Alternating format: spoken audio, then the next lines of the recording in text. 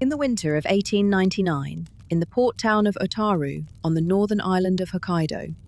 an old man sat by a window watching snow fall on a garden he had planted himself years earlier, after he had finally stopped moving from place to place and let himself grow old in one location. He was in his 60s now, broad through the shoulders still, though age had softened the sharpness that had once made him one of the most dangerous swordsmen in Japan.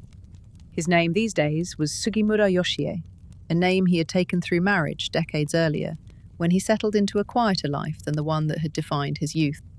But there had been another name before that,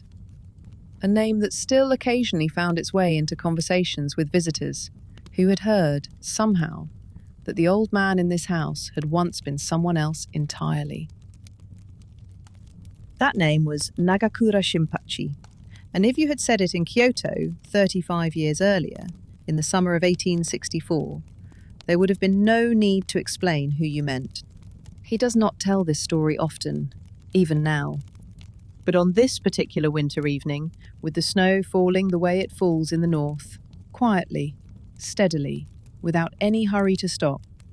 he found himself thinking, as he sometimes did in this season, of another kind of cold, 30 years gone, in a fortress far to the north of even where he now sat,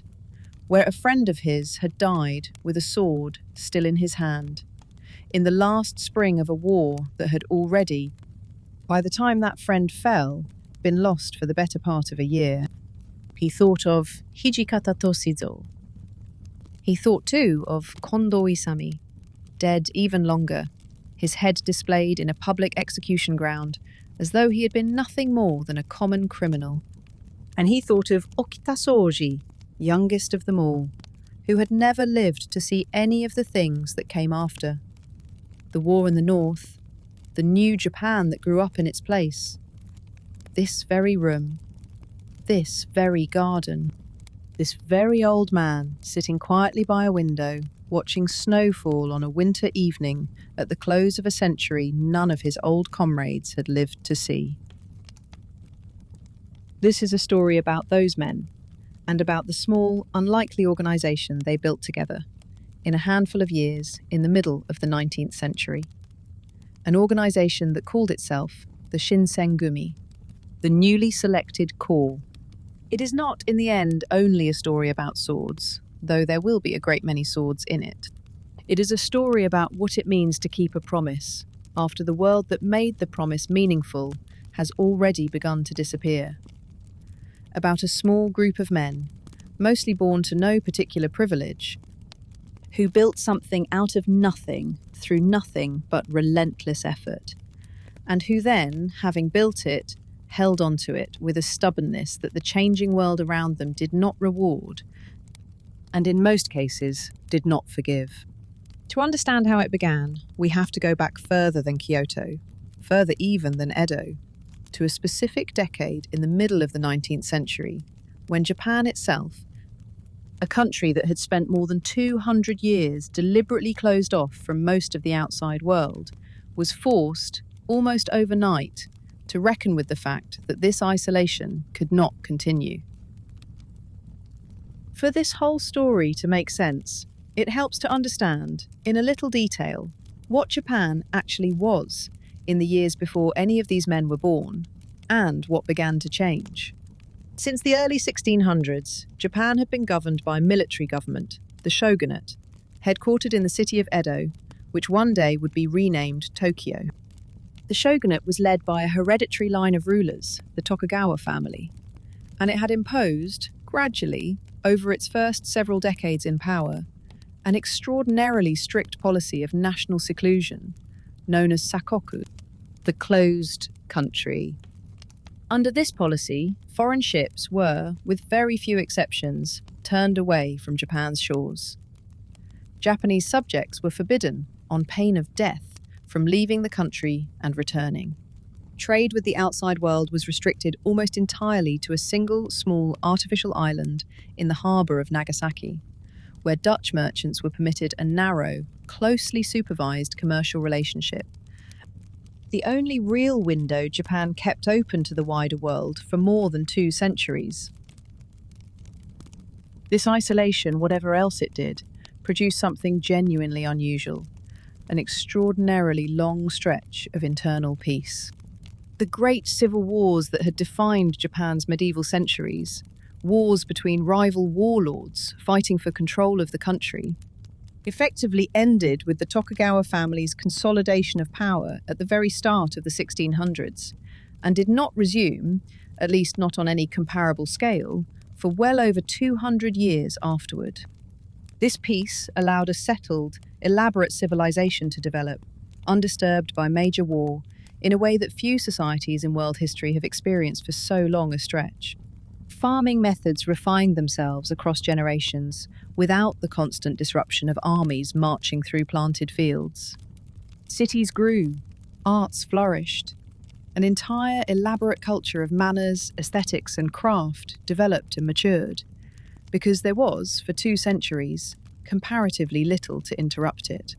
It also meant, though, that the samurai class, the hereditary warrior class, that had once justified its privileged business through actual military service, spent generation after generation with less and less real fighting to do. By the time our story begins, in the middle of the 19th century, most samurai families had not seen genuine combat in living memory, and the entire class had, in many respects, become something closer to a hereditary bureaucratic and administrative order than an active warrior class in any functional sense. This is the world that began to crack, quite suddenly, in the summer of 1853, when a squadron of American warships, commanded by Commodore Matthew Perry,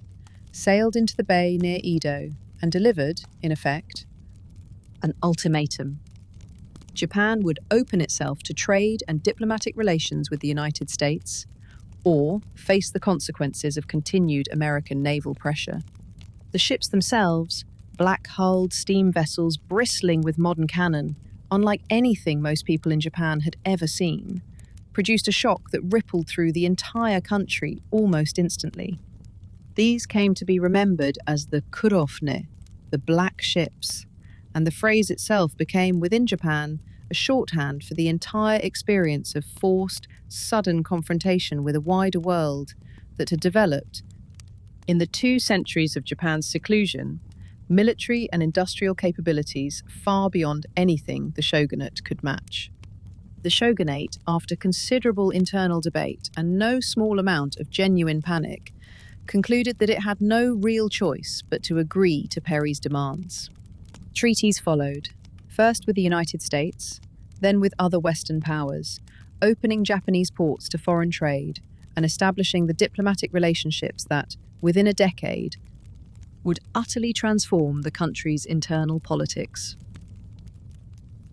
For many people in Japan, and especially for a certain kind of politically engaged young man, the kind of young man this story is largely going to be about, this sequence of events was experienced as something close to a national humiliation.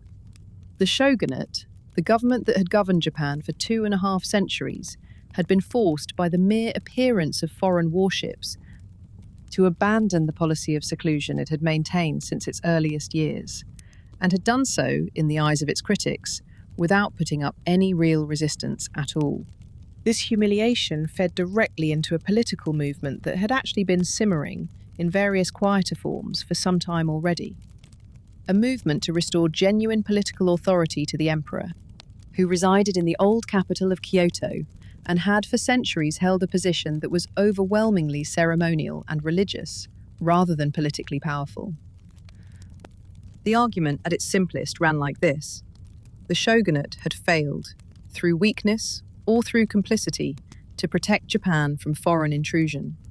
The emperor, as the legitimate and ancient source of authority in Japan, predating the shogunate's arrangement by many centuries, represented a purer, more authentic form of Japanese sovereignty. Restoring him to actual power, rather than the merely symbolic role he had occupied for generations, might allow Japan to resist foreign domination in a way the compromised shogunate no longer could. This movement carried a name that will recur throughout this story: Sonnojoi. Revere the emperor, expel the barbarians. It was not, in its origins, a single unified political program with a clear leadership or a clear plan. It was closer to a broad current of feeling, strongest among younger samurai from certain domains, particularly Choshu and Satsuma in the western part of the country.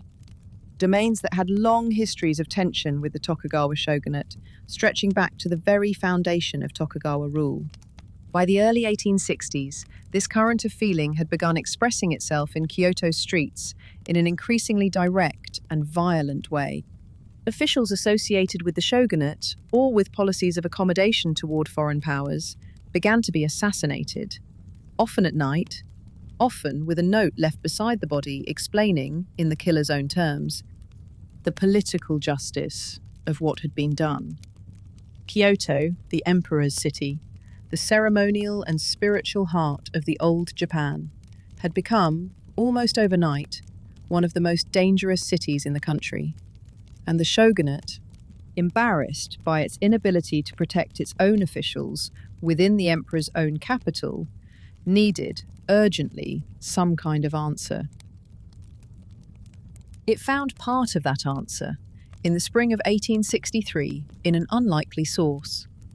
A call for volunteers sent out to ronin, masterless samurai, and other skilled swordsmen across the country, inviting them to travel to Kyoto and serve as a bodyguard for the shogun himself, who was preparing for the first time in generations to travel to the old capital in person. Among the men who answered that call was a big, plain-faced dojo instructor from the countryside outside Edo, a man whose entire life up to that point had been built around one single, relentless pursuit: becoming, through sheer effort rather than any advantage of birth, as good with a sword as it was possible for a man to become. His name was Kondo Isami. This is where his part of the story properly begins, and it is where, in the next chapter, this account will begin as well. Not in Kyoto, but earlier, in the quiet countryside outside Edo, at a small, unfashionable dojo called the Shieikan, where a farmer's adopted son first picked up the wooden sword that would, eventually, change the entire shape of his life. The Shieikan stood in a rural stretch of land west of Edo, in an area of small farming villages and quiet roads, far enough from the capital that its students were, for the most part, local. Farmers' sons, the sons of village officials, young men whose families had some modest means but no particular connection to the great samurai houses whose names filled the official registers of the shogunate.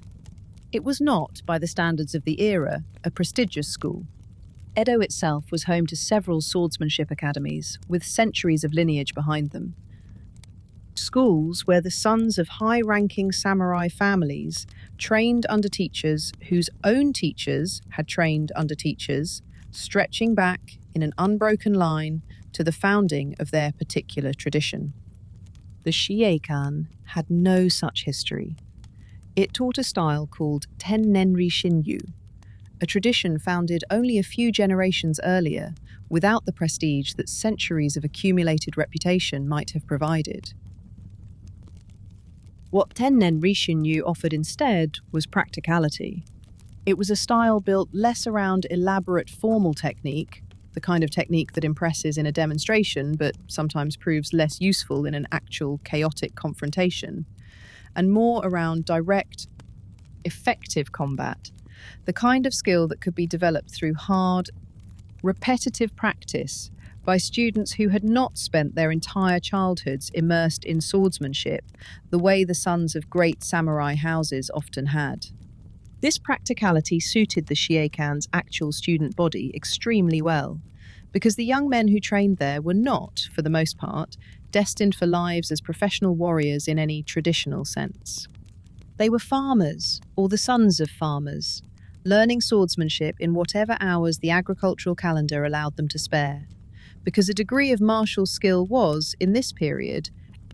a genuine source of local prestige, a way for a family without samurai status to claim some small measure of the respect that the warrior class still commanded.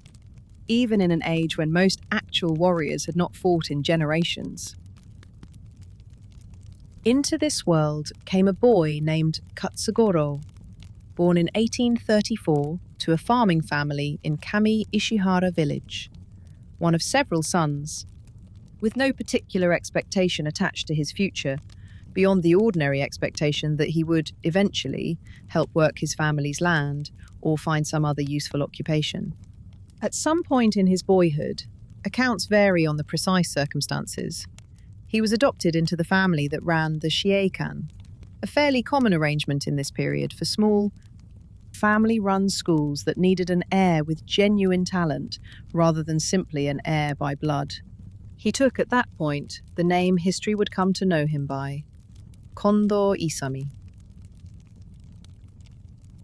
Nothing in the surviving records suggests that Kondo was a natural prodigy with the sword, the kind of student a teacher recognizes immediately as exceptional. What the record does suggest, consistently, is that he trained with a relentlessness that gradually produced results talent alone does not always produce. He was, by the accounts of those who trained alongside him, the last to leave the practice hall most evenings, and often the first to arrive the next morning,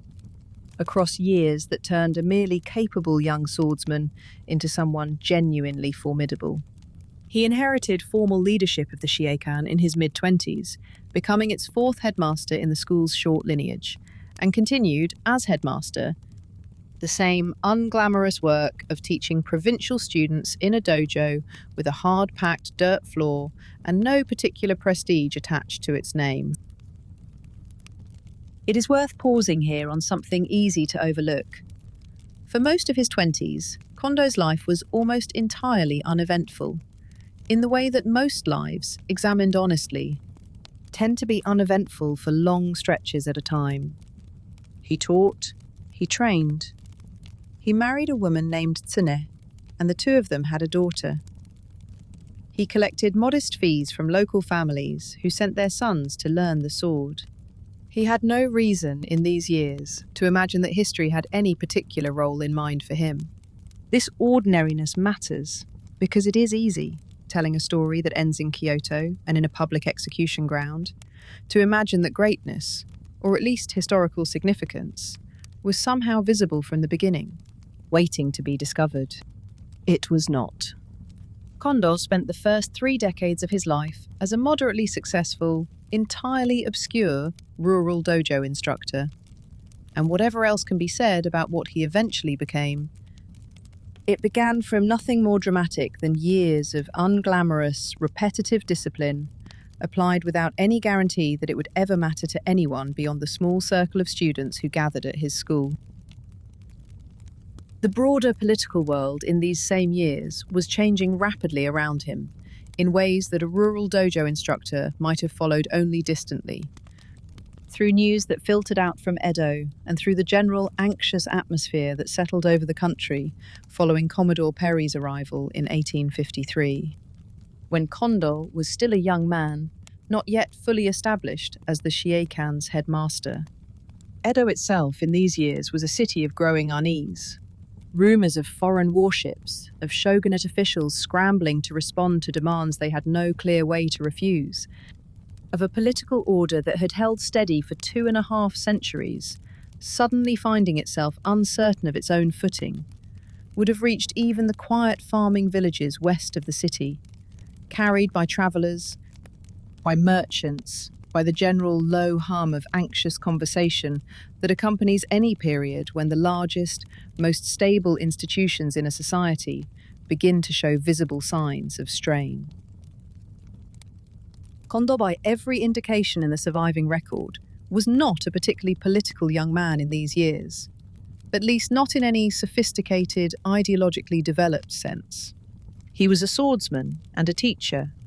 absorbed in the practical business of running a small school and providing for a growing family.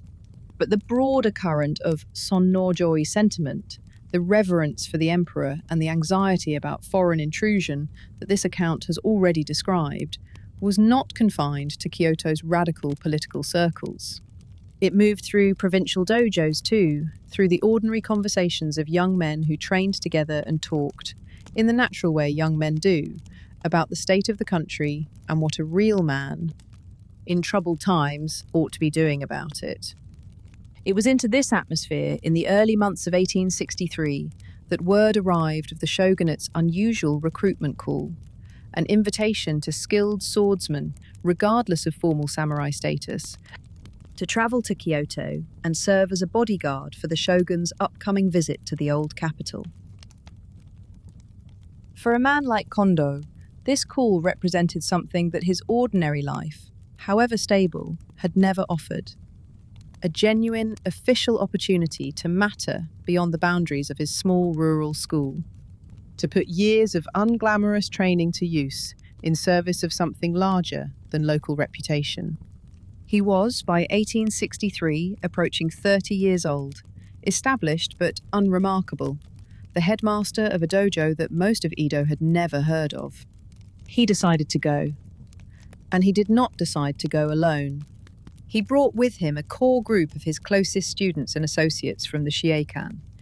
men who had trained under him for years and who were bound to him by something closer to genuine loyalty than to any formal obligation. His eventual second-in-command, a sharp, organisationally minded young man named Hijikata Toshizo, and a startlingly talented young swordsman, still in his early 20s, named Okita Soji, whom the next section of this account will introduce properly, along with the rest of the men who would, within the space of a single year, transform themselves from an obscure, provincial group of dojo companions into one of the most feared and most famous forces in all of Japan. If Kondo provided the Shiekan group with its centre of gravity, the man who would eventually provide it with its structure was born into rather different circumstances, in a farming village not far from Kondo's own, in the same general region west of Edo. Hijikata Toshizo was born in 1835, the youngest of 10 children in a farming family whose father had died before Hijikata was even born.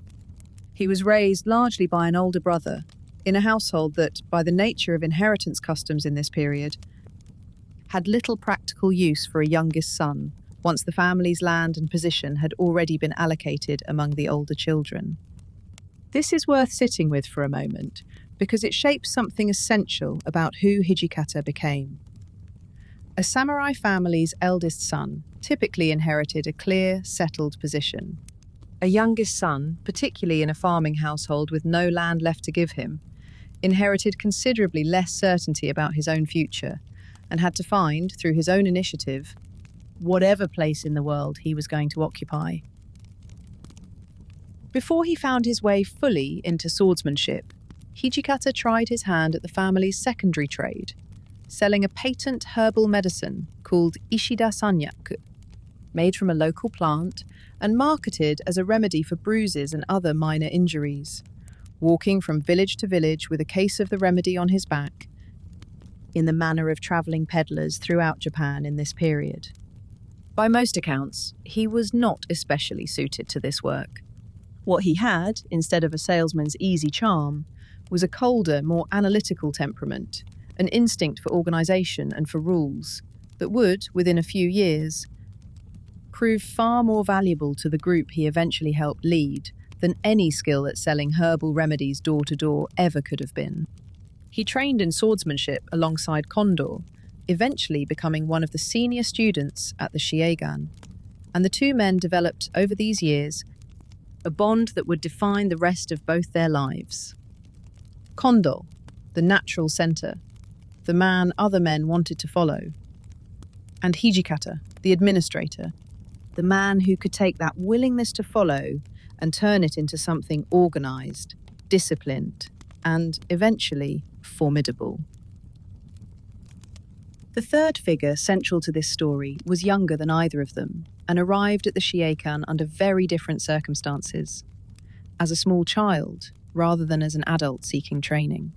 Okita Soji was born, most likely, in 1842 or 1844, the exact year uncertain in surviving records, the son of a low-ranking samurai family that had fallen on difficult times. His father died when Okita was still very young, and he was brought to the Shiekan as a boy,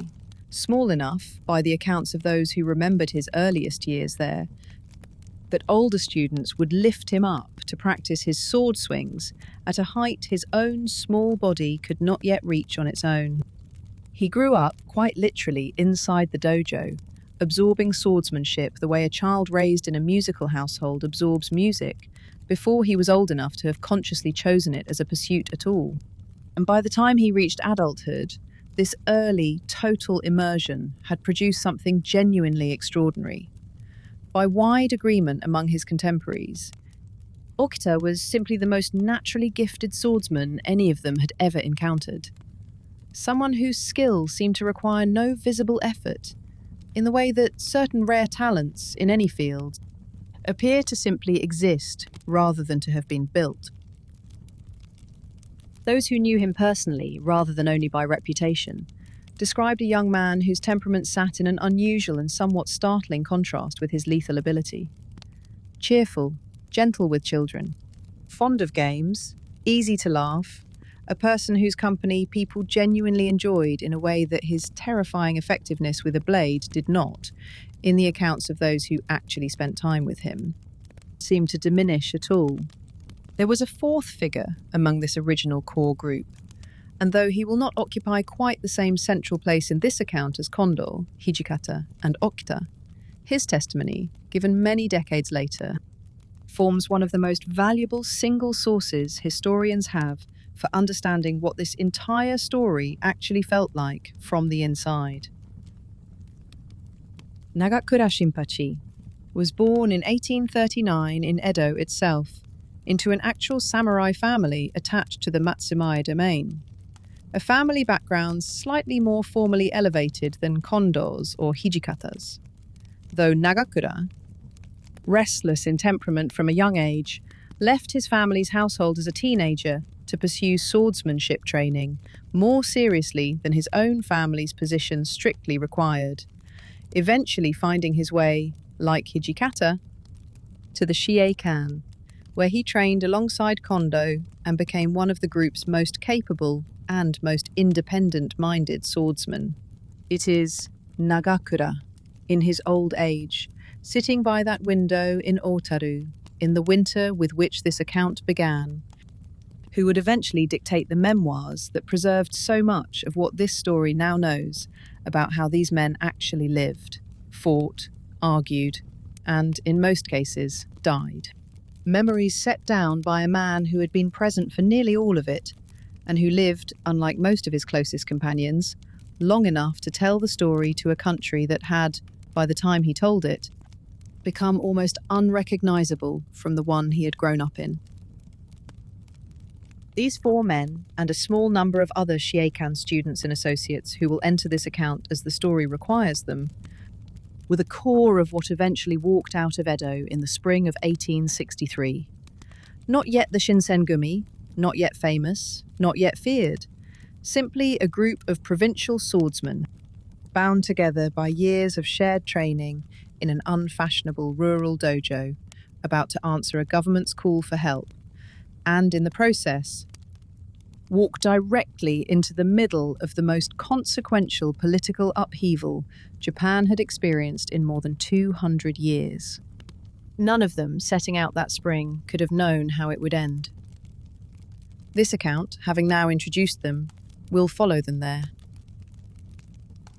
By the early months of 1863, the shogunate in Edo faced a problem that its normal administrative machinery was not well equipped to solve. Kyoto, the emperor's city, had become dangerously unstable.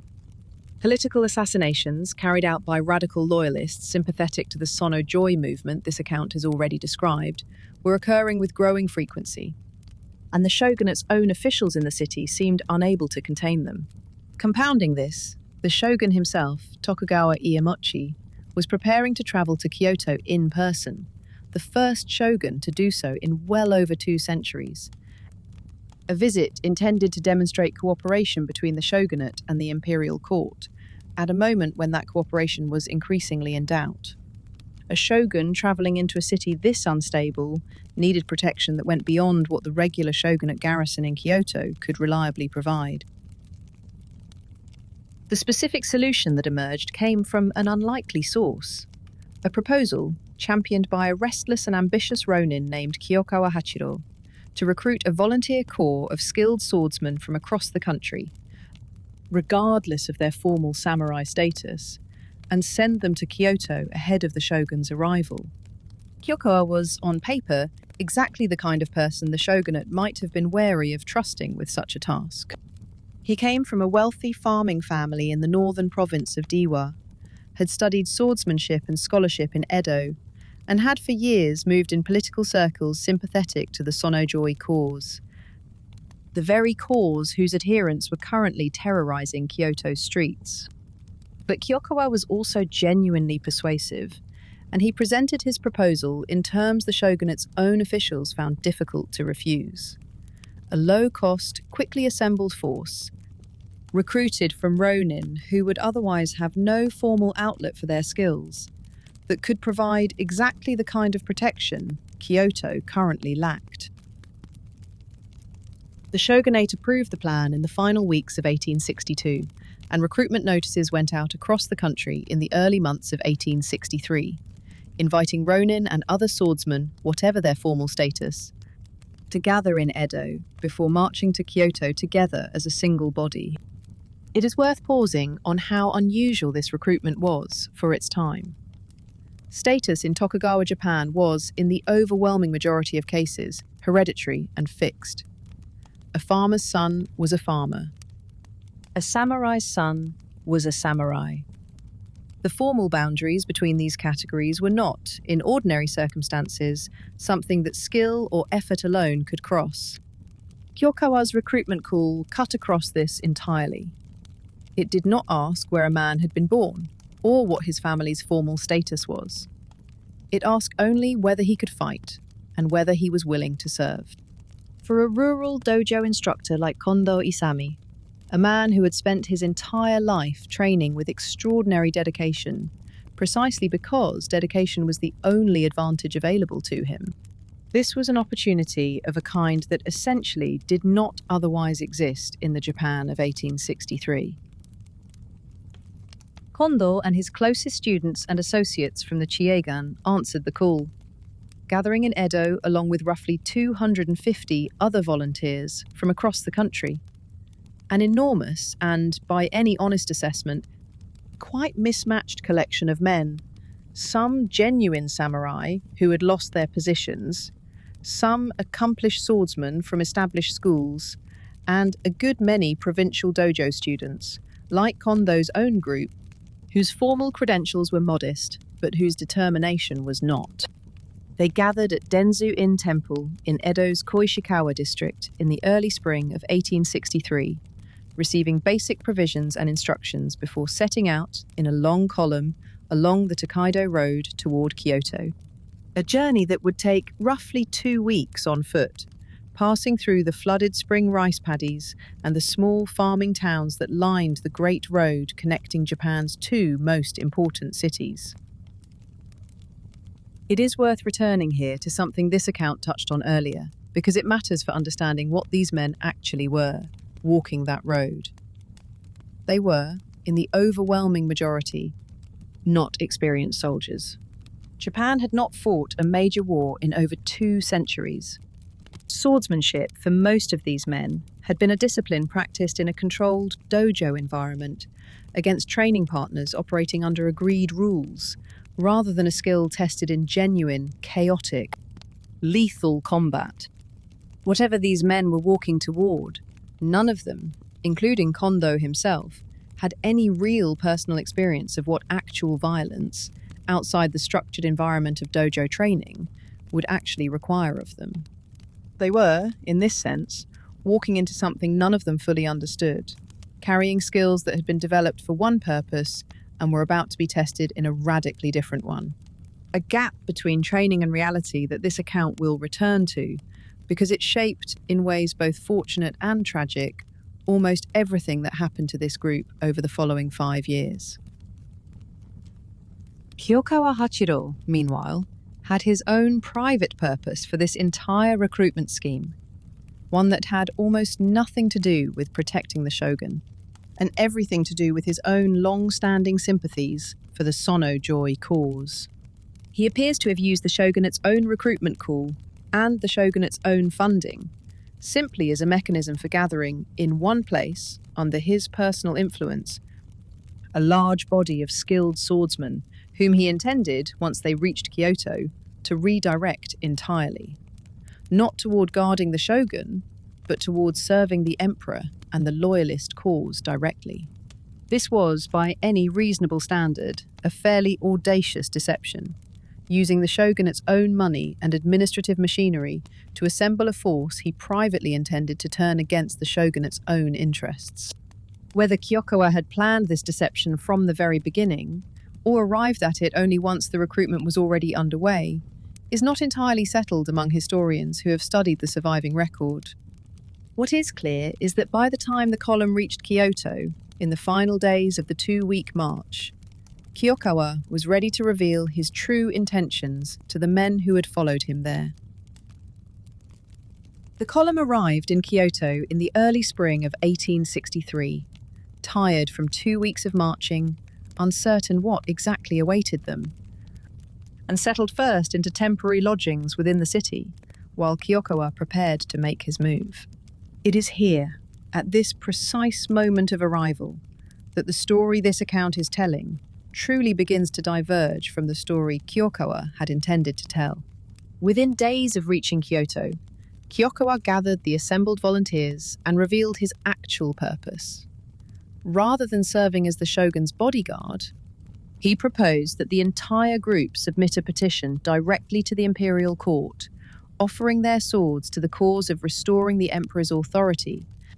a cause diametrically opposed to the shogunate mission they had ostensibly travelled to Kyoto to perform. Most of the assembled men, tired from the journey and uncertain what any of this political manoeuvring actually meant for people of their own modest background, appear to have gone along with Kyokawa's proposal, at least initially. Kondo and his closest associates did not. This refusal is worth sitting with for a moment, because it is, in a very real sense, the true origin point of everything this account is going to describe over the following 74 sections. Kondo had come to Kyoto because the shogunate had asked for volunteers to guard the shogun, and he had agreed to do exactly that. Whatever his own private sympathies regarding the emperor, or the shogunate, or the broader political currents reshaping the entire country around him, he understood the specific commitment he had made when he joined Kyokawa's recruitment scheme, and he intended to honour that commitment as it had actually been offered to him, not as Kyokawa was now, retroactively, trying to redefine it. There was, underneath this, something closer to temperament than to political calculation. Kondo was, by every indication in the surviving record, a man who took commitments literally and seriously, who did not regard a promise as something to be revised whenever circumstances made revision more convenient. This quality, more than any particular political conviction, is what separated him and his companions from the larger body of men who followed Kyokawa's lead. And it is this same quality, unwavering across the 5 years this account will eventually cover, that would define nearly everything that happened to him, for better and for worse, until the very last day of his life. Kyokawa, upon realizing that a portion of the group would not follow his redirection, eventually led the majority of the assembled volunteers back to Edo, where his own political activities continued for only a short while longer before he was assassinated by shogunate agents later that same year, his elaborate recruitment scheme having produced, in the end, almost none of what he had actually intended. But a small number of men, refusing to return to Edo, remained behind in Kyoto. Kondo, Hijikata, Okita, Nagakura, and a modest handful of others from the original volunteer force, along with a separate contingent led by a man whose name this account has not yet properly introduced and whose temperament and eventual fate will occupy a significant part of what comes next. Serizawa Kamo. Together, this small, leftover group, no longer part of Kyokawa's recruitment scheme, no longer answerable to the organization that had originally brought them to Kyoto, needed to find, quite suddenly, somewhere to live, some way to survive, and eventually some new purpose that could justify their continued presence in a city that had not actually asked for them in the first place. They found a village. It was called Mibu. Mibu was a small farming village on the western edge of Kyoto, close enough to the city proper that a man could walk into its heart within an hour. Far enough that it still felt, in the spring of 1863, like a genuinely separate place, governed by the rhythms of agriculture rather than the rhythms of the old capital's court and commerce. The leftover group of ronin who had refused to follow Kyokawa Hachiro back to Edo settled here because a local temple and a handful of farming families agreed to take them in as lodgers.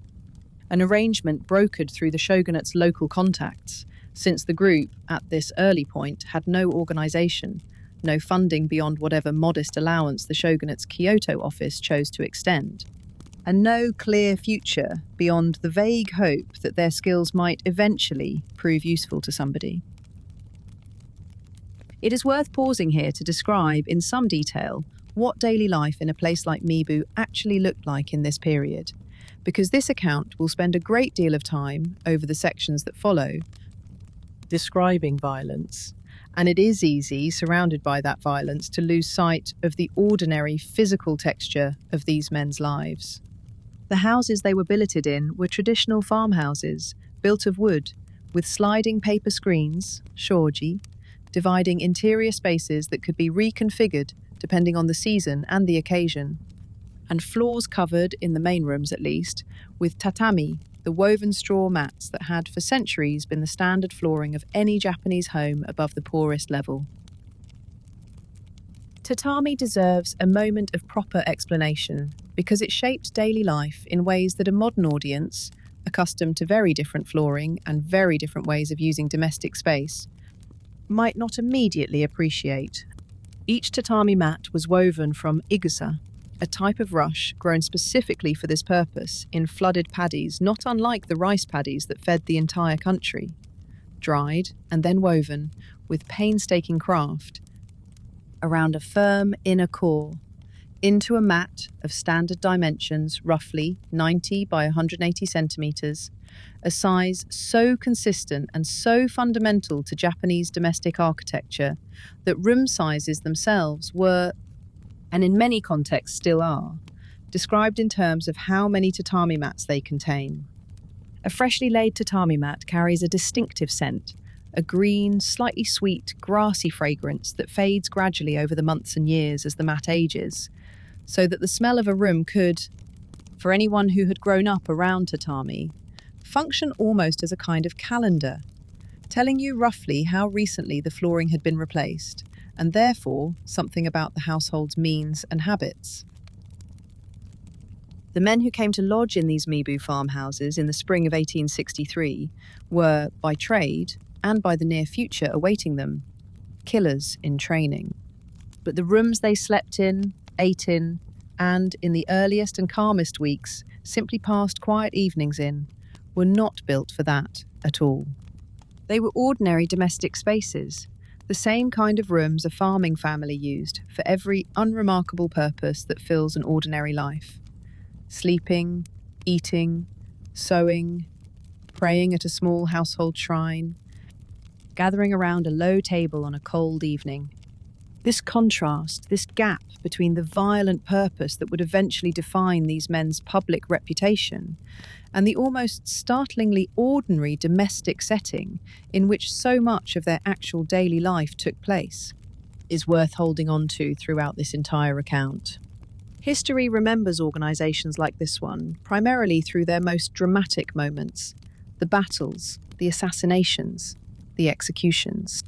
But the actual majority of these men's hours across the 5 years this account will cover were spent doing nothing more dramatic than what anyone in this period spent their hours doing: eating, sleeping, training, waiting. Food in this period meant rice above almost everything else, and it is worth explaining briefly what rice actually represented in 19th century Japan. because it was not simply a foodstuff in the way a modern audience might casually think of it. Rice was the foundation of the entire economy. Samurai stipends for centuries had been calculated and paid not in currency, but in koku, a unit measuring rice by volume, roughly the amount one person needed to eat in a year. A domain's wealth and military capacity were measured, formally, in terms of its rice production capacity. The agricultural calendar built around rice, flooding the paddies in spring, transplanting young seedlings by hand in late spring and early summer, tending the growing crop through the humid weight of a Japanese summer, harvesting in autumn, threshing and storing the grain before winter, governed the rhythm of the entire countryside, including the villages surrounding Kyoto, where these men now found themselves lodging. Many of the men in this group, Kondo and Hijikata, prominent among them, had grown up in farming families themselves and would have understood this calendar in their bones. In the way a person understands something they absorbed before they were old enough to consciously notice they were learning it. Watching farmers in the fields around Mibu, flooding paddies in the spring of 1863, just as the group settled into the village, would have carried, for these particular men, a kind of unspoken familiarity, a reminder of homes and families most of them had left behind in similar farming villages outside Edo, now separated from them by more than just physical distance, by the entirely new and uncertain life they had chosen to walk into. Meals in the Mibu lodgings followed the simple pattern typical of the period. Rice as the central staple, supplemented with pickled vegetables, tsukemono, prepared and preserved according to methods that varied by season and by household. Occasionally fish, when it could be afforded and obtained, and only very rarely meat. In keeping with dietary customs shaped by centuries of Buddhist influence, discouraging the consumption of four-legged animals. Customs that were beginning to loosen in this period, but had by no means disappeared. The men trained daily in whatever open space the village and its temple grounds provided, continuing the same swordsmanship discipline that had defined their lives at the Shiwegan, though now training with a new, sharper awareness that whatever they were preparing for might arrive considerably sooner and considerably more violently than any confrontation their dojo training had actually prepared them to expect. It was during these early weeks in Mibu, while the group was still finding its footing, still uncertain of its exact purpose or its exact future, that they took the first version of the name history would eventually associate with them. They called themselves the Miburo Shigumi, the Mibu Ronin Corps, a name that was little more than a simple geographic description, the Ronin currently residing in Mibu. It carried no grand ambition, no claim to any particular mission beyond the vague understanding that they remained, in some informal sense, available to serve the shogunate's interests in Kyoto, should the shogunate's local officials find a use for them. What they needed more than anything else in these early weeks was exactly that, a use. A leftover handful of provincial swordsmen, lodging in a farming village on Kyoto's edge, possessed no automatic authority, no funding beyond what local officials chose to extend out of a mixture of obligation and uncertainty about what else to do with them, and no guarantee that their presence in Kyoto would amount to anything more than a strange historical footnote. A group of men who had marched all the way from Edo, only to find themselves, within weeks of arrival, without any clear purpose at all. That this did not happen, that the Miburo Shigumi instead found, within a matter of months, both a mission and a level of local notoriety that would eventually make them one of the most feared names in the entire city, owed a great deal to one particular man among them, a man whose temperament was, in nearly every respect, the opposite of Kondo's steady, patient reliability. Serizawa Kamo, whose story this account will take up properly next. Before this account can properly explain what the Miburo Shigumi became, it has to spend some time with a man whose name is not remembered kindly, and whose brief, violent presence at the head of this organisation shaped, more than almost anyone else's, the disciplined and severe institution it would eventually turn into. Serizawa Kamo arrived in Kyoto as part of the same volunteer recruitment that had brought Kondo and his companions from the Shiekan, though Serizawa came from a rather different background. He carried genuine, if somewhat contested, samurai lineage, connected to the Mito domain, a domain with a long and important history within the broader Sono-Joi movement this account has already described. And he presented himself, from the very beginning, with the confidence of a man who believed his birth entitled him to lead. In the earliest weeks after the group split from Kyokawa, Serizawa's greater social standing and his broader network of contacts within Kyoto's political world made him, if anything, more prominent than Kondo. And it was substantially through Serizawa's connections that the group eventually secured the sponsorship that would transform it from a leftover handful of ronin into something with actual official standing. But Serizawa was also, by nearly every surviving account, an extraordinarily difficult man to be around. And the specific nature of his difficulty is worth describing in some detail, because it explains both why the group briefly needed him and why it ultimately could not survive with him at its head. He drank heavily, and his temper, always volatile, became considerably more dangerous under the influence of alcohol, producing outbursts that went well beyond the ordinary bad behavior of a difficult drunk. There is a well-documented episode, repeated across multiple contemporary sources, in which Serizawa, displeased with a merchant in the nearby town of Yodo, who had been slow to extend him the credit and hospitality he felt he was owed, responded by having the merchant's warehouse set on fire, a punishment wildly disproportionate to the original offence, carried out with the casual confidence of a man who did not expect and did not receive any real consequence for his actions.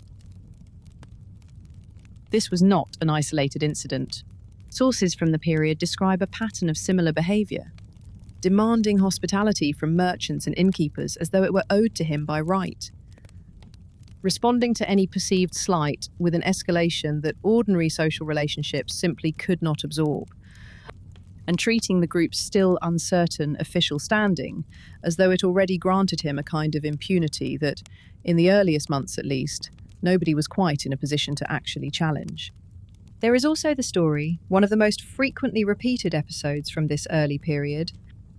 of a night in Osaka when Serizawa and several companions became involved in an escalating confrontation with a group of professional sumo wrestlers at an entertainment district. A dispute that began over some minor perceived insult and rapidly turned into open brawling in the street. Under moonlight, ronin and wrestlers grappling and striking at each other with a chaotic, undisciplined violence that had nothing to do with the elegant, controlled swordsmanship these men had spent years training in. It is worth pausing on this particular incident because it captures something important about what this organisation actually was in its earliest and least disciplined form, before Hijikata's severe organisational structure had fully taken hold. These were not, in these first months, the coldly efficient, ruthlessly disciplined swordsmen that later reputation would eventually attach to the name Shinsengumi. They were a loosely organised group of young men, recently arrived in an unfamiliar city, led in part by a volatile, entitled figure whose personal conduct frequently resembled something closer to a street gang than to any kind of disciplined military or police force. The brawl with the sumo wrestlers, drunken, chaotic, resolved with fists and improvised weapons as much as with swords, was a fairly accurate reflection of what this organisation actually was. In these first, uncertain months in Kyoto, whatever it would later become. And yet, for all of this, Serizawa's usefulness in these early months was genuinely real. And it is important not to flatten him into a simple villain, useful only as a contrast against which Kondo's more disciplined leadership can be measured. It was Serizawa's connections and his greater standing within Kyoto's political and social world that helped secure the group's first real institutional relationship. sponsorship from the Aizu domain, whose lord, Matsudaira Katamori, held the crucial post of Kyoto Shugoshoku, military commissioner of Kyoto, the official responsible, on the shogunate's behalf, for maintaining order in the increasingly unstable old capital. This sponsorship, secured in the summer of 1863, changed everything for the small group of leftover ronin. It provided them for the first time with genuine funding, with a formal chain of command connecting them to Aizu's own administrative structure, and, most importantly, with an actual assigned purpose: to serve as an auxiliary police force, patrolling Kyoto's streets, gathering intelligence, and, when necessary, suppressing the wave of political violence that had made the city so dangerous. Without Serizawa's connections, this sponsorship might never have materialized, at least not on the timeline it actually did, and the group might well have dissolved, unfunded and unwanted, before Kondo ever had the chance to build it into something else entirely. But Serizawa's usefulness had a ceiling, and that ceiling was his own temperament. A force sponsored explicitly to bring order to Kyoto streets could not, in any sustainable way, be led by a man whose own personal conduct was itself a recurring source of disorder, embarrassment, and, increasingly, genuine danger to the sponsorship relationship the group now depended on entirely. By the early autumn of 1863, this contradiction had become impossible for Kondo and Hijikata to ignore. Serizawa's continued behaviour, the arson, the drunken confrontations, the casual assumption of privileges that his position had not actually earned him, was placing the group's entire relationship with Aizu, and therefore its entire future, at genuine risk. What Kondo and Hijikata decided to do about this problem, and how they carried it out, would establish a pattern this account will return to more than once over the sections that follow. A pattern of resolving internal threats to the organisation's survival quietly, decisively, and with a story prepared afterward for anyone who might ask questions. It is to that decision, and to the night in September of 1863, when it was finally carried out, that this account turns next. Two specific episodes from Serizawa Kamo's brief period of prominence deserve fuller treatment than the previous section could give them, because they were, at the time, genuinely significant events that shaped how both the local population and the group's own sponsors in Aizu came to view this still new organisation. The first took place in Osaka, in the entertainment district near the city's harbour, sometime in the summer of 1863. Serizawa and a group of companions from the Miburo Shigumi had travelled to Osaka, ostensibly on official business connected to their patrol duties, though the surviving accounts suggest that whatever official purpose the trip carried was, by the time evening arrived, largely forgotten in favour of drinking and entertainment. At some point during the evening, a dispute arose between Serizawa's group and a group of professional sumo wrestlers who were also present in the district, apparently over a matter of right-of-way or precedence in the crowded street, the kind of minor social friction that, in ordinary circumstances, would have been resolved through the elaborate systems of apology and deference that governed public conduct in this period. Serizawa, whose temperament this account has already described, was not inclined toward apology or deference. The dispute escalated quickly from words to shoving to open fighting. Ronin against wrestlers, in the street, under moonlight. A chaotic brawl that, by most accounts, left several of the wrestlers seriously injured.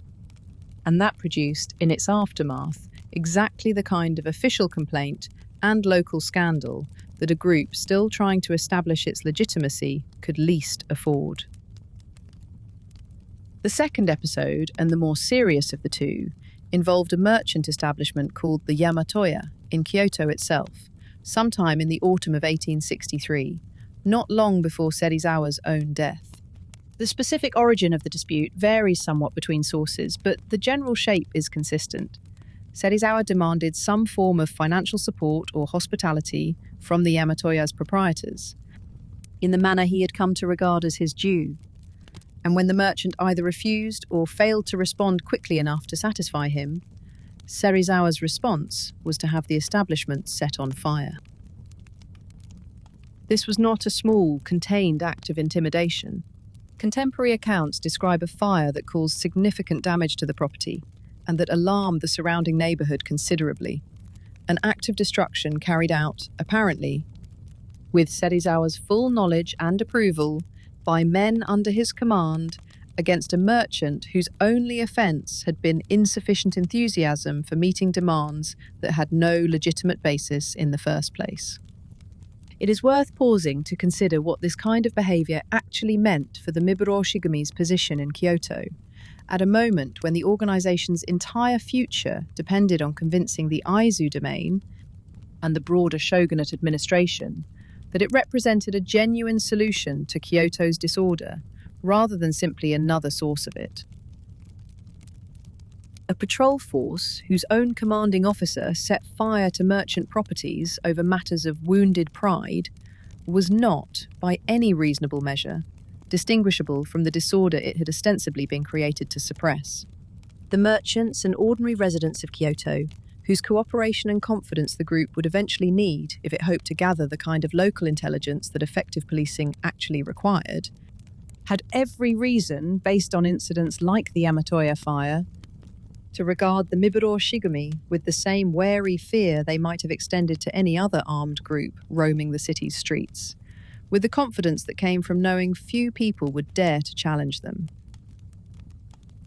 These incidents also illustrate something important about the specific, narrow world these men were operating within.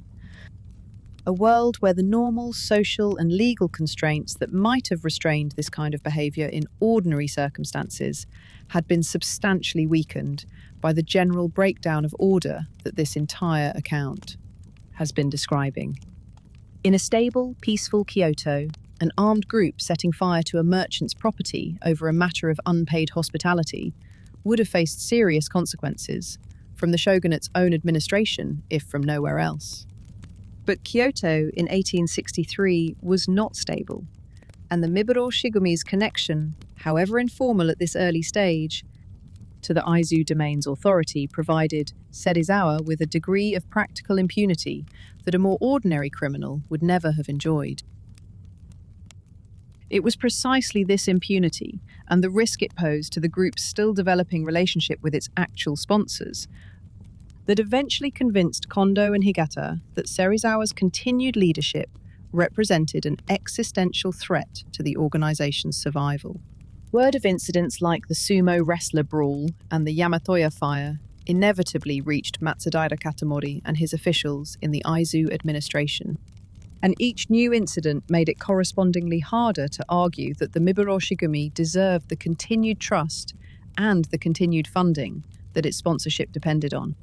Kondo understood, with a clarity that would define much of his later leadership, that an organization built to bring order could not survive being led by a man who was, in practice, one of the primary sources of disorder within its own ranks. Something would have to change, and by the early autumn of 1863, Kondo and Hijikata had begun, quietly, to discuss exactly what that change would need to look like. To understand why the Miburo Shigumi's fate became so closely tied to a single domain and to a single lord,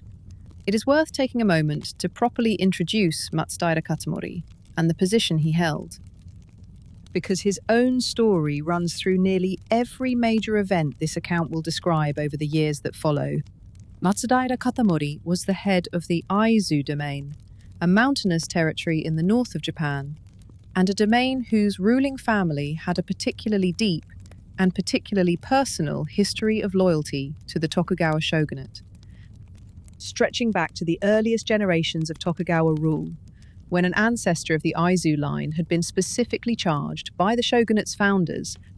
with a special obligation of fidelity that subsequent generations of the family had continued to regard as a defining feature of their identity. In 1862, Matsudaira Katamori was appointed to a newly created post, Kyoto Shugoshoku, military commissioner of Kyoto, a position created specifically because the shogunate's existing administrative structure in the old capital had proven inadequate to the growing political violence this account has already described. The post carried enormous responsibility and correspondingly enormous risk. Matsudaira Katamori was tasked, in effect, with restoring order to a city that had become one of the most politically volatile places in the entire country, using whatever forces he could muster. Funded substantially out of his own domain's resources in service of a shogunate whose own long-term political survival was, by this point, genuinely uncertain. By most surviving accounts, Matsudaira Katamori approached this responsibility with a degree of personal seriousness and genuine loyalty that distinguished him from many of his contemporaries, who often treated their formal obligations to the shogunate with considerably more calculation and considerably less sincerity. He took his family's centuries-old obligation of loyalty to the Tokugawa house as something close to a sacred trust, and this seriousness would eventually cost Aizu enormously, in ways this account will describe in its later parts, when the domain found itself in the final catastrophic year of the shogunate's existence, standing almost alone among the country's great domains, in its continued willingness to fight for a cause that nearly everyone else had already concluded was lost. It was into this administrative structure that the Miburo Shigumi, through Serizawa's connections and Kondo's growing standing, secured formal sponsorship in the summer of 1863. The arrangement, in its practical details, was fairly straightforward. Aizu would provide funding and formal legitimacy to the group, in exchange for the group's service as an auxiliary police and intelligence force. Operating under Aizu's ultimate authority, patrolling Kyoto's streets, investigating suspected radicals, and providing the kind of on-the-ground presence that Matsudaira Katamori's own regular domain troops, unfamiliar with the city's backstreets and its underworld of Ronin lodging houses and radical sympathizers, were not well positioned to provide on their own. This sponsorship transformed the group's practical circumstances almost overnight. Where the Miburo Shigumi had previously survived on whatever modest, informal support local officials chose to extend, it now had a genuine budget, a clear chain of command, and, crucially, a genuine sense of institutional purpose that had been almost entirely absent during its first uncertain months in Mibu. It also, though this would only become clear gradually,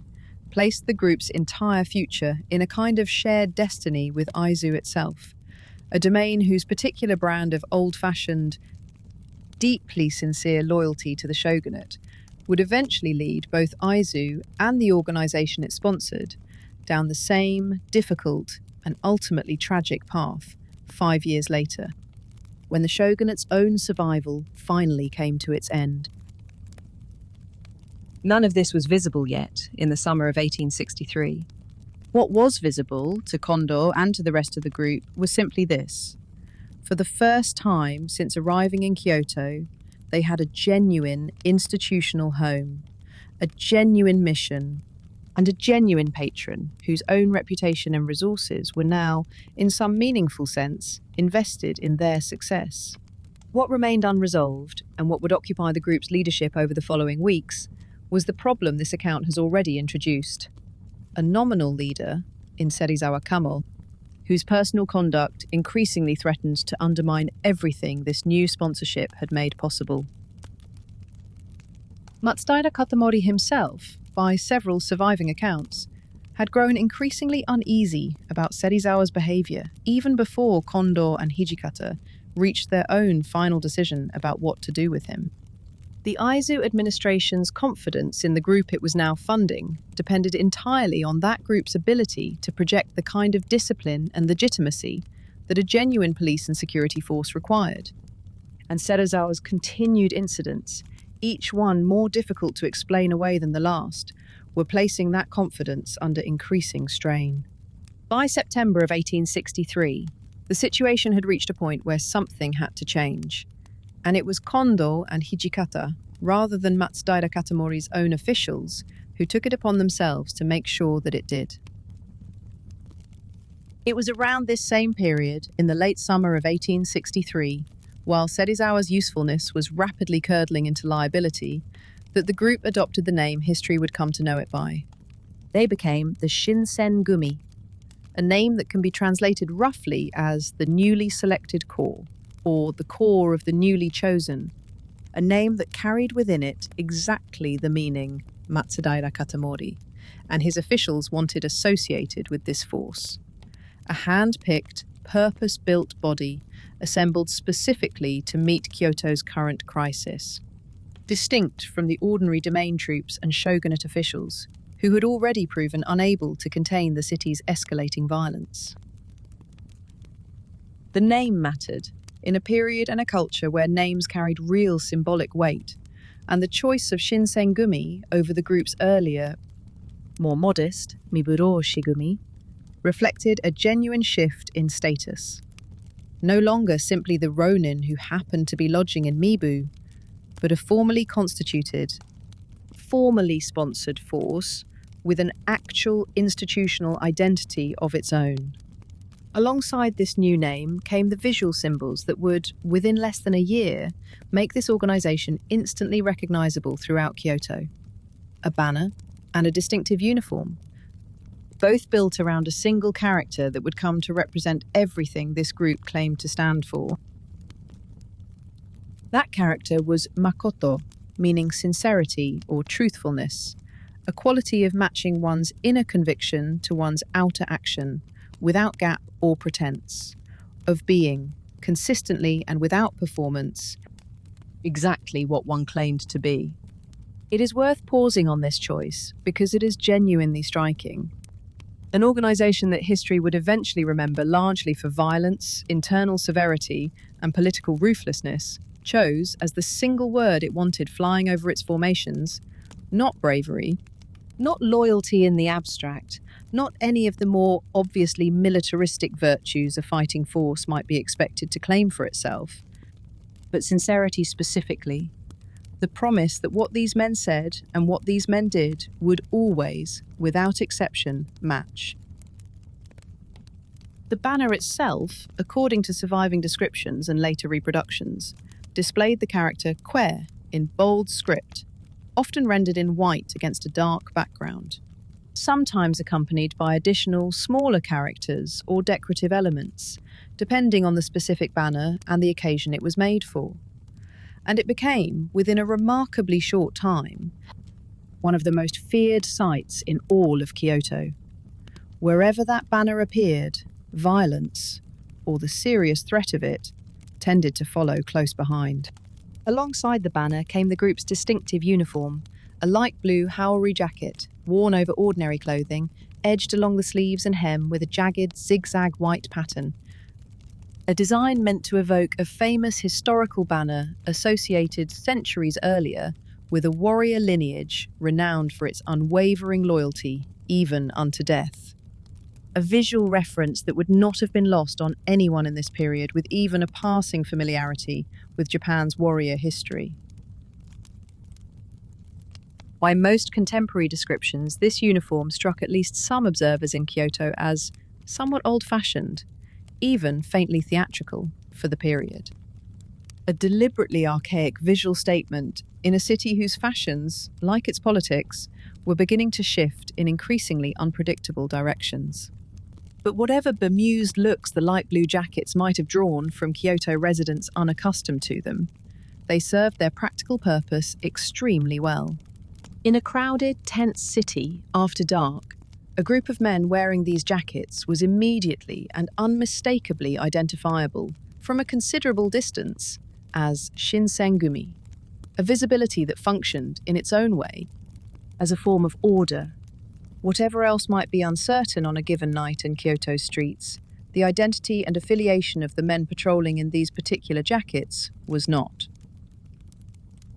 With this new name, this new banner, and this new institutional standing came, almost immediately, a surge in recruitment. Word spread, both within Kyoto and back along the roads toward Edo, that the Shinsengumi was actively seeking new members, and that, unlike almost any other military or police organization in the country, a man's formal birth status mattered less than his actual skill and his willingness to serve. This was, this account has already noted, a genuinely unusual offer in the Japan of 1863, and it drew, over the following months, an increasingly large and increasingly varied body of recruits. Farmers' sons, merchants' sons, samurai who had lost their formal positions, men from every corner of a social order that everywhere else in the country still mostly respected the old hereditary boundaries this organisation was,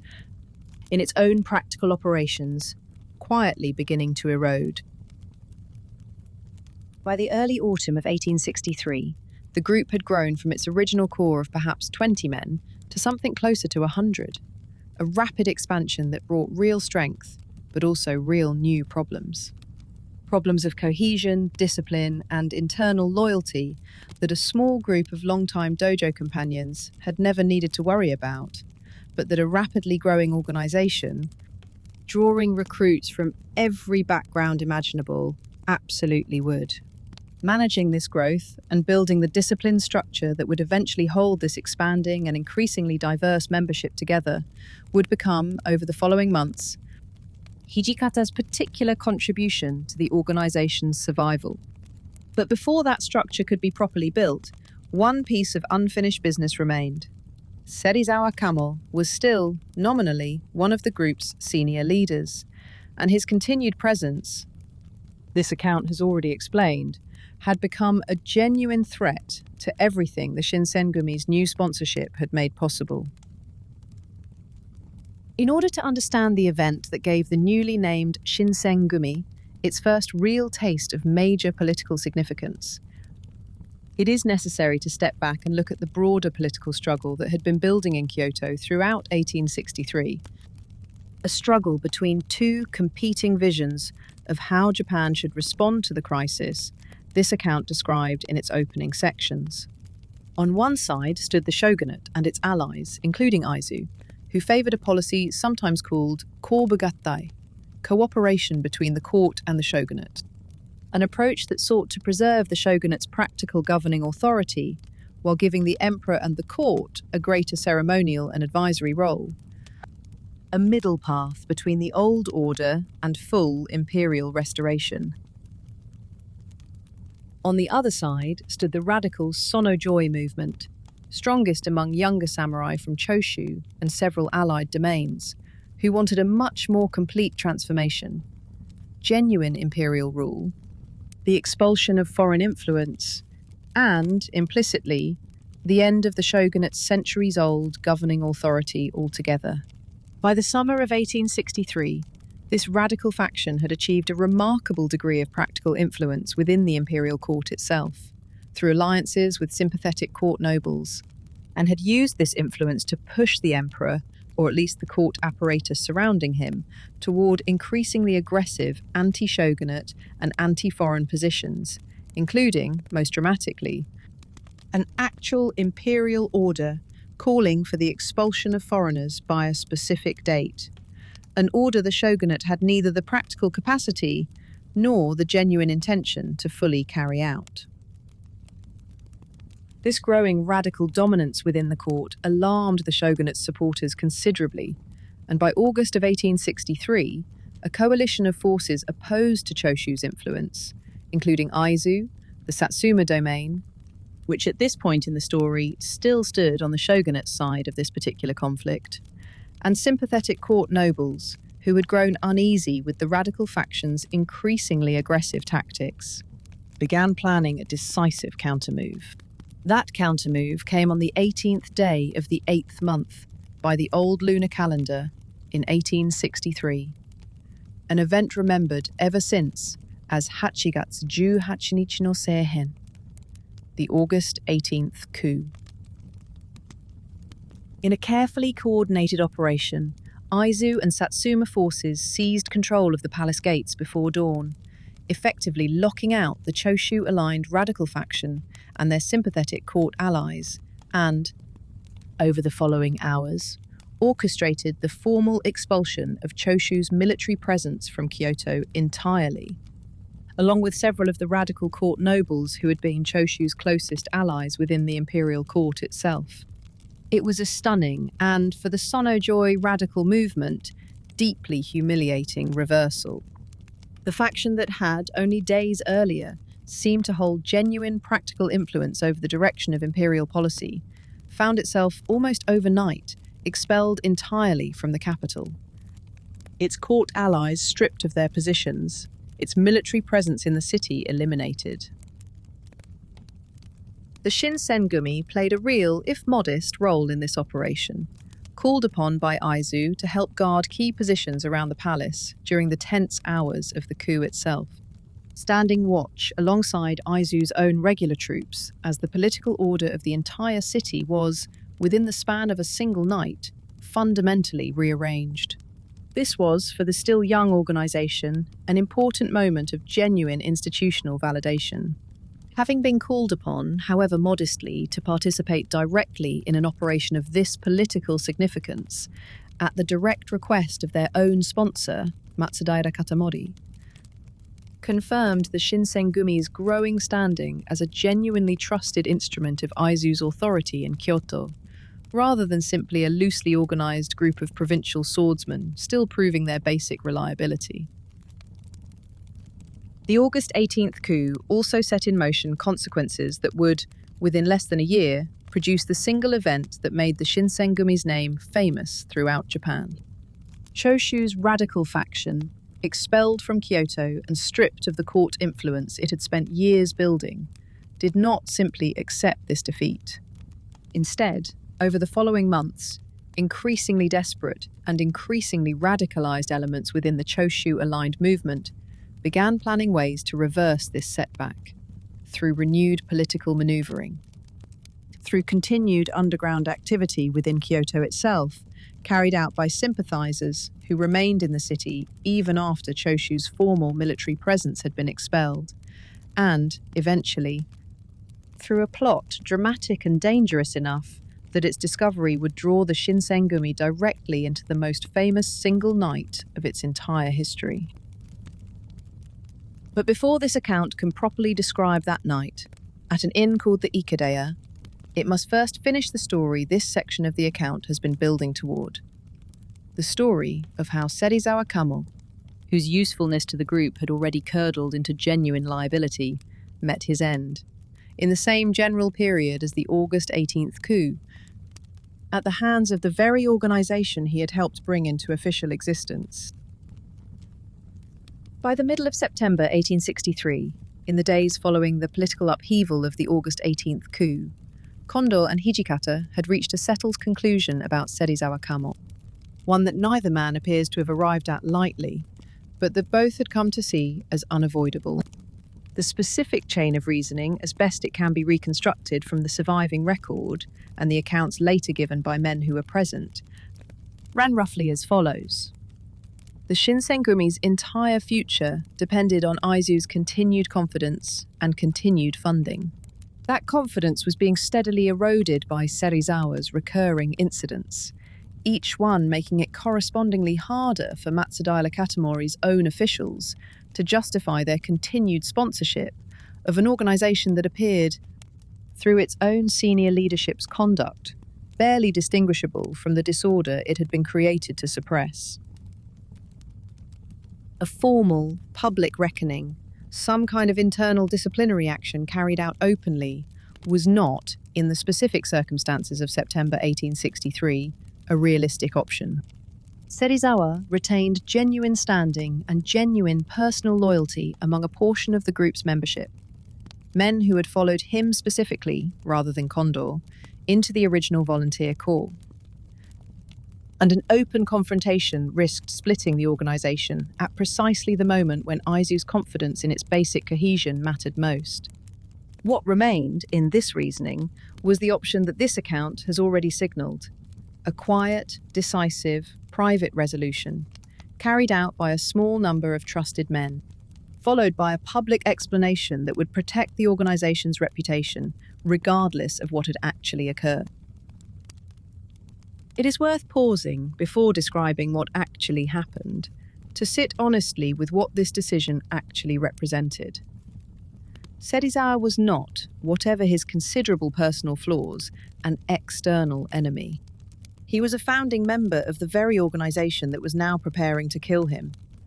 A man who had marched from Edo alongside many of the same people now planning his death, whose connections had helped secure the sponsorship the organization now depended on for its very existence. This account has already suggested, and will continue to demonstrate throughout its remaining sections,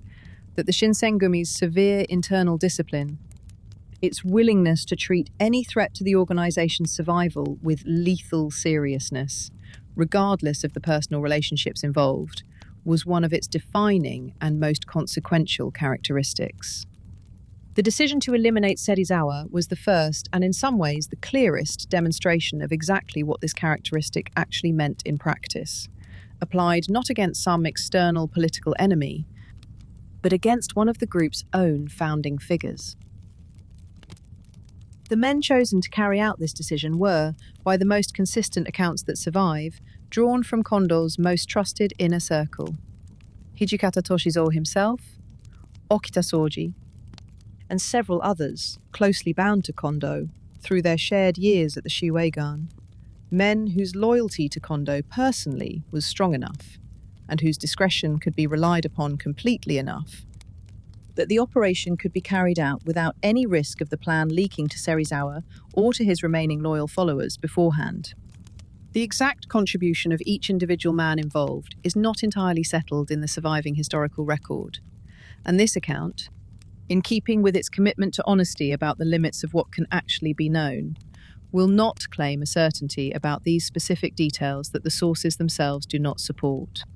What is broadly agreed among historians who have studied this period is that Kondo, at minimum, gave his approval to the plan in advance, and that Hijikata played a central organising role in how it was actually carried out.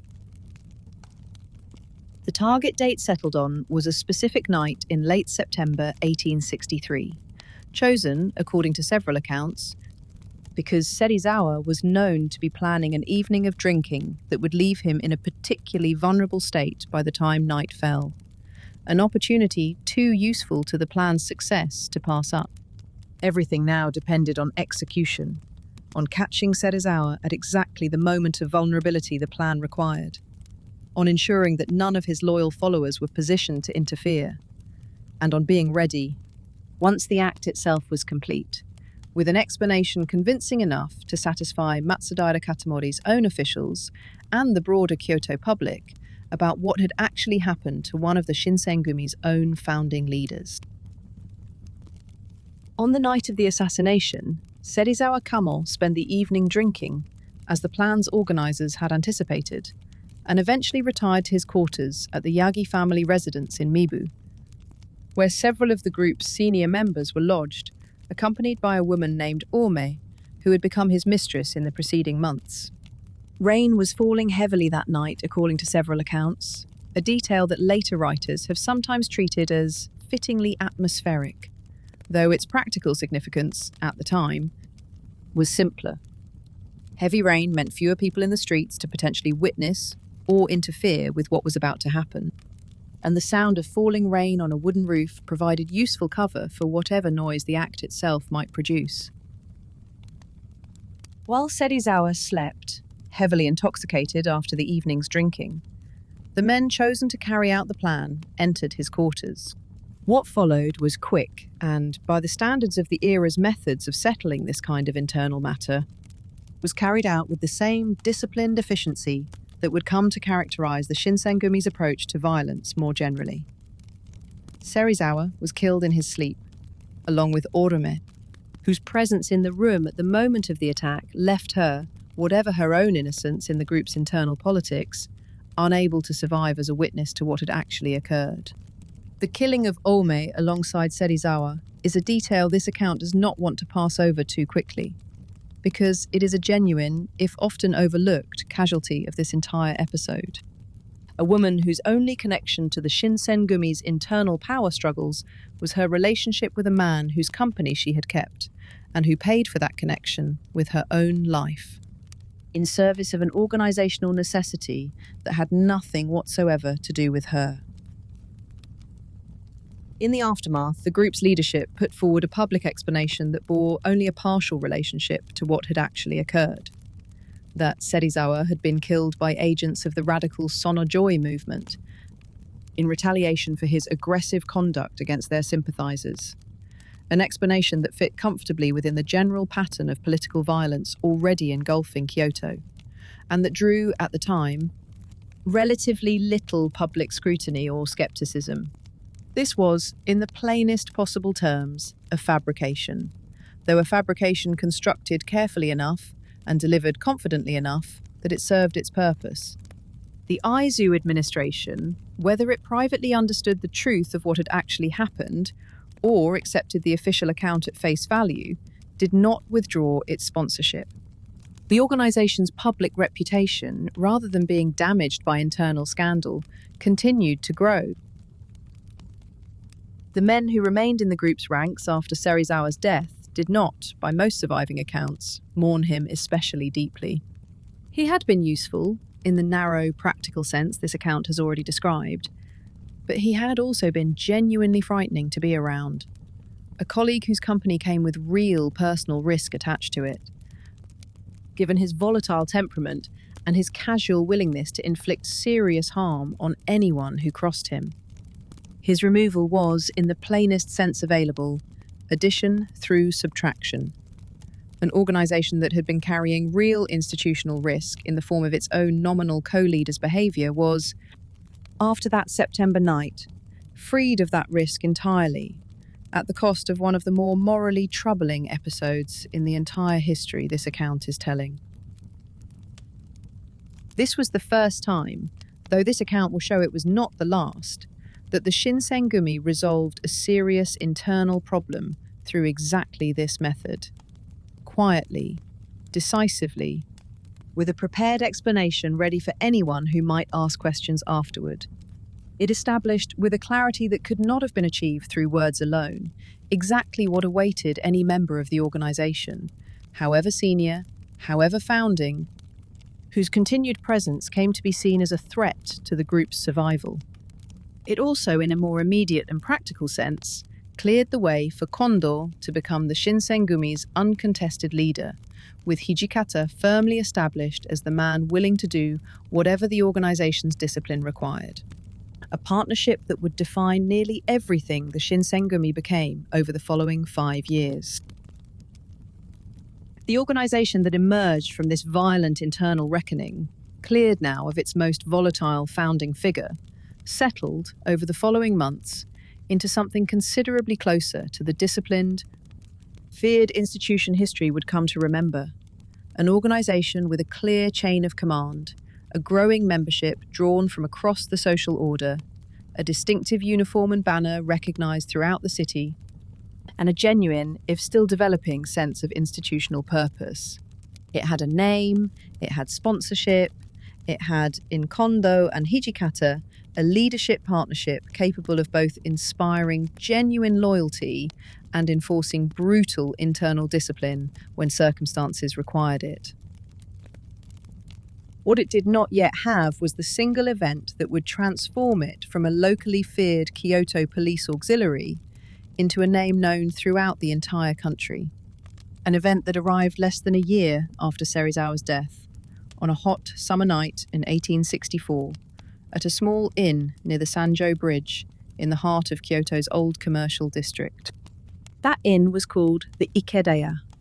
and it is there, in the second part of this account, that the Shinsengumi's story truly begins to take the shape that history has remembered ever since. By the final months of 1863, with Serizawa Kamo removed and Kondo Isami established as the Shinsengumi's uncontested leader, the organisation faced a problem that had nothing to do with external enemies, and everything to do with its own rapid, disorderly growth. A group of 20 men who had trained together for years at the Chiwegan shares an obvious, almost automatic cohesion, built from thousands of hours of shared practice, shared meals, shared hardship.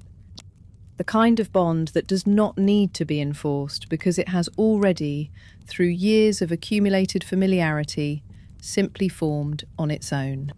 A group of 100 men, most of whom arrived within the same few months, drawn from every corner of the country by reputation rather than by any personal connection to Kondo or Hijikata Toshizo, is a fundamentally different kind of organisation, and it requires a fundamentally different kind of glue to hold it together. Hijikata, who had already demonstrated, in the planning and execution of Serizawa's removal, both a capacity for administrative organisation and a willingness to act with lethal decisiveness when the organisation's survival required it, took primary responsibility for building that glue. What he built was a formal written code of conduct, known as the Kyokchu Hatto, the regulations of the corps, and it is worth walking through its actual specific provisions in some detail, because a general description of its severity does not fully convey what it was actually like to live under it. The code's core prohibitions, as reconstructed from surviving accounts and later testimony from men who served under it, forbade a member from deviating from the way of the samurai, forbade leaving the organisation without formal permission, forbade raising funds privately for personal purposes, forbade taking on private legal or financial disputes without organisational authorisation, and forbade fighting for personal reasons rather than organisational ones. Each of these prohibitions, on its own, might seem like a fairly ordinary expectation for a disciplined military organisation to place on its members. What made the Kyokchu Hatto genuinely severe was the uniform penalty attached to nearly every one of these violations. Seppuku, ritual suicide, ordered and enforced by the organisation's own leadership, regardless of the specific circumstances or the severity of the individual infraction. It is worth explaining for anyone unfamiliar with the practice what seppuku actually involved in this period, because the term itself, translated simply as ritual suicide, does not fully convey the specific cultural weight it carried. Seppuku was, by the 19th century, already a practice with centuries of history behind it, understood throughout Japanese warrior culture as the correct and dignified way for a samurai to take personal responsibility for a serious failure, restoring, through his own controlled and deliberate death, the honour that his conduct had damaged, rather than being executed as a common criminal, a fate that carried a far deeper and more permanent social stigma, extending in many cases to the disgraced man's own family and descendants. The practice, as typically carried out in this period, involved a short blade, a careful, deliberate cut across the abdomen, and an assistant called a kaishakunin, a second, standing ready with a full-length sword to deliver a swift, merciful killing blow once the act of cutting had been performed and properly witnessed, sparing the dying man a prolonged and agonising death from the abdominal wound alone. Within the Shinsengumi, over the roughly 5 years the organisation existed, dozens of men died this way, not in combat against outside enemies, but by their own hand, at their own comrades' insistence,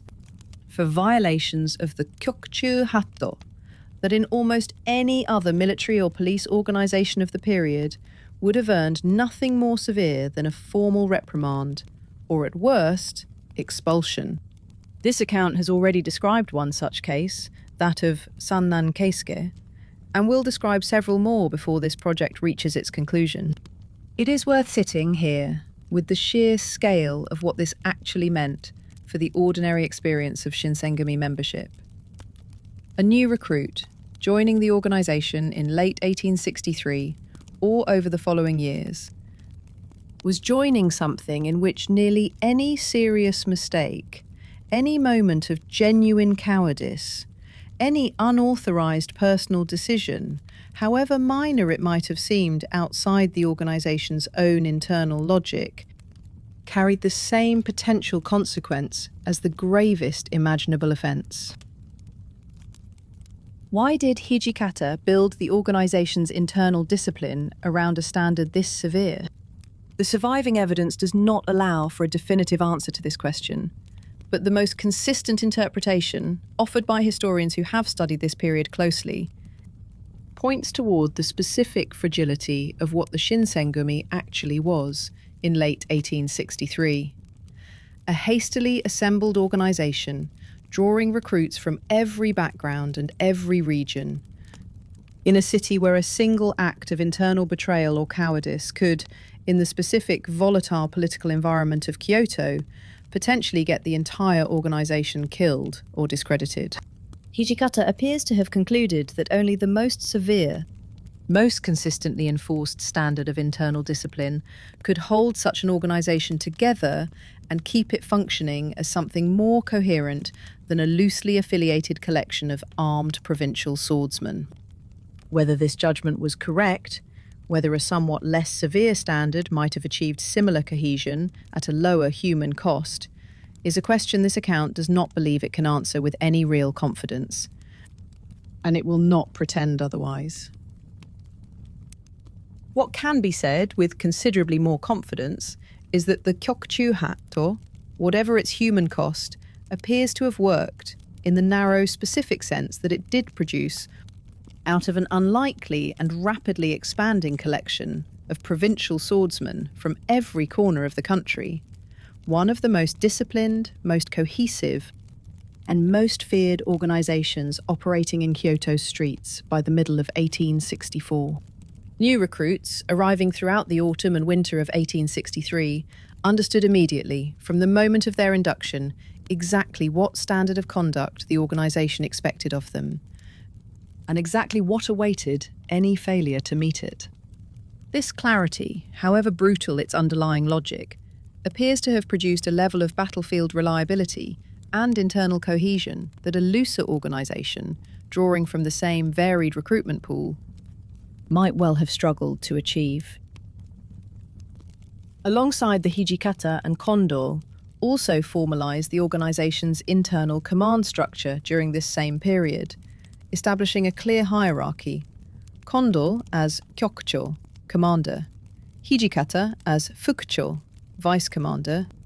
with primary responsibility for internal discipline and day-to-day organisational administration, and a tier of officers below them known as Fukuchojokin, assistant vice commanders, each typically responsible for leading a specific squad of roughly 10 men, a structure recognisably military in its basic logic, even though most of the men now filling these roles had no formal military training beyond their own individual swordsmanship. Okitasoji, by this point already recognised as one of the organisation's most formidable swordsmen despite his young age, received one of these squad leadership positions, as did several other men whose names will recur throughout the remainder of this account. Sannan Kesuke, appointed to the senior position of Socho, a kind of chief of staff role sitting alongside Kondo and Hijikata at the organisation's very top, and Nagakura Shinpachi, whose own squad leadership and considerable swordsmanship placed him firmly among the organisation's most respected senior figures. This organisational structure, backed by the severe enforcement mechanism of the Kyokuchu Hatto, transformed the Shinsengumi over the final months of 1863 and into the first half of 1864, from a locally sponsored auxiliary police force into something closer to a genuine paramilitary organisation, with a clear chain of command, a rapidly growing membership, and an internal discipline that, whatever its human cost, gave it a level of operational cohesion that few comparable groups in Kyoto's chaotic political landscape could match. It was this newly disciplined, newly structured organisation that would, within a matter of months, be called upon to prove itself in circumstances considerably more demanding than routine street patrol. A plot, uncovered through careful and often brutal intelligence work, to set fire to the imperial capital itself, and to use the resulting chaos to seize control of the emperor's person. That story, and the single night of violence that made the Shinsengumi's name known throughout the entire country, begins with a man named Hidetaka Shuntaro. The events that would make the Shinsengumi famous throughout Japan began not with a dramatic confrontation, but with a quiet arrest, carried out in early June of 1864, against a man whose ordinary daily occupation gave almost no hint of the network he was secretly a part of. Furuta Kashuntaro ran a charcoal and firewood shop in Kyoto, an unremarkable small business of exactly the kind that filled the city's commercial streets, providing fuel to households and businesses across the old capital. Behind this ordinary storefront, however, Furutaka was a committed sympathizer of the Sanjo radical cause, and his shop had become, over the preceding months, a genuine logistical hub for Choshu-aligned activists who remained in Kyoto even after the August 18th coup had formally expelled Choshu's military presence from the city. The Shinsengumi's own intelligence-gathering apparatus, developed over the preceding year through the kind of patient, unglamorous surveillance work that this account has not yet had occasion to describe in detail, had gradually identified Furutaka as a person of serious interest,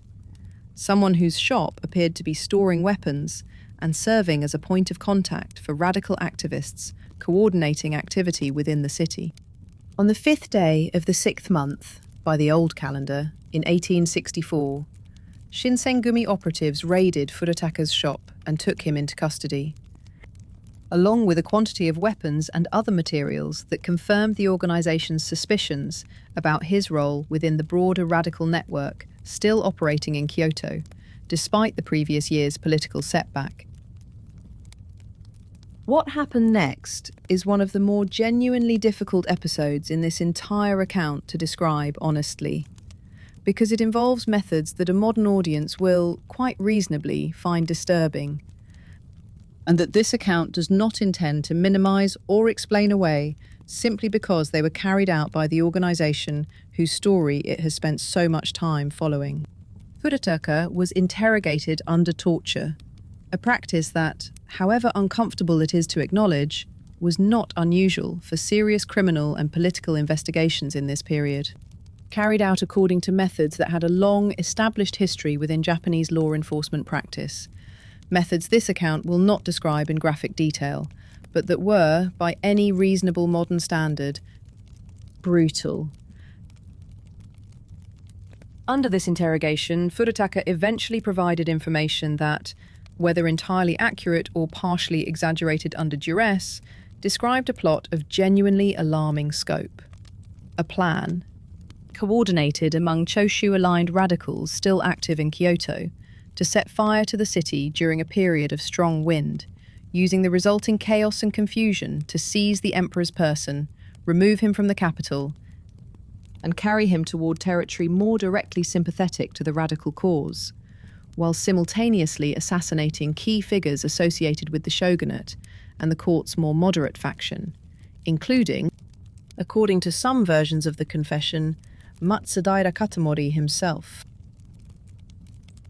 This account has already noted in its earlier discussion of the historiographical debate surrounding these events that considerable uncertainty exists about how much of this plot was genuinely as advanced and as coordinated as Furutaka's interrogation suggested, and how much may have reflected exaggeration extracted under duress, or even, according to some more sceptical historians, a degree of after-the-fact justification constructed by the Shinsengumi and Aizu to explain a violent raid that produced considerable bloodshed among people who may, in the strictest sense, have simply been meeting rather than actively finalising an imminent attack. What is not seriously disputed, however, is that the Shinsengumi's leadership, upon receiving this information, believed it represented a genuine and urgent threat and acted accordingly, with a sense of real urgency that shaped everything that happened over the following 48 hours. Kondo and Hijikata, upon learning what Furutaka's interrogation had revealed, understood that time was now a critical factor. If a genuine plot to burn the capital and seize the emperor was actually underway, any delay in locating and neutralising the remaining conspirators risked allowing the plan to proceed. The problem, however, was that Furutaka's confession, whatever its other details, had not provided a single confirmed location where the remaining conspirators were currently gathered. What it had provided was a general sense that some kind of meeting or meetings were likely occurring somewhere within the city, among Choshu-aligned activists and their allies from other domains, coordinating whatever final steps their plan required. Locating that meeting among the dozens of inns, lodging houses and safe houses scattered across a city the size of Kyoto would require exactly the kind of systematic, exhausting search that the Shinsengumi, drawing on the organizational structure and disciplined manpower Hijikata had spent the preceding year building, was now, for the first time in its short history, genuinely equipped to carry out. On the afternoon of the 5th day of the 6th month, the Shinsengumi prepared for what would become the single most consequential operation in its entire history. Kondo divided the available force, numbering somewhere between 30 and 40 men, according to the most reliable surviving accounts, into separate search parties, reported to Matsudaira Katamori, and requested Aizu reinforcements to support the operation. And then, without waiting for those reinforcements to actually arrive, began a systematic search of Kyoto's inns and lodging houses, working through the crowded, humid summer evening, checking location after location, finding at each stop nothing. The night was advancing. The search had, by most accounts, already covered a significant portion of the city's likely locations, without success, and Aizu's promised reinforcements had still not appeared, delayed, according to several accounts, by internal disagreement within Aizu's own leadership about the wisdom of committing forces to an operation whose actual target remained, as of that evening, still entirely unconfirmed. It was into this atmosphere of mounting urgency, exhaustion and uncertainty, sometime around 10 o'clock in the evening, that Kondo's own search party, working its way through the streets near the Sanjo Bridge in the heart of Kyoto's old commercial district, arrived at a modest inn called the Ikedaya, and noticed something that struck Kondo as worth a closer look. Signs of unusual activity, unusual enough at this late hour to justify one more inquiry before the night's exhausting search continued elsewhere. He could not have known, stepping through that doorway, that he was about to walk into the single most consequential 2 hours of his entire life, and of the organization he had spent the preceding year building.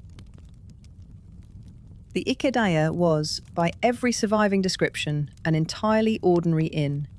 the kind of modest lodging house that filled the streets near the Sanjo Bridge, offering rooms to travellers and to the kind of quiet business meetings that innkeepers throughout the city hosted without particular curiosity about their guests' actual affairs.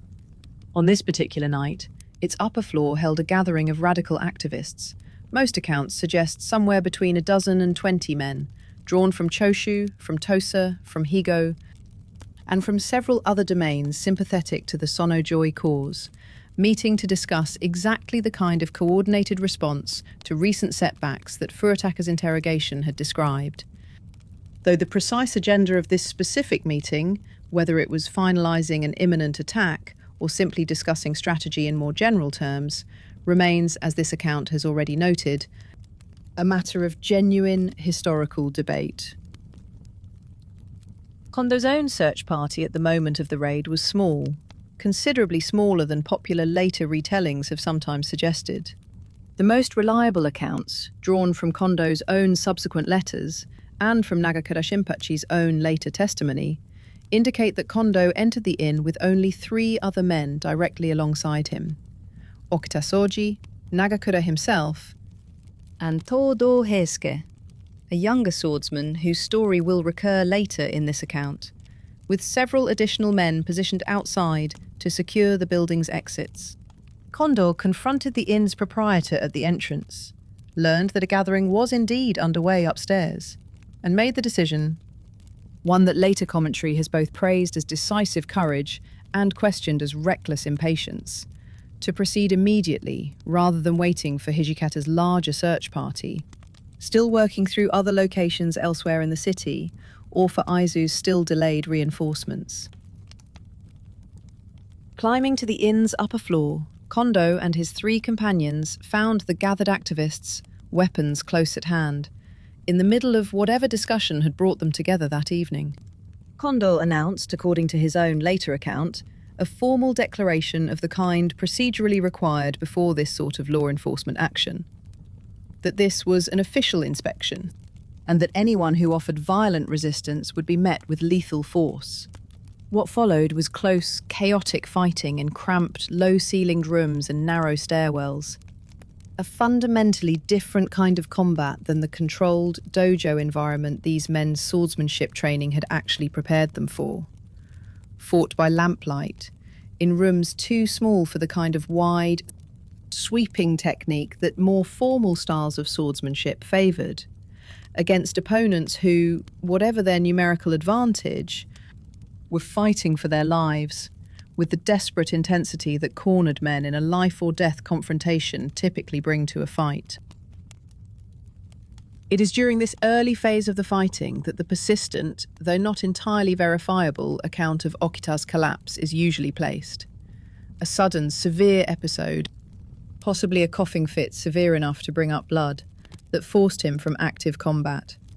and that many historians now believe represented the first visible sign of the tuberculosis that would, within 4 years, end his life. This account cannot claim full certainty about the precise details of this episode, since the surviving primary sources vary somewhat in how they describe it,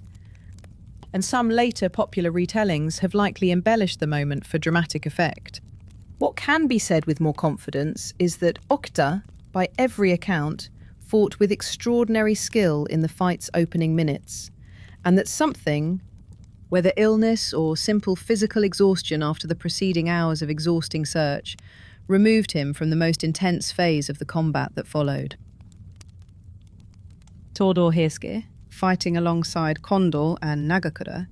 was struck across the forehead during the fighting, a wound that, while not immediately fatal, bled heavily enough into his eyes to force his own withdrawal from active combat, leaving Kondo and Nagakura for a genuinely dangerous stretch of the fight, facing a room full of armed and desperate opponents, essentially alone. Nagakura, in his own later memoirs, one of the single most valuable surviving accounts of this entire night, described this period of the fighting in terms that convey genuine, unglamorized danger. A fight in which the numerical disadvantage he and Kondo faced was severe enough that survival, for a period of some minutes, was genuinely uncertain, dependent on skill, on narrow physical spaces that limited how many opponents could engage them simultaneously, and, in no small part, on simple fortune. Relief arrived, according to the most reliable accounts, in the form of Inoue Genzaburo, leading a reinforcing detachment that had been searching a separate location and redirected toward the Ikadaya, once sounds of fighting made the location of the actual confrontation clear. And, somewhat later, Hijikata himself, arriving with a larger contingent that had spent the earlier hours of the evening searching an entirely different part of the city. With these reinforcements, the numerical balance of the fight shifted decisively. Several of the activists were killed in the fighting itself. Others attempted to flee and were cut down or captured in the streets surrounding the inn, as Aizu and Kuwana domain troops, finally arriving well after the fighting's most dangerous phase had already concluded, helped seal off the surrounding area and conduct a citywide sweep for anyone who had managed to escape the inn itself. This account has already discussed, in its earlier survey of the source material, the genuine uncertainty that surrounds the precise casualty figures from this night. Uncertainty this account does not want to paper over, simply because a cleaner narrative would be more satisfying to tell. Traditional accounts, drawing on later commemorative records compiled by sympathisers of the fallen activists, describe casualty figures reaching into the double digits among the radical loyalists, alongside a smaller number of deaths and injuries among the Shinsengumi's own men, Okita and Nagakura both suffering relatively minor wounds, Todo his more serious head injury, and several other Shinsengumi members killed either in the inn itself or in the broader citywide sweep that continued into the following morning. More recent historical scholarship, drawing on contemporary rather than later commemorative sources, has suggested that the actual number of people present in the Ikedaya's upper room at the moment of the raid may have been considerably smaller than popular tradition later claimed, perhaps as few as 10 or a dozen, rather than the 20 or more that later dramatised retellings often describe. And that the higher casualty figures commonly cited may conflate deaths that occurred during the infighting itself with deaths and captures that occurred during the broader citywide manhunt that continued for days afterwards. This account will not pretend to resolve this scholarly disagreement with any false confidence. What can be stated with reasonable certainty is this: several genuinely significant figures within the radical loyalist movement died that night, or in its immediate aftermath, including Miyabeta Izo, a respected leader within the Higo domain's loyalist faction, and Yoshida Toshimaro, a prominent Choshu activist, losses serious enough that the radical movement experienced them, correctly, as a genuine and significant setback. One additional detail deserves mention, both because it has become a persistent feature of later popular retellings, and because the actual historical evidence surrounding it is more uncertain than those retellings typically acknowledge. The dramatic image, familiar from later films and television dramas, of a fleeing activist tumbling down the inn staircase after being struck by Kondo's blade. Contemporary historians studying the surviving primary sources have generally concluded that this specific dramatic detail, while vivid and cinematically compelling,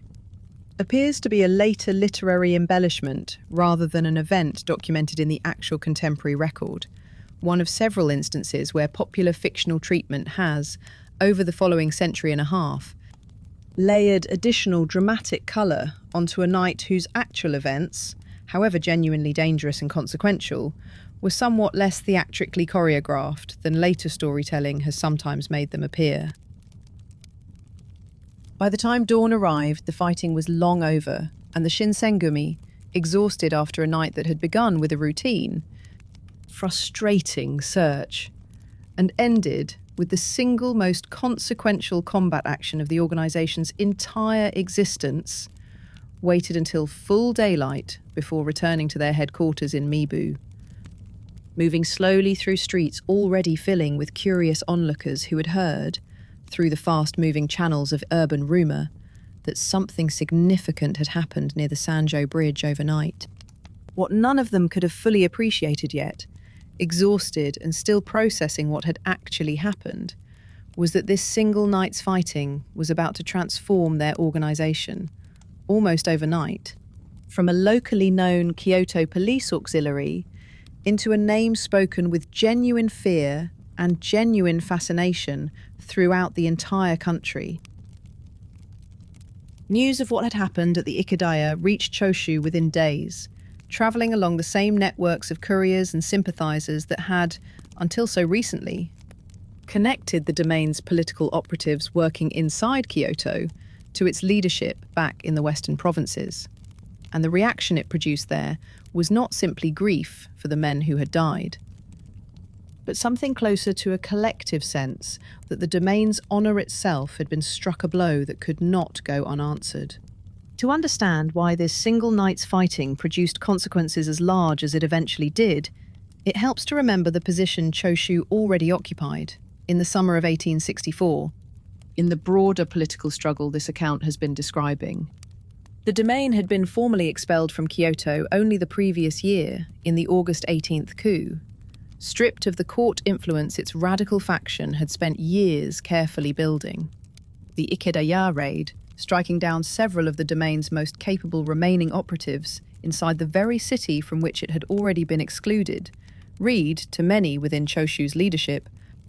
as confirmation that reconciliation through patient political manoeuvring was no longer a realistic path, and that only a direct show of force could restore the domain's position. Over the following weeks, Choshu mobilised a genuinely significant military force, drawing on troops from the domain itself and from allied sympathizers in neighboring domains, and began advancing toward Kyoto with the explicit, publicly stated purpose of presenting a petition to the emperor demanding the restoration of Choshu's position at court. A petition backed, unmistakably, by the presence of an armed force encamped at the very gates of the city. This was an enormously dangerous escalation, and it split opinion, even within Choshu's own leadership, between those who believed a direct military demonstration was the only remaining option, and those who worried,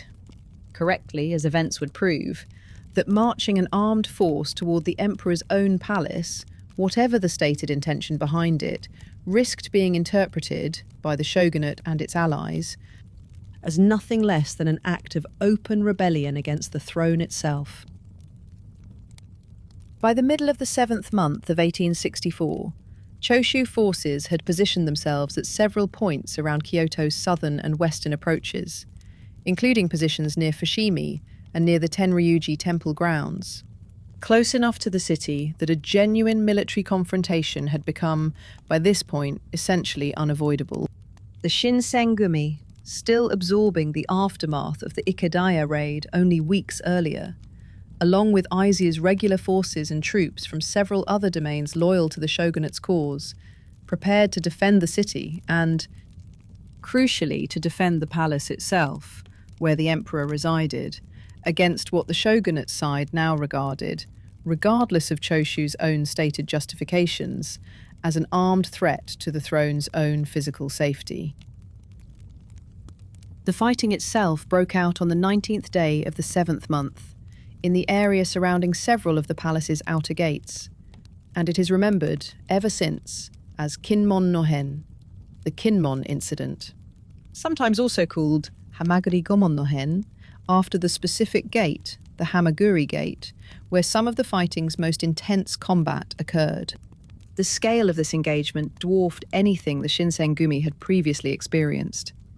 This was not a targeted raid against a small group of activists gathered in a single inn. It was a genuine military battle, fought with organized troop formations, artillery, and firearms alongside traditional swordsmanship, between Choshu's advancing forces and a coalition of shogunate-aligned domains defending the palace's approaches. The Shinsengumi's own role in the fighting, while smaller in scale than the contributions of the larger domain armies involved, was significant enough that the organization's growing reputation for combat effectiveness, established so dramatically at the Ikedaya only weeks earlier, was further reinforced. Fighting alongside Aizu's regular troops, Shinsengumi units engaged Choshu forces in the streets and alleys surrounding the palace's southern approaches, bringing to this larger, more chaotic battlefield the same close-quarters swordsmanship that had proven so effective in the cramped rooms of the Ikedaya. The battle itself was relatively brief but genuinely intense, and it ended in a clear and decisive defeat for Choshu's forces, who were driven back from the palace approaches and, within days,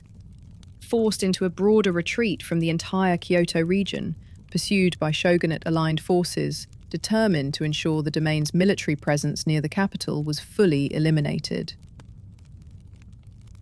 The human cost of this fighting extended, however, well beyond the soldiers directly engaged in combat, in a way that the more contained violence of the Ikedaya raid had not. Fires broke out across significant portions of Kyoto during and immediately after the fighting, whether started deliberately by retreating Choshu forces, as some contemporary accounts suggest, or ignited accidentally amid the general chaos of urban combat, involving artillery and firearms within a city built almost entirely of wood and paper. And these fires spread, over the following 2 days, through a truly staggering portion of the old capital. This catastrophic fire came to be known, in the grim, understated language Kyoto residents developed to describe it, as Dondon Yake, a name whose exact origin is debated, but that captured, in its very sound, something of the relentless, spreading, seemingly unstoppable quality of the destruction, as block after block of the old city's traditional wooden architecture, shops, temples, and ordinary residential homes alike, caught fire and burned through the summer nights that followed the battle's conclusion. Estimates of the fire's total destruction vary across different contemporary sources, but the most commonly cited figures suggest that somewhere between a quarter and a third of the entire city was destroyed or seriously damaged. Tens of thousands of individual buildings reduced to ash across a catastrophe that dwarfed by any measure the military engagement that had actually ignited it. This is worth dwelling on because it is easy, telling a story centered on the Shinsengumi's own particular military engagements, to lose sight of the broader human cost that the political conflict this account has been describing was beginning by the summer of 1864 to inflict on Kyoto's ordinary population. People who had no direct stake in the argument between shogunate loyalists and imperial restorationists, but who lost their homes, their shops, and in many documented cases, their lives, to a fire that grew directly out of a political and military confrontation they had played no part in causing. For the Shinsengumi specifically, the political consequences of the Kinmon incident, distinct from the human tragedy of the fire itself, were overwhelmingly positive, in the narrow, cold sense that political consequences are sometimes measured. The organisation had now participated directly in defending the imperial palace itself against what was, regardless of Choshu's own stated justifications, widely regarded as an act of armed rebellion against the throne. This service, combined with the already growing fame the Ikadaya raid had generated only weeks earlier, elevated the Shinsengumi's standing dramatically, both within Aizu's own administration and within the broader shogunate hierarchy in Edo, whose officials were, by this point, receiving detailed reports of an organisation that had proven itself, twice within a single summer, capable of decisive and effective action at moments of genuine crisis. Choshu itself, meanwhile, emerged from the Kinmon incident in a position of genuine and severe political isolation. The domain had, in the eyes of the shogunate and of the imperial court itself, now moved from being merely a politically radical faction to being an outright military threat to the emperor's own safety. A designation that would, within weeks, produce a formal shogunate order for a punitive military expedition against Choshu itself, the first of two such expeditions this account will describe in its later sections, and a designation that hardened, rather than softened, the deep resentment many within Choshu's leadership already felt toward the shogunate and its allies. Resentment that would, within a few short years, feed directly into the alliance between Choshu and its former rival Satsuma that would ultimately bring the entire shogunate down. For now, though, in the immediate aftermath of the summer of 1864, none of that future was yet visible. What was visible was simply this: an organisation that had begun the year as a locally known Kyoto Police Auxiliary, its name recognised mainly within the narrow world of shogunate administration and Aizu sponsorship, had, within the span of a few short weeks, become one of the most talked-about forces in the entire country, celebrated by the shogunate's supporters as heroes who had twice, in rapid succession, defended the established order against radical violence, and regarded, with equal intensity, by the shogunate's opponents as a hated symbol of everything standing between them and the restoration they believed Japan urgently required. Kondo himself, within this new atmosphere of fame and formal recognition, found himself, for the first time in his life, being received by officials whose social standing would have been entirely unreachable to a rural dojo instructor only 18 months earlier. A rapid elevation this account will follow closely over its remaining sections, because it shaped, in ways both fortunate and ultimately tragic, nearly everything that happened to him over the following 4 years. In the months following the Kinmon incident, the Shinsengumi underwent a period of growth so rapid that it forced a fundamental reorganisation of how the group actually functioned, transforming it from a still modest force of perhaps 100 men into an organisation numbering, by some contemporary estimates, well over 200 by the end of 1864, and continuing to grow further over the following 2 years. This growth required a more sophisticated internal structure than the organization had previously needed. And it was during this period that the Shinsengumi formalized the squad system that would define its operations for the remainder of its existence. 10 numbered squads, each led by a kumicho, squad captain, drawn from the organization's most trusted and capable senior swordsmen, with each squad responsible for its own training, its own patrol assignments, and its own internal discipline, all ultimately answerable to Hijikata's overall authority as vice commander. Okutasoji commanded the first squad, a position of particular prestige reflecting both his extraordinary swordsmanship and his close personal history with Kondo, stretching back to his childhood at the Shiekung. Nagakura Shinpachi led the second squad. Saito Hajime, a swordsman whose own story this account will follow closely in its later parts, commanded the third. Matsubara Chuji led the fourth. Takeda Kanryusai, a man whose scholarly background in military strategy made him a valuable, if ultimately controversial, addition to the organization's leadership, commanded the fifth. Inoue Genzaburo, whose reinforcements had proven so crucial at the Ikedaya, led the sixth. Tani Sanjuro commanded the seventh. Todo Heisuke, still recovering from the head wound he had suffered at the Ikedaya, eventually resumed command of the eighth. Okuzawa Eisuke commanded the ninth, and Harada Sanosuke, a skilled spearman whose story this account will return to in its later sections, led the 10th. This structure gave the organisation a genuine capacity for coordinated, large-scale operations that its earlier, more informal arrangement could not have supported. And it reflected more broadly Hijikata's continuing project of transforming what had begun as a loose collection of provincial swordsmen into something functioning with the discipline and organisational clarity of a genuine military force. The organisation's daily operations by this period had settled into a fairly consistent rhythm. Squads rotated through patrol duties covering different districts of Kyoto, particularly the entertainment and lodging house districts, where radical sympathisers were most likely to gather.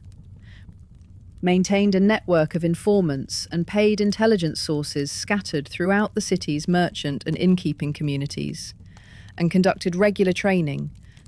still centred on swordsmanship, but increasingly incorporating instruction in the use of firearms, as the organisation's leadership, watching the broader trajectory of military technology, even in these still early years of the conflict, began to recognise that swordsmanship alone might not remain sufficient indefinitely. The organisation's growing prestige also began attracting a different calibre of recruit than its earliest days in Mibu had drawn. Men with genuine scholarly credentials and broader political ambitions of their own, rather than simply provincial swordsmen seeking a path to status through martial skill alone. Among the most consequential of these new arrivals was a man who joined the organisation in the autumn of 1864, in the immediate aftermath of the Kinmon incident's political aftershocks. Ito Kashitaro, a scholar and swordsman from Edo whose own story will occupy a considerable portion of this account's third part, and whose eventual split from the organisation would produce one of its most consequential internal crises.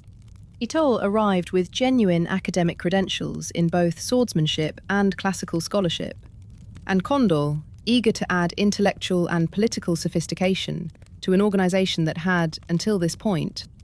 drawn its strength almost entirely from martial skill and organisational discipline, rather than from any particular scholarly reputation, welcomed him with real enthusiasm,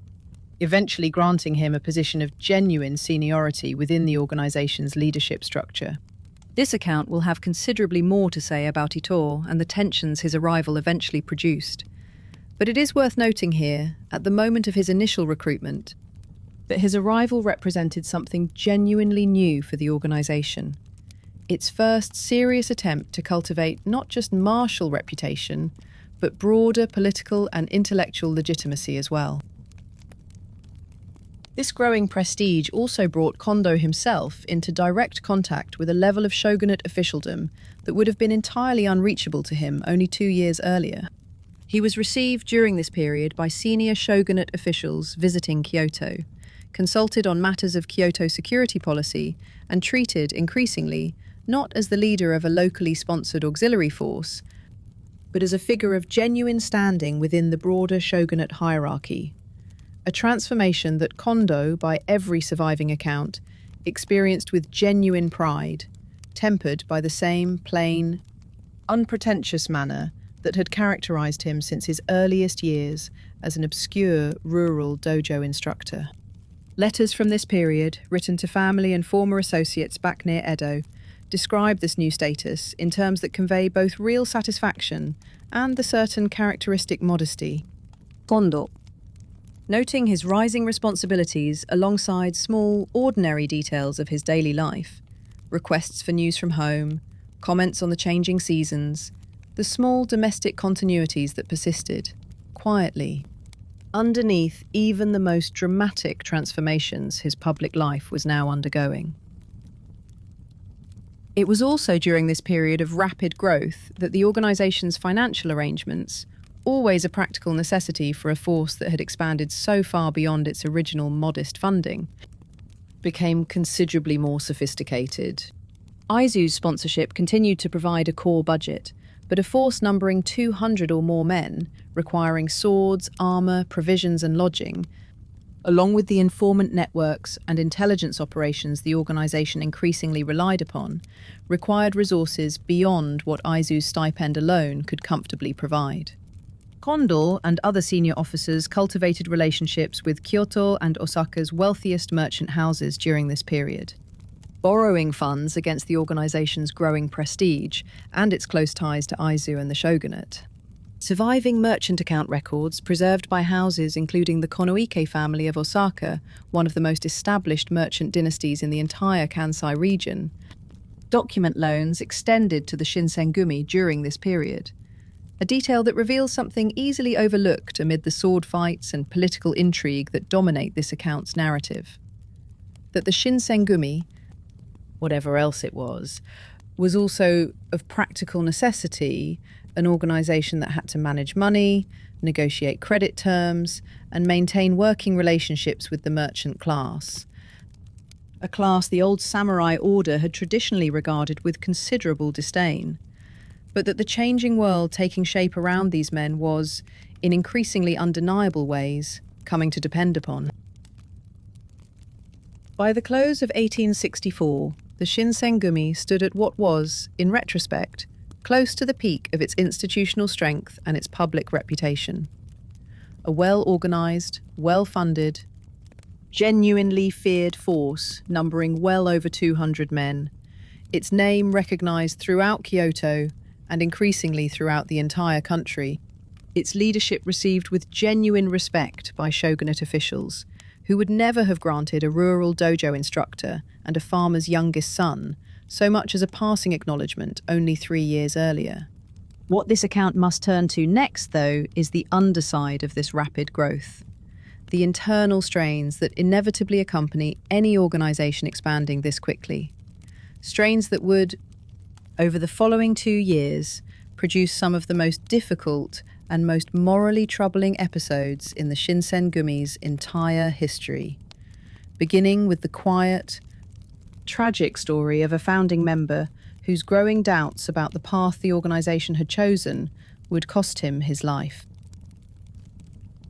Before this account turns to the political crises that would eventually consume the Shinsengumi from without,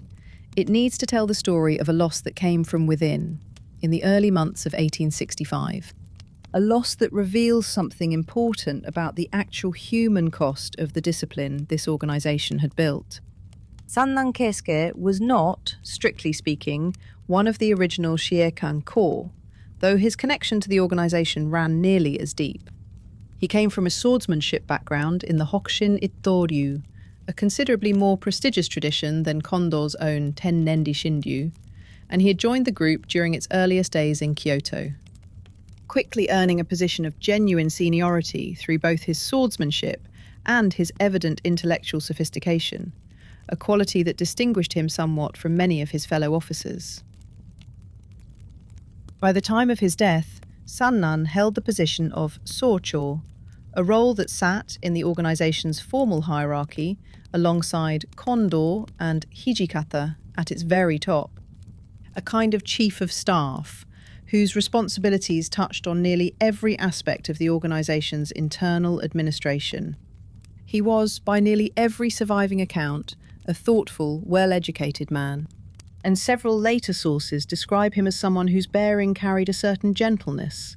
that distinguished him from the harder-edged temperaments of many of his fellow senior officers. The precise reasons behind what happened to him in the early spring of 1865 remain, even now, a subject of genuine historical uncertainty, and this account intends to walk through the competing explanations honestly,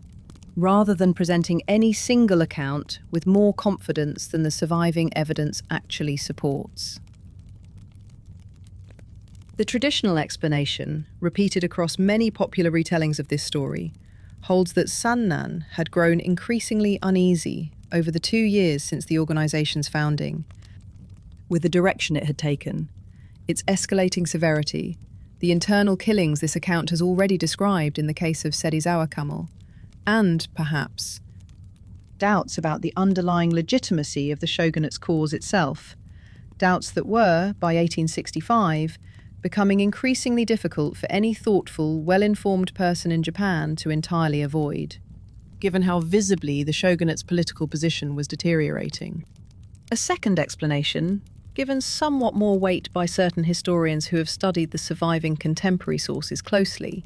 points towards Sannan's health. Several accounts from this period describe him as suffering from a persistent illness, possibly a respiratory condition, not unlike the tuberculosis that would later claim Okitasoji, and suggest that his departure may have been motivated, at least in part, by a wish to seek treatment, or simply to spend whatever time remained to him away from the organization's relentless demand, rather than by any specific political or ideological disagreement. A third explanation, offered by a smaller number of historians, suggests a more personal dimension. Some accounts describe a romantic attachment had formed and speculate that his departure may have been connected in ways the surviving sources do not allow us to fully reconstruct to this relationship rather than to any grander political or philosophical crisis. This account will not pretend to resolve this uncertainty with false confidence. What can be said with reasonable certainty is this. In the early spring of 1865, Sannan left Kyoto without the organization's formal permission, traveling east along roughly the same road these men had all originally walked from Edo 2 years earlier, apparently intending to leave the Shinsengumi behind entirely. Under the Kyokuchu Hatto, the strict code Hijikata had built specifically to hold this rapidly expanding, increasingly diverse organization together, desertion carried a single, unambiguous penalty, regardless of the deserter's rank. His years of service, or the specific personal reasons that may have motivated his departure. Sannan's seniority, his genuine contributions to the organization's administration, his personal friendships with nearly every other senior officer, none of this created any exception within the logic Hijikata had built, and had already, in the case of Serizawa, demonstrated a willingness to enforce without hesitation. Okitasoji was dispatched to locate him and found him in the town of Otsu, not far from Kyoto, along the very road Sannan had presumably hoped would carry him safely back toward Edo and away from the organization he had apparently decided he could no longer remain part of. Okita brought him back to Kyoto. Sannan was ordered to commit seppuku, and did so, according to the most consistently repeated accounts, with a composed, deliberate dignity that several witnesses specifically remarked upon. A calm acceptance of the consequence his own organization's rules demanded of him, whatever private grief or private conviction had actually driven him to attempt his departure in the first place. Several sources, though this detail carries some of the same uncertainty this account has already acknowledged regarding the broader circumstances of his death, describe Okita as serving as Sannan's kai shakunin, his second. the man whose sword would deliver the final, merciful blow once Sannan had completed the act of cutting himself. If this detail is accurate, and it is repeated across enough independent sources that many historians treat it as reasonably reliable, it represents one of the more quietly devastating moments in this entire account. A young man, still only in his early 20s, ending the life of an older colleague he had trained beside for years, whom he had personally tracked down and escorted back to face exactly this fate, because the organisation's own rules, the same rules he had presumably helped enforce against other men on other occasions, permitted no exception, not even for a friend, not even for a man whose only crime may have been illness, or heartbreak, or an entirely understandable exhaustion with a life that demanded more of him than he had left to give. This account does not know, and will not pretend to know, what Okita felt in that moment, standing over a man he had known for years, sword raised, waiting only for Sannan's own final motion before ending his suffering. The surviving sources do not record his private thoughts, and any attempt to invent them would cross from honest historical narration into speculation this account has committed, from its opening section, to avoid. What can be said, with confidence the evidence genuinely supports, is this. The Shinsengumi's own rules, the same rules Hijikata had built, specifically to hold a fragile, rapidly expanding organisation together, did not bend for friendship, for seniority, for genuine contribution, or, quite possibly, for illness.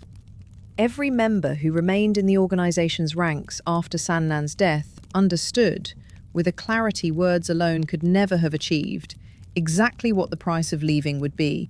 should any of them ever find themselves, for whatever reason, no longer able to continue. Sannan's death also marks, in a way this account wants to note explicitly, a kind of turning point in the organisation's own internal culture. The killing of Serizawa had been, in its own way, more straightforward to understand, even if not necessarily easier to morally justify. A genuinely dangerous, genuinely destabilising figure, removed for the organisation's collective survival. Sannan's death was different, a case where the organisation's own severe logic consumed one of its own most capable and most respected administrators. A man whose actual threat to the organisation's survival, whatever his private reasons for leaving, was considerably less obvious than Serizawa's had been. It is worth carrying this distinction forward into the remainder of this account, because the Shinsengumi's story, over its final 3 years, contains several more episodes that follow this same difficult pattern. An organisation whose discipline, built with genuine and understandable purpose in its earliest, most fragile months, would go on enforcing itself with undiminished severity, even as the actual threats it had originally been designed to address evolved into something considerably more complicated, and considerably harder to justify with the same simple clarity that had, perhaps, been available to Kondo and Hijikata in the case of Serizawa 2 years earlier, in a farmhouse in Mibu, on a rainy September night. This account has spent a great deal of time, across its first 18 sections, describing violence. Assassinations, internal purges, pitched battles fought in cramped inn-rooms and burning city streets. It is worth pausing, before returning to the political crises that would eventually consume the organisation, to describe a different, quieter dimension of these men's lives, one that the more dramatic episodes of this story tend to crowd out of popular memory. Kyoto in this period contained, alongside its temples, its palace, and its increasingly violent political struggles, a formally licensed entertainment district called Shimabara, and, somewhat less formally but no less significantly, the tea house and entertainment culture surrounding the Gion, district near the Osaka Shrine, both of which occupied a genuinely important and culturally sanctioned place within the social life of the city, rather than existing at its disreputable margins in the way a modern audience might initially assume. It is worth explaining briefly what these districts actually were, because the common English translation, red light district, carries connotations that do not fully capture their actual social function in 19th century Japan. Shimabara operated under a formal licensing system established generations earlier by the shogunate itself, governing everything from the training and conduct of its entertainers to the specific etiquette expected of patrons. An elaborate, highly structured world with its own internal hierarchy, its own seasonal calendar of festivals and observances, and its own genuinely sophisticated artistic traditions in music, dance, and conversation. The most accomplished entertainers within this system, particularly those holding the rank of taiyu, were expected to master not just musical and conversational skill, but calligraphy, classical poetry, and a range of other genuinely demanding cultural accomplishments.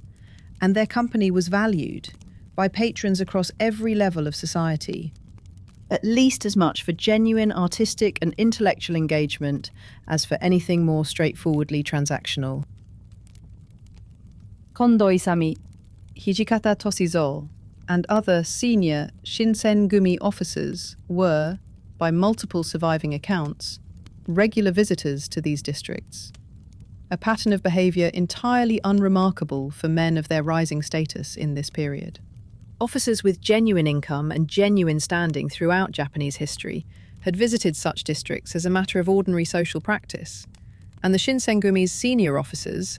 whatever their organisation's severe internal discipline regarding matters like desertion and personal conduct on duty, were not, in this particular dimension of their lives, unusual among their contemporaries. Surviving letters and later testimony suggest that some of these relationships carried genuine emotional weight, rather than existing purely as transactional arrangements. Kondo himself, despite his family back near Edo, appears to have formed at least one relationship with an entertainer in Kyoto's licensed quarters that several later accounts describe in terms suggesting real personal attachment, though the specific details, as with so much of this account's more intimate material, rest on sources whose full reliability this account cannot claim complete certainty about. Hijikata, in particular, appears in a considerable number of later accounts and local traditions, connecting him to relationships formed within Kyoto's entertainment districts. Accounts that, taken together, suggest a man whose public reputation for severe, almost cold discipline coexisted with a private capacity for genuine romantic attachment that his contemporaries, and later chroniclers, found notable enough to specifically remark upon and preserve. This account has already discussed, in its earlier examination of Hijikata's own haiku poetry, the layered quality of his personality, the coexistence of severe organisational discipline with a genuinely attentive,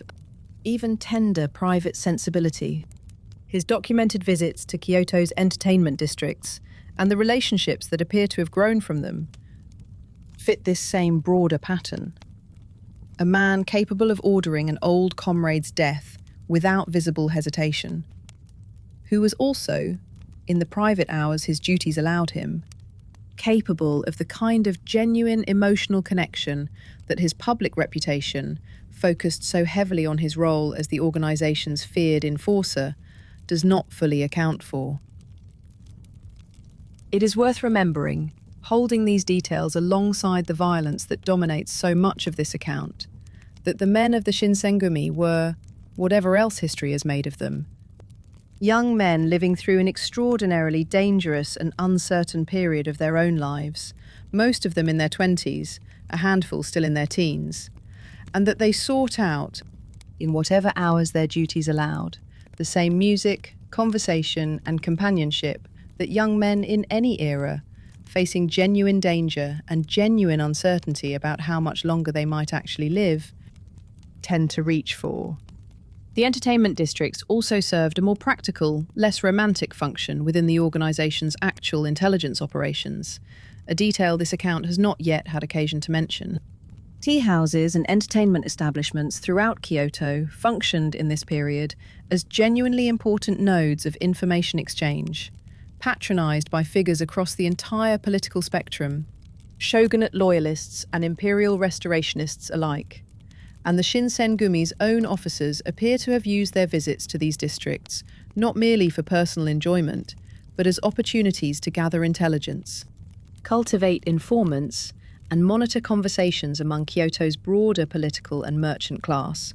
whose loyalties and sympathies remained, throughout this entire period,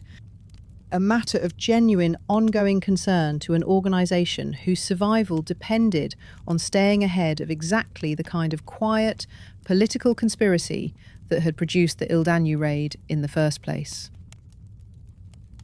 This dual function, entertainment district visits, serving simultaneously as genuine personal recreation and as practical intelligence gathering,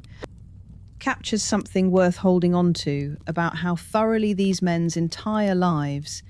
even their most private and most seemingly unrelated hours, had become entangled with the organization's larger institutional purpose. There was, for a senior Shinsengumi officer by 1865, no fully private life left untouched by the organization's demands.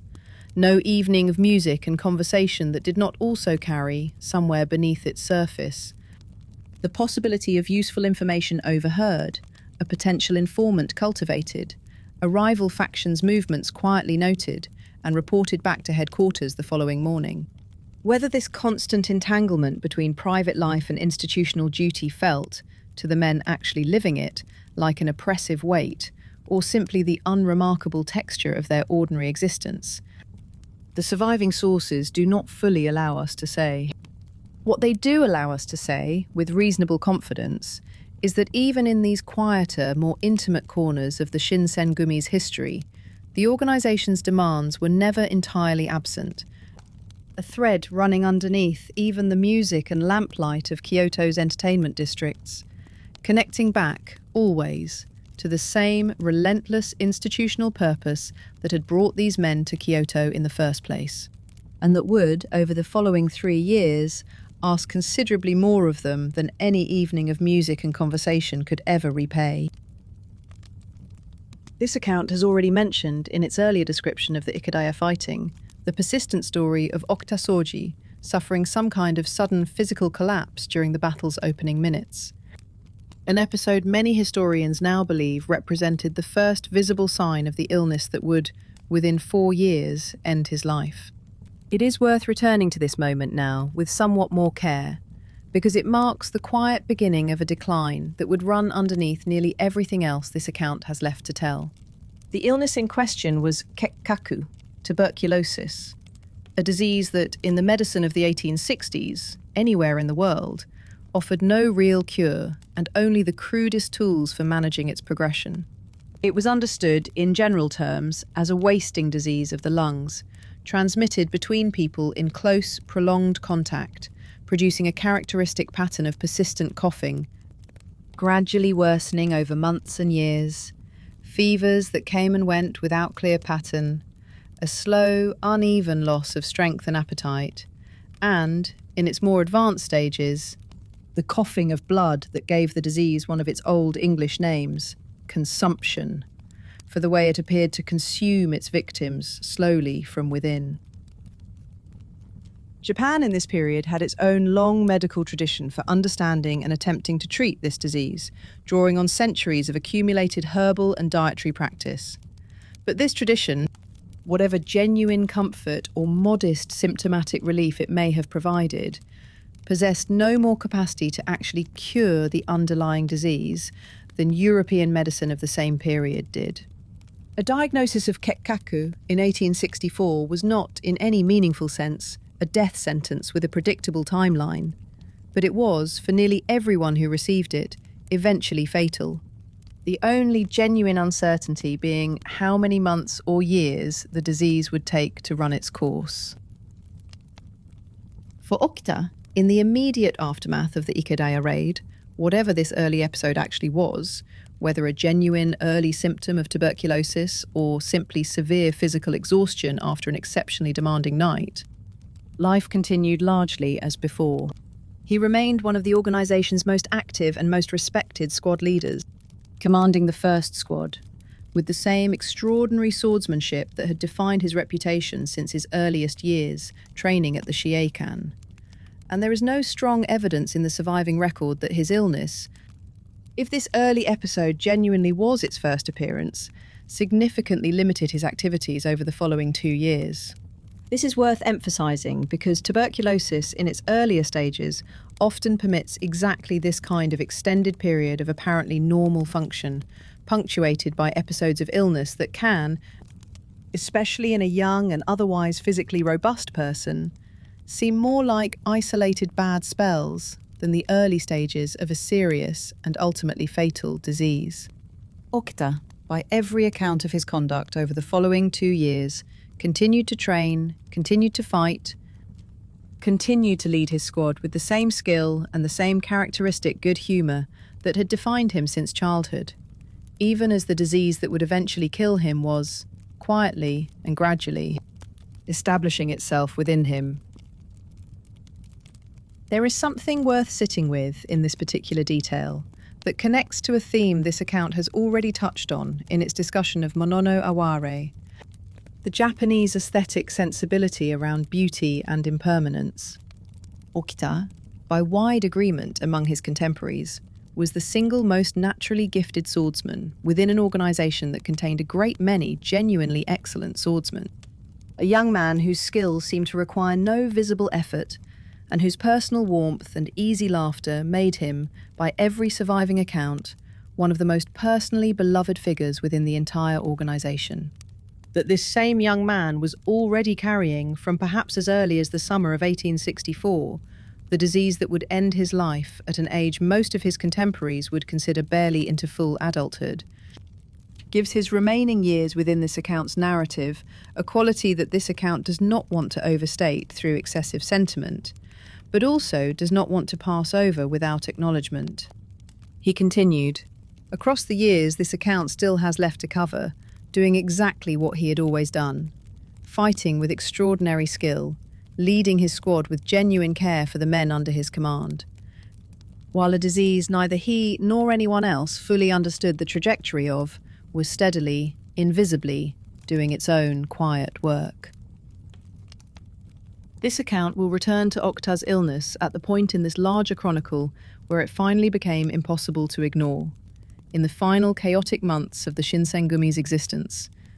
when a young man who had once been the organization's most feared and most admired swordsman found himself confined to a sickbed in Edo. Unable to participate in the war that would consume nearly everyone else this account has introduced. For now, though, in the still triumphant years of 1864 and 1865, Okita remained exactly what he had always been, a young man of extraordinary skill, well liked by nearly everyone who served alongside him, carrying within him, unknown to himself and to everyone around him, the first quiet beginnings of the illness that would eventually claim him. Let us pause here at the close of this account's second part and take stock of where the Shinsengumi actually stood in the middle years of the 1860s, before this larger chronicle moves on to the political crises that would eventually unravel everything this organisation had built. By the end of 1865, the Shinsengumi was, by nearly every external measure, a genuine success. It numbered well over 200 men, organised into 10 disciplined squads under experienced captains. It commanded real fear and real respect throughout Kyoto, a reputation built on the twin foundations of the Chaitanya raid and the Kinmon incident, two engagements that had transformed an obscure provincial police auxiliary into one of the most recognised names in the entire country. It enjoyed the continued sponsorship of Aizu, the growing respect of the broader shogunate hierarchy, and a level of institutional stability that would have seemed almost unimaginable to the small, uncertain group of leftover ronin who had settled into Mibu's farmhouses 2.5 years earlier.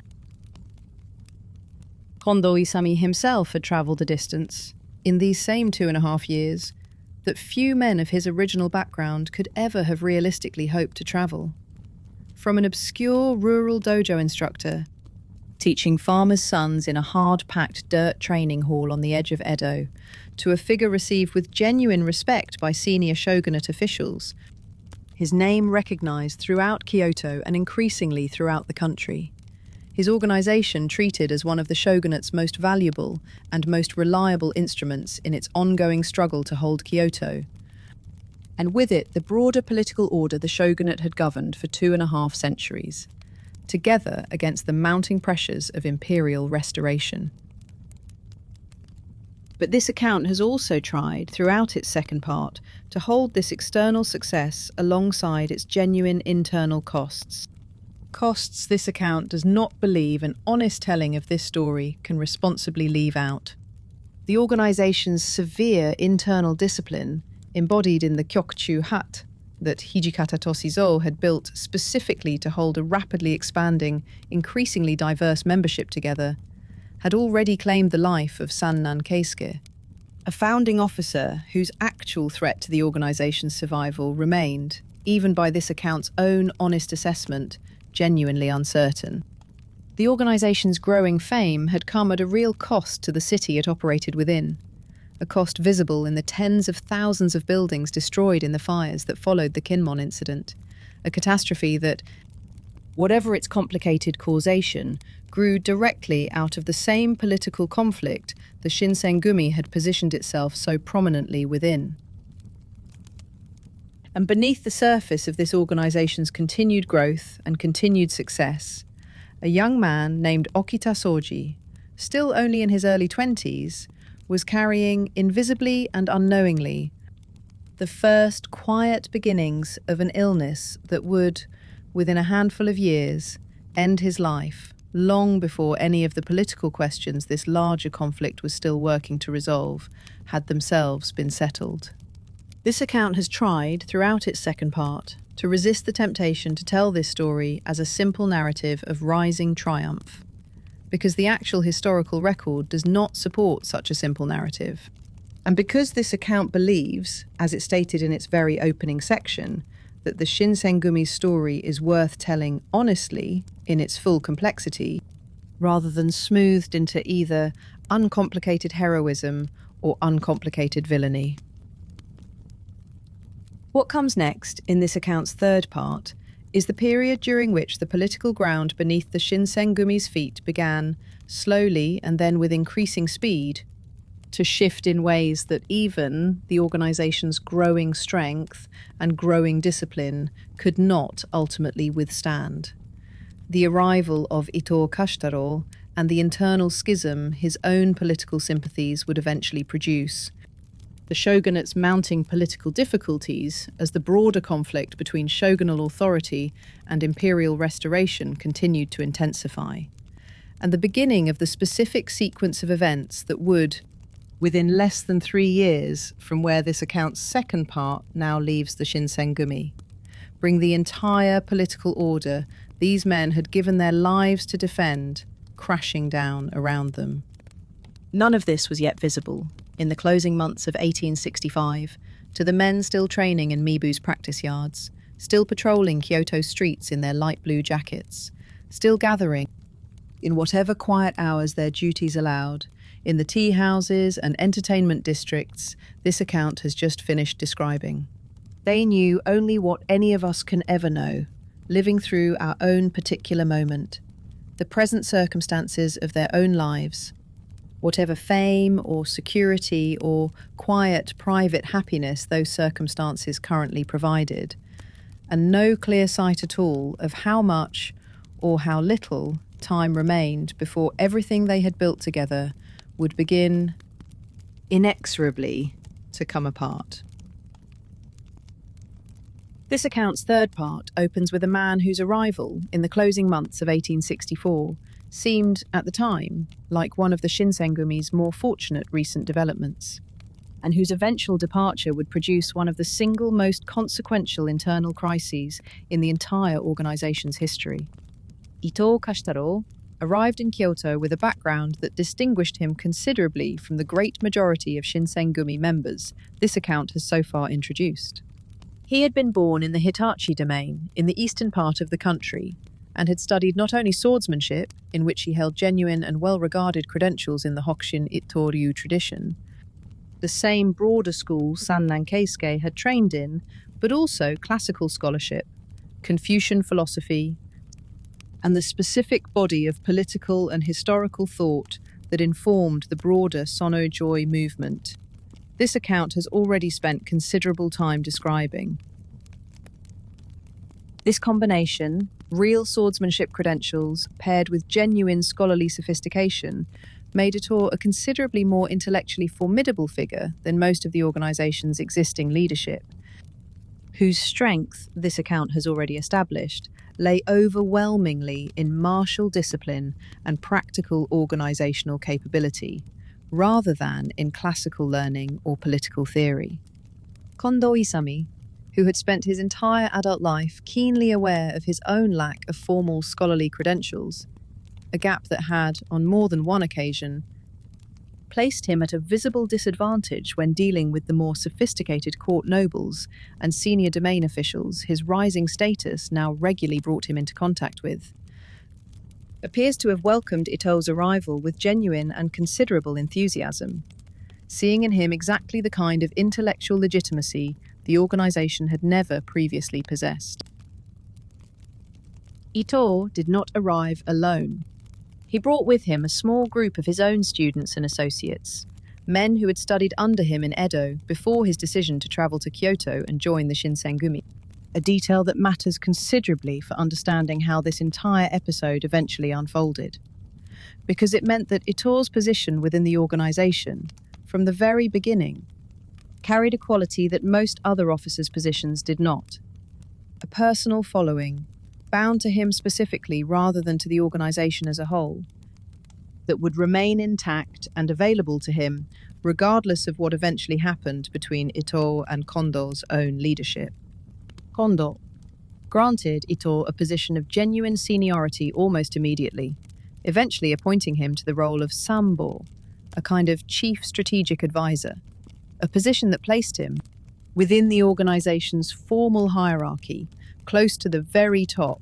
alongside Hijikata Toshizo himself. For roughly 2 years, this arrangement appears to have functioned reasonably well, at least on the surface. Ito performed his advisory duties competently by every surviving account, and the organization's continued growth and continued institutional success throughout 1865 and into 1866 suggests that whatever private reservations he may already have been developing about the organization's underlying political purpose, he kept them, during this period, largely to himself. But the underlying tension was real, and it grew, gradually but steadily, over these same 2 years, out of a genuine and fundamental contradiction that this account needs to state plainly. Ito's actual political convictions, whatever careful diplomacy he exercised in expressing them, leaned decisively toward the Sanjo cause, the very movement the Shinsengumi existed to suppress. This was not, in itself, an entirely unique situation. This account has already suggested in its earlier discussion of the broader political context surrounding the Shinsengumi's founding that many of the organization's own rank-and-file members held underlying sympathies regarding reverence for the emperor and unease about foreign influence that were not, in their basic substance, so different from the convictions held by many of the radical loyalists the organization spent its days hunting. What separated Shinsengumi members from their opponents, this account has argued, was not fundamentally a difference in underlying political conviction, but a difference in the specific, binding commitment each side had made. And, in Kondo's case specifically, an old-fashioned insistence that a promise once given was not something to be revisited simply because circumstances had changed. Ito, unlike the great majority of Shinsengumi rank-and-file members, possessed the scholarly sophistication to articulate this underlying tension explicitly, to himself and, increasingly over time, to the small circle of followers who had travelled with him from Edo. He appears to have concluded, gradually over 1865 and 1866, that his own position within an organisation dedicated to suppressing the very political cause he privately believed in had become, in a way that a man of his particular intellectual seriousness could not indefinitely ignore, a genuine contradiction demanding eventual resolution. The broader political context surrounding this period, which this account will describe in considerably more detail over its following sections, made Ito's private doubts increasingly difficult to set aside. The shogunate's political position, already showing real signs of strain at the time of Ito's original recruitment in 1864, continued to deteriorate steadily over the following 2 years. Through a failed punitive military expedition against Choshu, through the death of a shogun, through a general and increasingly visible erosion of the shogunate's practical authority, that even a casual observer, let alone a man of Ito's genuine political sophistication, could hardly fail to notice and interpret. By late 1867, Ito had concluded that his position within the Shinsengumi had become untenable, and he made a decision that would produce one of the organization's most serious internal crises. Rather than simply resigning quietly, in the manner that would have almost certainly resulted in the same fate that had befallen Sannan Keisuke 2 years earlier, Ito negotiated a formal, sanctioned departure, taking with him a group of loyal followers to establish a new organization entirely, one openly and explicitly aligned with the very cause the Shinsengumi had spent 5 years suppressing. This account will describe in its following sections exactly how this remarkable and genuinely unusual departure was negotiated, what the new organization Ito founded actually did during its brief, separate existence, and how the Shinsengumi's leadership, faced with a former colleague who now possessed detailed knowledge of the organization's methods and its internal weaknesses, ultimately resolved the crisis Ito's split had created, in an episode that would come to be remembered as one of the darkest single nights in the entire organization's history. To understand why the shogunate's political position continued to erode throughout 1865 and 1866, even as the Shinsengumi itself continued to grow in strength and reputation, it is necessary to step back and look at a military campaign that this account has not yet properly described. The shogunate's second attempt to militarily punish Choshu for its role in the Kinmon incident. A campaign whose failure would prove, in retrospect, one of the clearest early signals that the shogunate's centuries-old authority was approaching its actual end. This account has already mentioned that a first punitive expedition against Choshu was ordered in the immediate aftermath of the Kinmon incident in the autumn of 1864. That first expedition, it is worth briefly explaining, achieved its stated objectives with relatively little actual fighting. Choshu's leadership, facing overwhelming shogunate-aligned forces and lacking clear support from other domains, chose to submit, executing several of the officials most associated with the Kinmon incident's planning and formally apologizing to the shogunate. A resolution that allowed the shogunate to claim a genuine, if somewhat hollow, victory without the risks and costs of actual large-scale combat. This apparent submission, however, did not settle Choshu's internal politics in the way the shogunate's leadership hoped. Within the domain itself, over the following year, a more radical faction, associated particularly with a rising young leader named Takasugi Shinsaku, gradually gained the upper hand over the more accommodating officials who had negotiated the first expedition's resolution. And by 1865, Choshu had, in practical terms, returned to open defiance of the shogunate's authority, rebuilding its military forces along increasingly modern lines and refusing the shogunate's demands for further concessions. The shogunate, under continuing pressure from Aizu and other allied domains to demonstrate that its authority still commanded genuine respect, ordered a second punitive expedition in 1866, a campaign that this account's second part has already mentioned briefly in its discussion of the events surrounding Shogun Tokugawa Iemochi's death. It is worth now returning to this campaign in considerably more detail, because its outcome shaped everything that followed. This second expedition, unlike the first, resulted in genuine, sustained fighting across multiple fronts surrounding Choshu's territory, and it produced for the shogunate a result that its leadership had not seriously anticipated: a a series of humiliating military defeats. Choshu's forces, reorganized under Takasugi's leadership and increasingly influenced by innovative military thinking that incorporated modern Western-style tactics, organization and weaponry, proved considerably more capable than the shogunate's own forces, which remained, in most cases, organized along considerably more traditional lines. This disparity reflected a broader pattern that this account has already touched on in its discussion of the Shinsengumi's own eventual military obsolescence. Domains like Choshu and Satsuma, precisely because their political position had pushed them toward genuine innovation and towards serious engagement with Western military methods, had, by the mid-1860s, developed a level of military modernization that the shogunate's own, more conservative military establishment had not matched, despite the shogunate's considerably greater theoretical resources. The campaign dragged on through the summer of 1866, with shogunate forces suffering repeated setbacks on multiple fronts, and it was in the middle of this increasingly embarrassing campaign, in the 7th month of 1866, that Shogun Iemochi died in Osaka at the young age of 20, from what most accounts describe as a form of heart disease, though the surviving medical record from this period does not allow for full modern diagnostic certainty. Iemochi's death, occurring in the middle of an active and increasingly unsuccessful military campaign, forced an immediate and awkward political transition at precisely the moment the shogunate could least afford instability at its very top. A ceasefire was hastily negotiated to allow for a period of formal mourning and for the transition to a new shogun. A ceasefire that, in practical terms,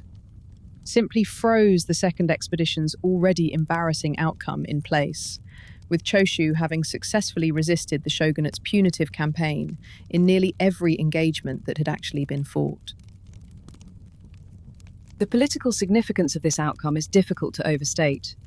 For over 2 centuries, the shogunate's authority had rested in no small part on the general understanding that it possessed overwhelming military superiority over any individual domain that might consider open defiance. The second Choshu expedition's failure shattered this understanding in a way that no amount of subsequent political maneuvering could fully repair. Domains across the country, watching a single Western domain successfully resist the shogunate's own punitive military campaign, drew the obvious and consequential conclusion. The shogunate's military authority was no longer what it had once been, and its centuries-old claim to unquestioned dominance could, in practice, now be successfully challenged. This conclusion fed directly into the political realignment that this account's 4th part will eventually describe in full: the gradual and eventually decisive alliance between Choshu and its historical rival Satsuma, negotiated in considerable secrecy during exactly this period. An alliance that, once fully formed, would combine the military capability Choshu had just demonstrated against the shogunate's own forces with Satsuma's own considerable resources and its still nominal position, at this point in the story, among the shogunate's allies. For the Shinsengumi, watching these events unfold from Kyoto, the second Choshu expedition's failure represented a genuinely troubling development. Even though the organization itself had played no direct role in the actual fighting, which took place at considerable distance from Kyoto itself. Everything the organization had built its identity and its purpose around, service to a shogunate whose authority was assumed to be fundamentally secure, however contested in the specific streets of Kyoto, was now visibly, undeniably in question, in a way that even the most loyal and most disciplined members of the organization could not entirely fail to notice. It is against this backdrop of visible shogunate weakness that Ito Kashitaro's own private doubts, this account's previous section has already described, must be understood. A man of Ito's genuine political sophistication, watching the shogunate's own punitive military campaign collapse in humiliating failure against a single Western domain, had, by the closing months of 1866, considerably more concrete evidence for his growing private conviction that the political order the Shinsengumi existed to defend was approaching its actual end. Evidence that made his eventual decision to formally separate from the organization considerably easier to understand than it might otherwise appear. Before this account moves forward into the political transition that followed Shogun Iemotsu's death, it is worth pausing over a smaller, more localized episode from this same general period. One that illustrates how the broader atmosphere of political tension continued to express itself in Kyoto's streets, even during stretches when no major military campaign was actively underway. In the winter months surrounding the transition of power following Iemotsu's death, a violent nighttime confrontation occurred near the Sanjo bridge, the same general area of the city where the Ikedaya had stood 2 years earlier, an incident remembered in some contemporary accounts simply as the moonlit sword fight at Sanjo, Tsukio Sanjo Bashi no Ranjin. The specific circumstances of this incident, as best they can be reconstructed from the surviving contemporary accounts, involved a group of Shinsengumi members encountering a small party of suspected radical sympathizers in the streets near the bridge late at night. An encounter that escalated rapidly into open swordplay, conducted, as so much of this account's violence has been,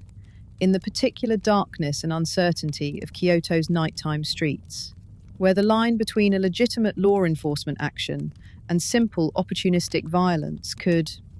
in the heat of an actual confrontation, become genuinely difficult to draw with confidence, even for the men directly involved. This account mentions this episode not because it produced consequences on the scale of the Ikedaya or the Kinmon incident,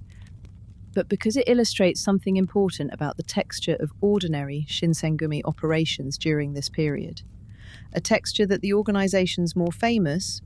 more dramatically consequential engagements can sometimes obscure. For every Ikedaya, there were dozens of smaller, less historically significant confrontations, patrol encounters that turned violent,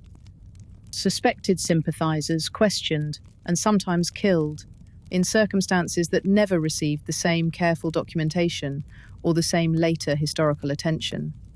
An ongoing, grinding pattern of low-level violence that formed the actual daily texture of the organization's existence, far more consistently than its handful of truly famous knights ever did. Let us return now to the political transition following Iemotsu's death, because it set in motion changes that would, within 18 months, transform the entire political landscape the Shinsengumi had spent 4 years operating within. The man who succeeded Iemotsu as shogun was Tokugawa Yoshinobu, a figure this account has already introduced briefly in its earlier sections, and whose own political judgment and eventual decisions would prove decisive for the Shinsengumi's ultimate fate. Yoshinobu was, by nearly every contemporary account, a genuinely capable and genuinely intelligent political figure, considerably more attuned to the shogunate's actual weakening position than many of his predecessors or his own senior officials, a clarity of perception that would, paradoxically, make him considerably harder for the Shinsengumi's own straightforward, loyalty-based worldview to fully anticipate or accommodate. Yoshinobu formally assumed the shogunal title at the very end of 1866, inheriting an organization, in the broadest sense, whose military authority had just been visibly humiliated in the failed Second Choshu expedition, whose finances were under increasing strain, and whose fundamental legitimacy, in the eyes of a growing number of domains across the country, was, for the first time in over 2 centuries, genuinely and openly in question. It was in this atmosphere of visible shogunate weakness in the early months of 1867 that Kondo Isami received the formal recognition that this account's earlier sections have already mentioned: appointment to the rank of Hatamoto, a direct hereditary retainer of the shogun himself, a status that represented, for a man of Kondo's original background, the fulfillment of an ambition that would have seemed almost fantastical to the young dojo instructor training farmers' sons in a hard-packed dirt practice hall outside Edo, only 5 years earlier. This account has already reflected, in its second part, on the genuine pride Kondo appears to have taken in this achievement, and on the particular poignancy of its timing. He received this ultimate confirmation of his rise into the formal samurai hierarchy at almost exactly the moment when that hierarchy's own underlying foundations had become, in ways visible to any careful observer of the political landscape, genuinely and seriously unstable. It is worth adding here a detail this account has not yet described: the specific danger Kondo's rising prominence now exposed him to personally. As his name became increasingly associated, in the minds of imperial loyalists across the country, with the shogunate's continued suppression of their cause, he became, correspondingly, an increasingly attractive target for assassination, a danger that materialized directly in the early autumn of 1867, in an incident near Fushimi that this account's later sections will need to describe in some detail, when radical assailants ambushed Kondo on the road and wounded him seriously enough in the shoulder that his fighting capacity, for the remaining months of his life, was never fully what it had once been.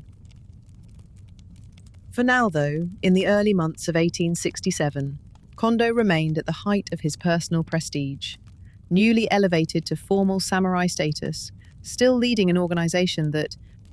whatever the broader political ground shifting beneath it, remained genuinely feared and genuinely effective within Kyoto's own streets.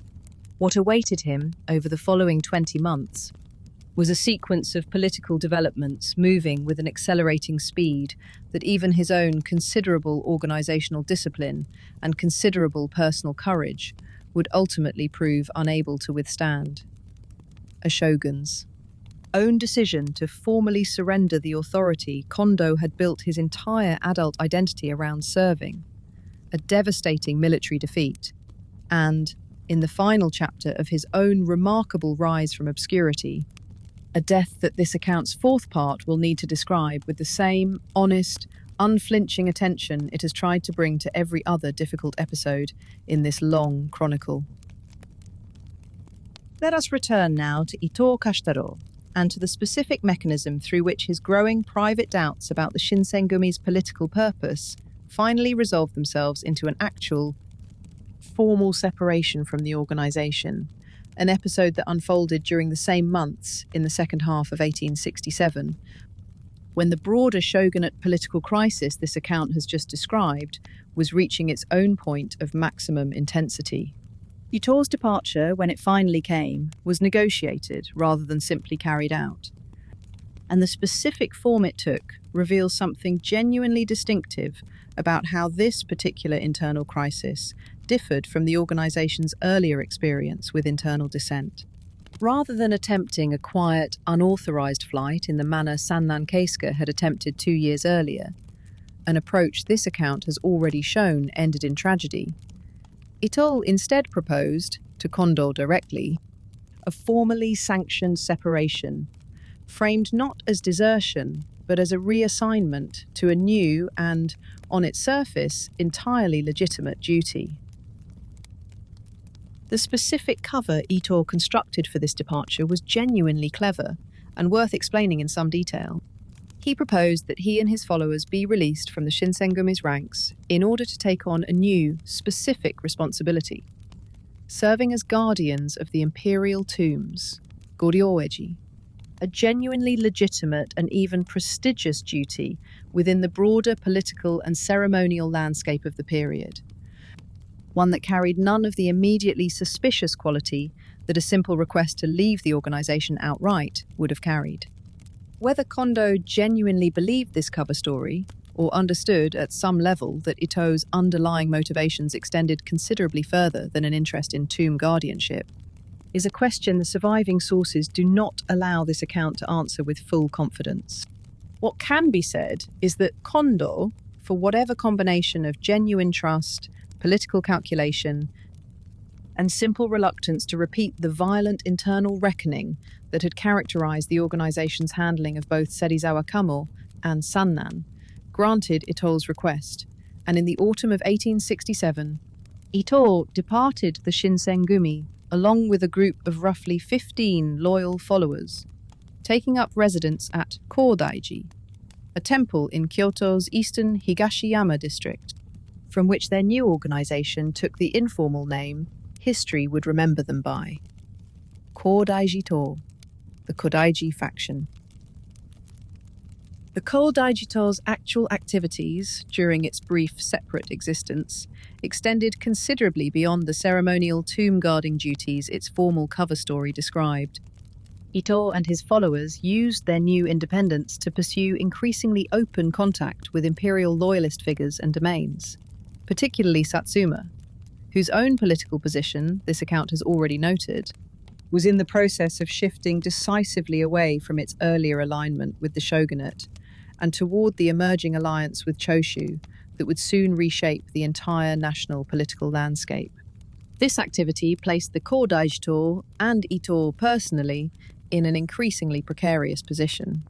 He had left the Shinsengumi under a cover story that granted him formal legitimacy and, crucially, allowed him to depart without triggering the lethal consequences the organization's own Kyokchu Hatto would otherwise have demanded. But his actual political activities, once he was free of the Shinsengumi's direct daily oversight, moved him steadily and visibly toward exactly the political alignment his former organization existed to oppose. A contradiction that Kondo and Hijikata Toshizo could not indefinitely ignore, particularly once it became clear that Ito possessed detailed, intimate knowledge of the Shinsengumi's own internal methods, its membership, its informant networks, and its operational weaknesses. Knowledge that, in the hands of an increasingly open imperial loyalist sympathizer, represented a genuine and serious security risk. There is also a more personal dimension to this growing rift that several later accounts describe, though this account, in keeping with its established commitment to honesty about the limits of what the surviving evidence actually supports, wants to present it with appropriate caution. Some sources suggest that Ito, during his time within the Shinsengumi's senior leadership, had come to harbour genuine ambitions of eventually supplanting Kondo's own position of authority, ambitions that, whether or not they played any direct role in his eventual departure, would have added a considerably more personal and more threatening dimension to the growing estrangement between the two men, beyond the purely ideological differences this account has already described. Whatever the precise mixture of ideological conviction, practical political calculation, and personal ambition that drove Ito's trajectory during these final months, the Shinsengumi's leadership, by the closing weeks of 1867, had concluded that the Kodaijito's continued independent existence and Ito's continued access to imperial loyalist circles, armed with his intimate knowledge of Shinsengumi operations, represented a threat serious enough to demand the same kind of decisive, permanent resolution this account has already described the organization applying to Serizawa 4 years earlier. The specific method chosen for this resolution, and the night in November 1867 when it was actually carried out, would come to be remembered as one of the most morally troubling single episodes in the Shinsengumi's entire history. An episode this account's following section will need to describe, with the same unflinching honesty it has tried to bring to every other difficult moment in this long chronicle. Because what happened at Aburano-Koji on that particular November night represents, in the clearest possible terms, exactly what this account has already suggested about the Shinsengumi's underlying character. An organization capable of genuine loyalty and genuine discipline, and, when its own survival seemed to require it, capable of a ruthlessness that extended even to men who had once sat among its own most senior leadership. On the night of the 18th day of the 11th month, 1867, Ito Kashtaro was invited to Kondo Isami's residence in Kyoto, ostensibly for an evening of conversation and drinking between two men whose formal relationship, whatever its underlying tensions, had never been publicly severed. Ito, whether from genuine trust in Kondo's continued goodwill, or from a more calculated assessment that refusing the invitation would itself arouse suspicion, accepted. What followed set the pattern for the violence that would unfold later that same night. Ito drank with Condor for some hours, by most surviving accounts in an atmosphere of apparently genuine cordiality, before setting out in the deepening night to return to his own lodgings at Kodaiji. He did not complete that journey. Near the intersection at Aburanokoji, Shinsengumi, swordsman, positioned in advance and waiting specifically for this moment, ambushed him and killed him in the street. This account wants to sit, briefly, with the specific method chosen here, because it differs in a meaningful way from the pattern established in Serizawa Kamo's killing 4 years earlier. Serizawa had been killed quietly in his own quarters, asleep, with a cover story constructed afterward to obscure what had actually happened. Ito was killed in the open street, his body deliberately left visible rather than concealed, a choice that appears, from the surviving accounts, to have been entirely deliberate rather than accidental. The reasoning behind this choice becomes clear when the events of the following hours are considered. Shinsengumi, leadership, anticipated, correctly, that Ito's remaining followers at Kodaiji, upon learning of his death, would come to recover his body. And it was this anticipated response that the organization's leadership had actually planned for. Ito's corpse, left in the street at Aburanokoji, functioned as deliberate bait, intended to draw the remaining Kodaiji members out of their temple lodgings and into a location where the Shinsengumi could confront and eliminate them as a group, rather than needing to mount a more difficult assault against a fortified temple position. The plan succeeded in its immediate tactical objective. When several of Ito's followers arrived at Aburanokoji to retrieve his body, Shinsengumi swordsmen, positioned in ambush, attacked them as well. In the fighting that followed, several more Kodaiji members were killed, including Todo Heisuke, whose story this account has already followed since the Ikadaya raid 3 years earlier, when he had fought alongside Kondo and Nagakura Shinpachi and suffered the serious head wound that had, for a time, removed him from active combat. Todo's death at Aburanokoji carries a particular weight within this account's larger narrative, because it represents something this chronicle has already suggested runs throughout the Shinsengumi's entire history. A young man who had fought bravely and effectively for the organization for years, who had bled for it at the Ikadaya, ultimately killed by that same organization once his personal loyalty shifted, however genuinely or however gradually, toward a cause the organization itself existed to suppress. The line between comrade and enemy within this particular story proved again and again to be considerably less stable than the organization's own severe internal discipline might have suggested it should be. Not every member of the Kodaishito died that night. Several, including Shino Haratai no Shin, and notably Miki Saburo, Ito's own younger brother, managed to escape the ambush and survive, finding refuge in the immediate aftermath with sympathetic domains, and eventually making their way into more secure imperial loyalist territory, where they would, within less than a year, find themselves in a position to exact a very direct and very personal form of retribution against their former organization.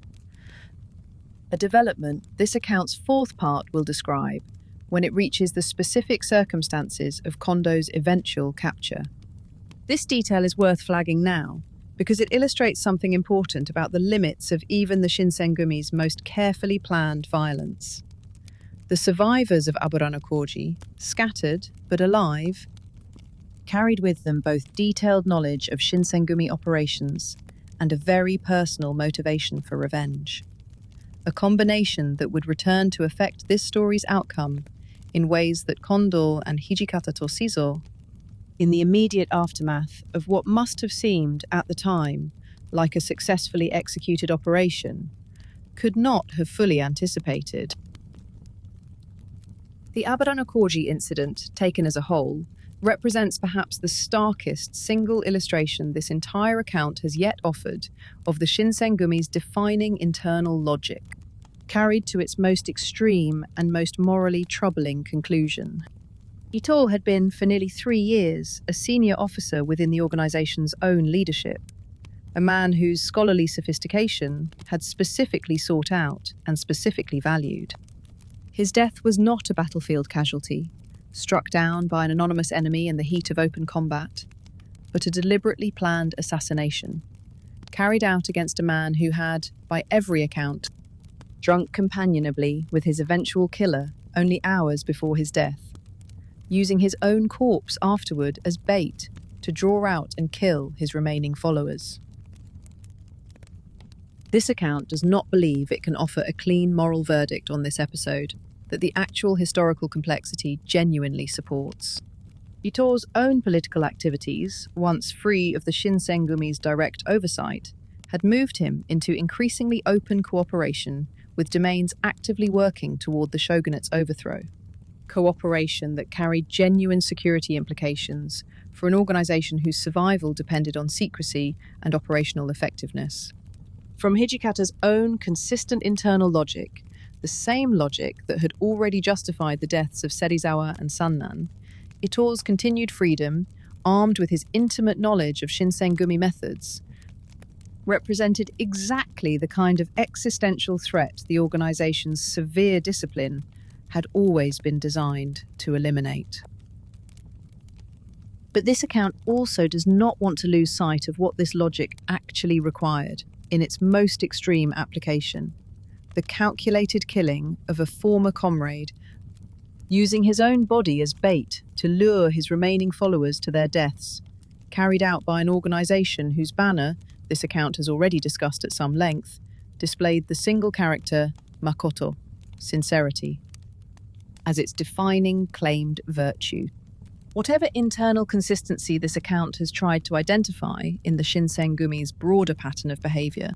Aburo-no-Koji represents a moment where that consistency produced an outcome that even the organization's own most sympathetic later chroniclers have generally struggled to describe as anything other than what it plainly was: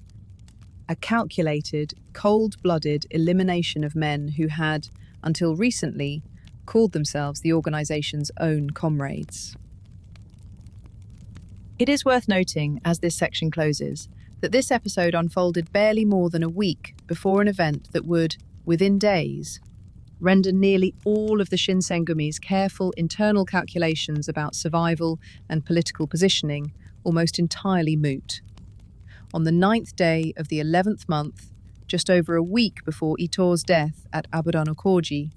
Shogun Yoshinobu had already, in a decision this account's next section will examine in full, formally submitted his resignation as shogun to the emperor, surrendering, at least on paper, the very governing authority that everything this organization had done, including the killing that had just occurred in the streets near Aburo-no-Koji, had been undertaken to defend. To understand the decision Shogun Yoshinobu made in November of 1867, a decision this account's previous section has already mentioned in passing, it is necessary to look closely at the specific political calculation behind it, because it represents one of the most consequential and, in certain respects, most genuinely surprising choices made by any figure in this entire chronicle. By the autumn of 1867, Yoshinobu faced a political landscape that had deteriorated, in ways this account has already traced across its preceding sections, to a point where the shogunate's continued survival in anything resembling its traditional form had become genuinely doubtful. The second Choshu expedition's humiliating failure had shattered the assumption of overwhelming shogunate military superiority. The secret alliance between Choshu and Satsuma, negotiated during roughly this same period through the mediation of figures including Sakamoto Ryoma, a figure this account has not yet had occasion to introduce, but whose behind-the-scenes political work proved genuinely decisive in bringing these two historically hostile domains into cooperation, had combined the military and political resources of two of the country's most powerful domains squarely against continued shogunate authority. Yoshinobu, reading this deteriorating situation with a clarity that distinguished him from several of his predecessors, appears to have concluded that attempting to preserve the shogunate's traditional governing authority through continued military confrontation risked a war the shogunate might well lose outright. A war that could potentially destroy the Tokugawa house entirely, along with whatever residual political influence it might otherwise retain, even after surrendering direct governing power. His solution, formally submitted to the imperial court on the 9th day of the 11th month, 1867, was an act remembered as Taisei Hokan, the restoration of imperial rule, or, more literally, the return of the great governance. In this formal declaration, Yoshinobu voluntarily surrendered the shogunate's centuries-old claim to governing authority over Japan, returning that authority, at least in its formal legal sense, to the emperor, the same emperor whose person and whose court the Shinsengumi, only a little over 3 years earlier, had helped defend against Choshu's forces at the Kinmon incident. This decision, on its surface, appeared to represent a genuinely remarkable act of political self-sacrifice. A shogun voluntarily relinquishing power his family had held for over 2.5 centuries, rather than risk a potentially catastrophic war to preserve it by force. But Yoshinobu's actual calculation, as best it can be reconstructed from his subsequent behaviour and from the accounts of contemporaries who understood his thinking, was considerably more sophisticated than simple self-sacrifice. And it is worth explaining that calculation in some detail, because it directly shapes everything that happened over the following 14 months. Yoshinobu appears to have believed, or at least to have genuinely hoped, that surrendering formal governing authority would not, in practice, mean surrendering all meaningful political influence. Japan's actual governing apparatus, its administrative structures, its diplomatic relationships with foreign powers, its practical, financial and military resources remained, even after this formal declaration, overwhelmingly concentrated within the Tokugawa house and its extensive network of allied and directly controlled domains. Yoshinobu's calculation, in essence, was that a new governing council, formed under the emperor's nominal authority, but drawing on this practical Tokugawa strength, would necessarily require his own continued central participation, allowing him to retain substantial practical influence even after surrendering the shogunate's formal title. This calculation, whatever its internal logic, proved to be a serious miscalculation. Satsuma and Choshu's leadership, along with sympathetic figures within the imperial court itself, moved with considerable speed and considerable political skill to ensure that Yoshinobu's hoped-for continued influence never materialized. Less than a month after Taisei Hokan, on the 9th day of the 12th month, 1867, these forces orchestrated a formal proclamation known as Osei Fukko no Daigore, the Great Proclamation of the Restoration of Imperial Rule, which went considerably further than Yoshinobu's own declaration had specified, formally abolishing the shogunate as an institution entirely, along with the senior court advisory positions Yoshinobu had hoped might preserve some formal channel for his continued influence, and establishing a new provisional government, explicitly excluding Yoshinobu and the Tokugawa house from any formal leadership role. For the Shinsengumi, watching these developments unfold from Kyoto over the closing weeks of 1867, this sequence of events represented a genuinely disorienting political transformation, arriving within days of the organization's own violent internal reckoning with Ito Kashitaro and his followers at Aburano-Koji. The entire political order the organization had spent nearly 5 years defending, the shogunate's claim to legitimate governing authority, had, within the span of a single month, been formally dissolved.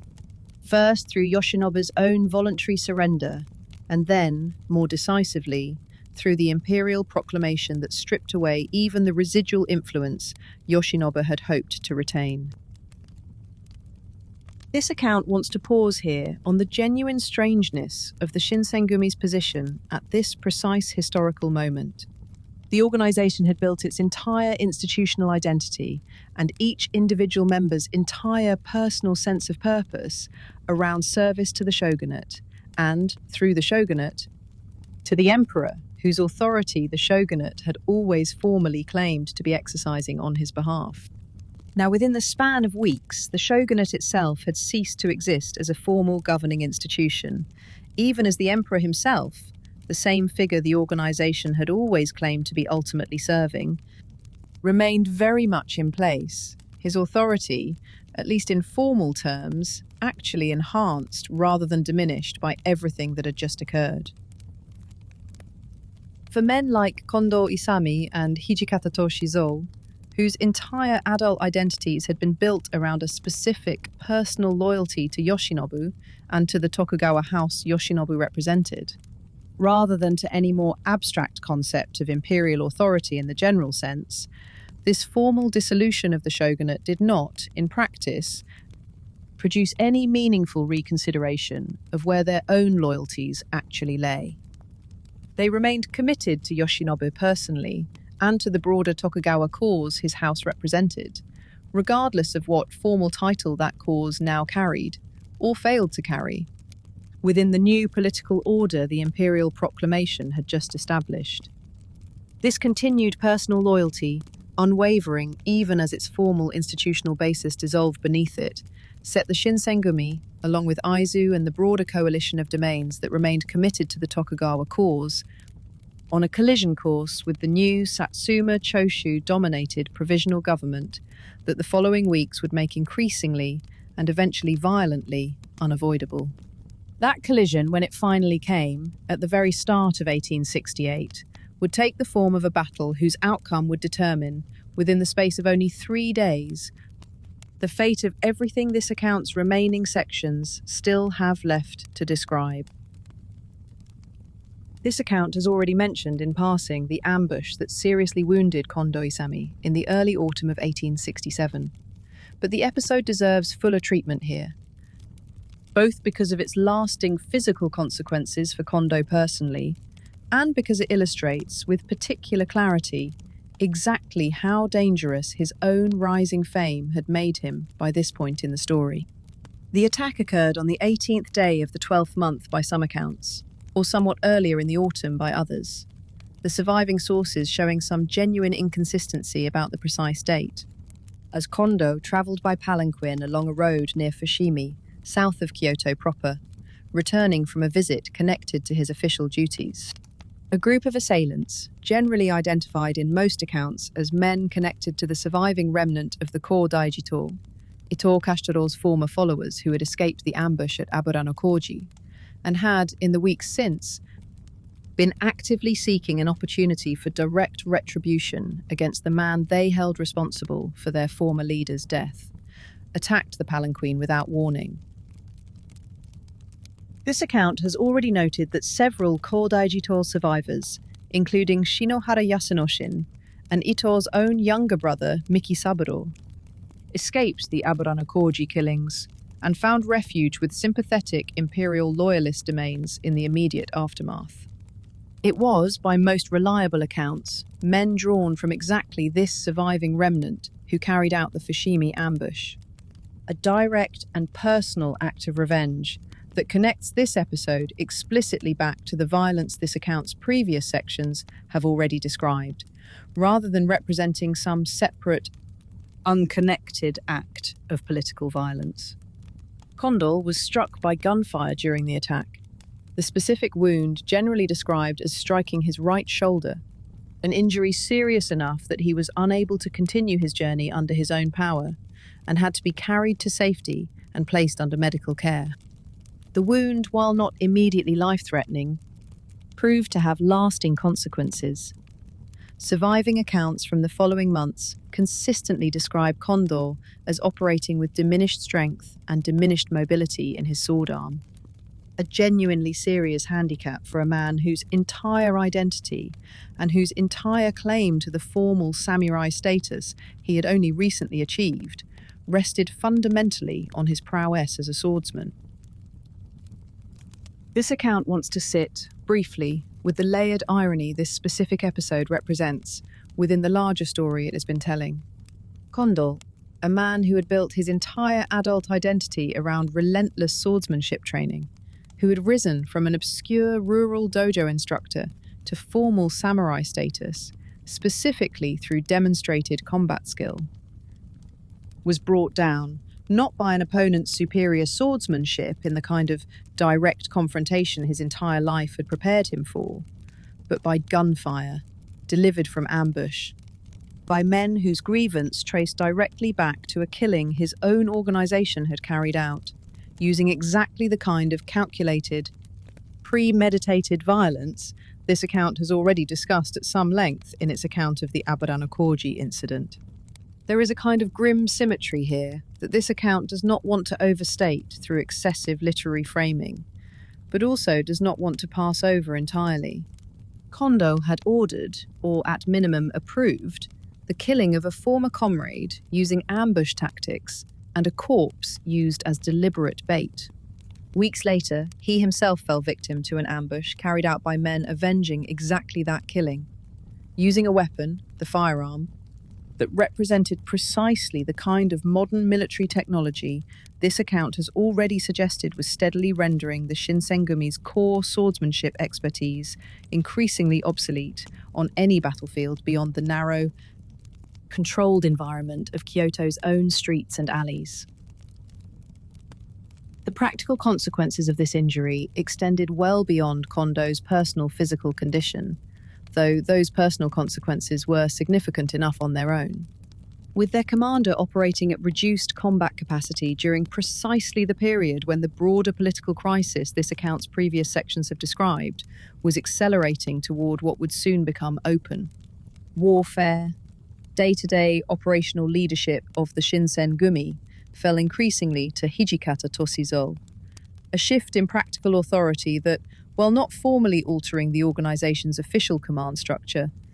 meant that Hijikata's own judgment and Hijikata's own decisions carried increasing practical weight during the critical weeks leading up to the war that would, within a matter of months, determine the Shinsengumi's ultimate fate. Kondo himself, by every account of his conduct during his recovery, remained determined to continue leading the organization despite his diminished physical condition. A determination that speaks to the same underlying character trait this account has emphasized throughout its earlier sections. A man who took commitment seriously, who did not regard a serious setback, even one as significant as a debilitating gunshot wound, as sufficient reason to step back from responsibilities he had spent his entire adult life working to earn the right to hold. This determination would carry him forward through the final catastrophic months of the Shinsengumi's existence as a coherent fighting force. Through the opening battle of the war, this account's fourth part will describe in detail, and ultimately toward his own capture and death. Still, by every indication in the surviving record, operating with a body that had never fully recovered from the wound he suffered on that road near Fushimi, in the final weeks before everything the organization had spent 5 years building began, with genuinely startling speed, to come apart entirely. Before this account's third part can properly close, it needs to explain, more fully than its earlier passing references have done, the specific alliance that made everything happening in the closing weeks of 1867 possible, and to describe the increasingly tense atmosphere that settled over Kyoto and Osaka as that year gave way to 1868. This account has already mentioned the alliance between Satsuma and Choshu, negotiated with the crucial mediation of Sakamoto Ryoma. But it is worth explaining why this alliance was, in itself,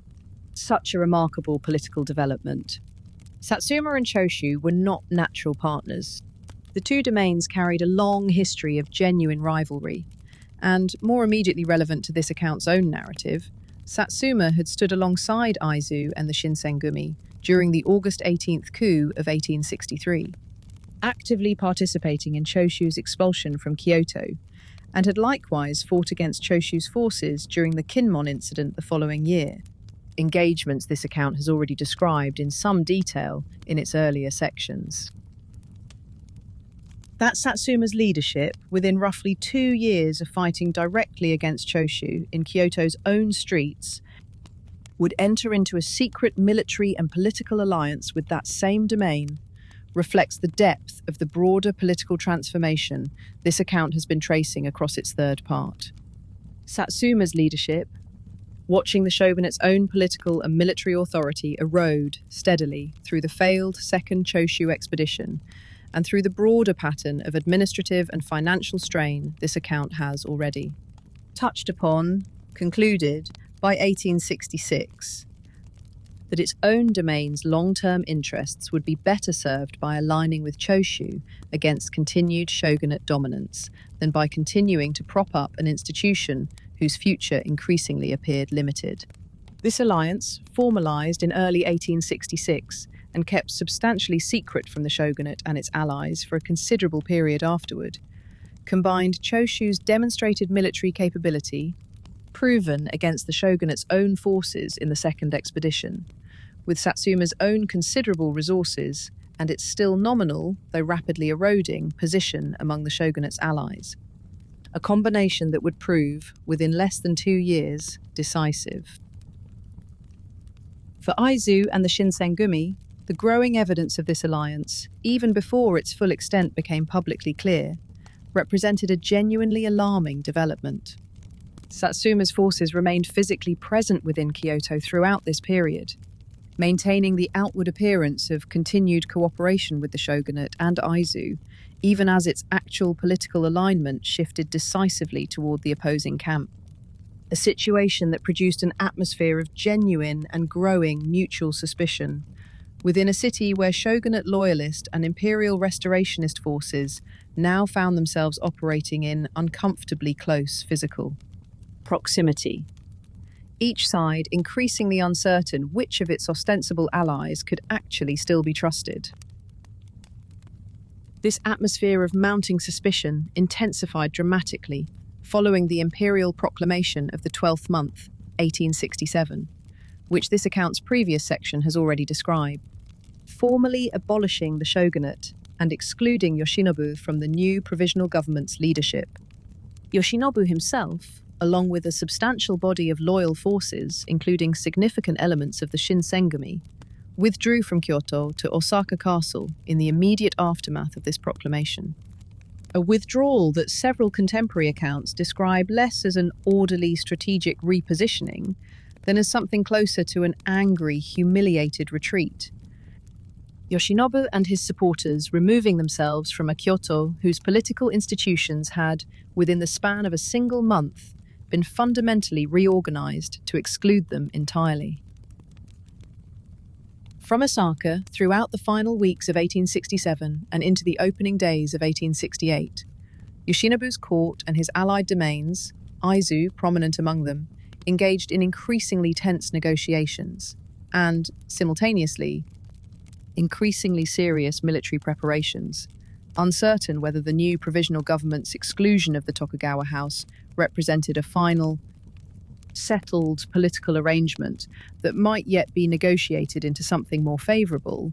or whether it represented, as an increasing number of Yoshinobu's own supporters had begun to argue with growing urgency, an intolerable humiliation that only a direct military response could adequately answer. The Shinsengumi itself, during these final weeks of 1867, underwent a further significant transformation in its own composition and character. With Kondo still recovering from his Fushimi wound, and with the organization's entire institutional purpose increasingly uncertain amid the broader political dissolution unfolding around it, Hijikata Toshizo worked to consolidate and reorganize the remaining forces, absorbing several smaller allied ronin groups into the Shinsengumi's own structure, and continuing, even amid this atmosphere of mounting political crisis, the same disciplined training regimen that had defined the organization since its earliest days in Mibu. There is something worth noting in this final period before open warfare actually broke out, about the particular psychological position these men found themselves occupying. They had spent nearly 5 years building an organization whose entire institutional identity rested on service to the shogunate. an institution that had, within the span of little more than a month, been formally dissolved by imperial proclamation. And yet their actual daily activity during these final weeks of 1867, the training, the patrol duties, the organisational consolidation, continued to oversee, proceeded with a consistency that suggests these men had not, in any meaningful practical sense, reconsidered their fundamental purpose or their fundamental loyalty, regardless of what formal political changes had just occurred around them. By the final days of 1867, the atmosphere in both Kyoto and Osaka had become genuinely combustible, with Yoshinobu's supporters increasingly convinced that the new Satsuma Choshu-dominated provisional government intended not merely to exclude the Tokugawa house from political power, but to seize its extensive remaining landholdings and financial resources entirely. A conviction that, whatever its precise accuracy, provided exactly the kind of urgent,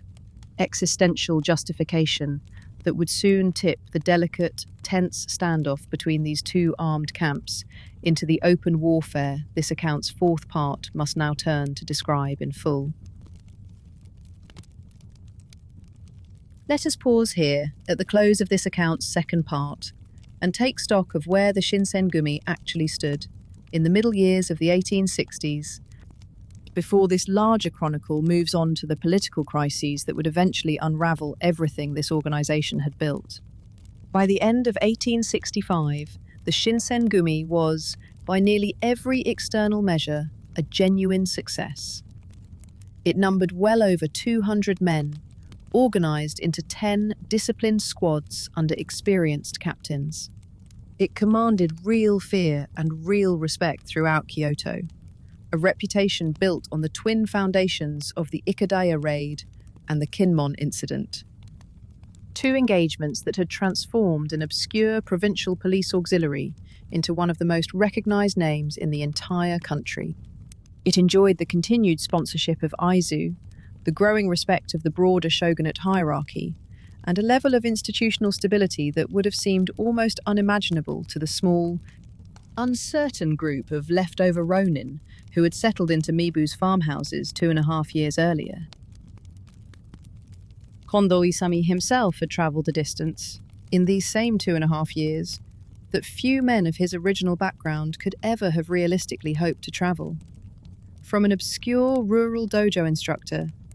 teaching farmers' sons in a hard-packed dirt training hall on the edge of Edo, to a figure received with genuine respect by senior shogunate officials, his name recognised throughout Kyoto and increasingly throughout the country. His organisation treated as one of the shogunate's most valuable and most reliable instruments in its ongoing struggle to hold Kyoto, and with it the broader political order the shogunate had governed for 2.5 centuries, together against the mounting pressures of imperial restoration. But this account has also tried, throughout its second part, to hold this external success alongside its genuine internal costs. Costs this account does not believe an honest telling of this story can responsibly leave out. The organisation's severe internal discipline, embodied in the Kyokuchu hut that Hijikata Toshizo had built specifically to hold a rapidly expanding, increasingly diverse membership together, had already claimed the life of Sannan Keisuke,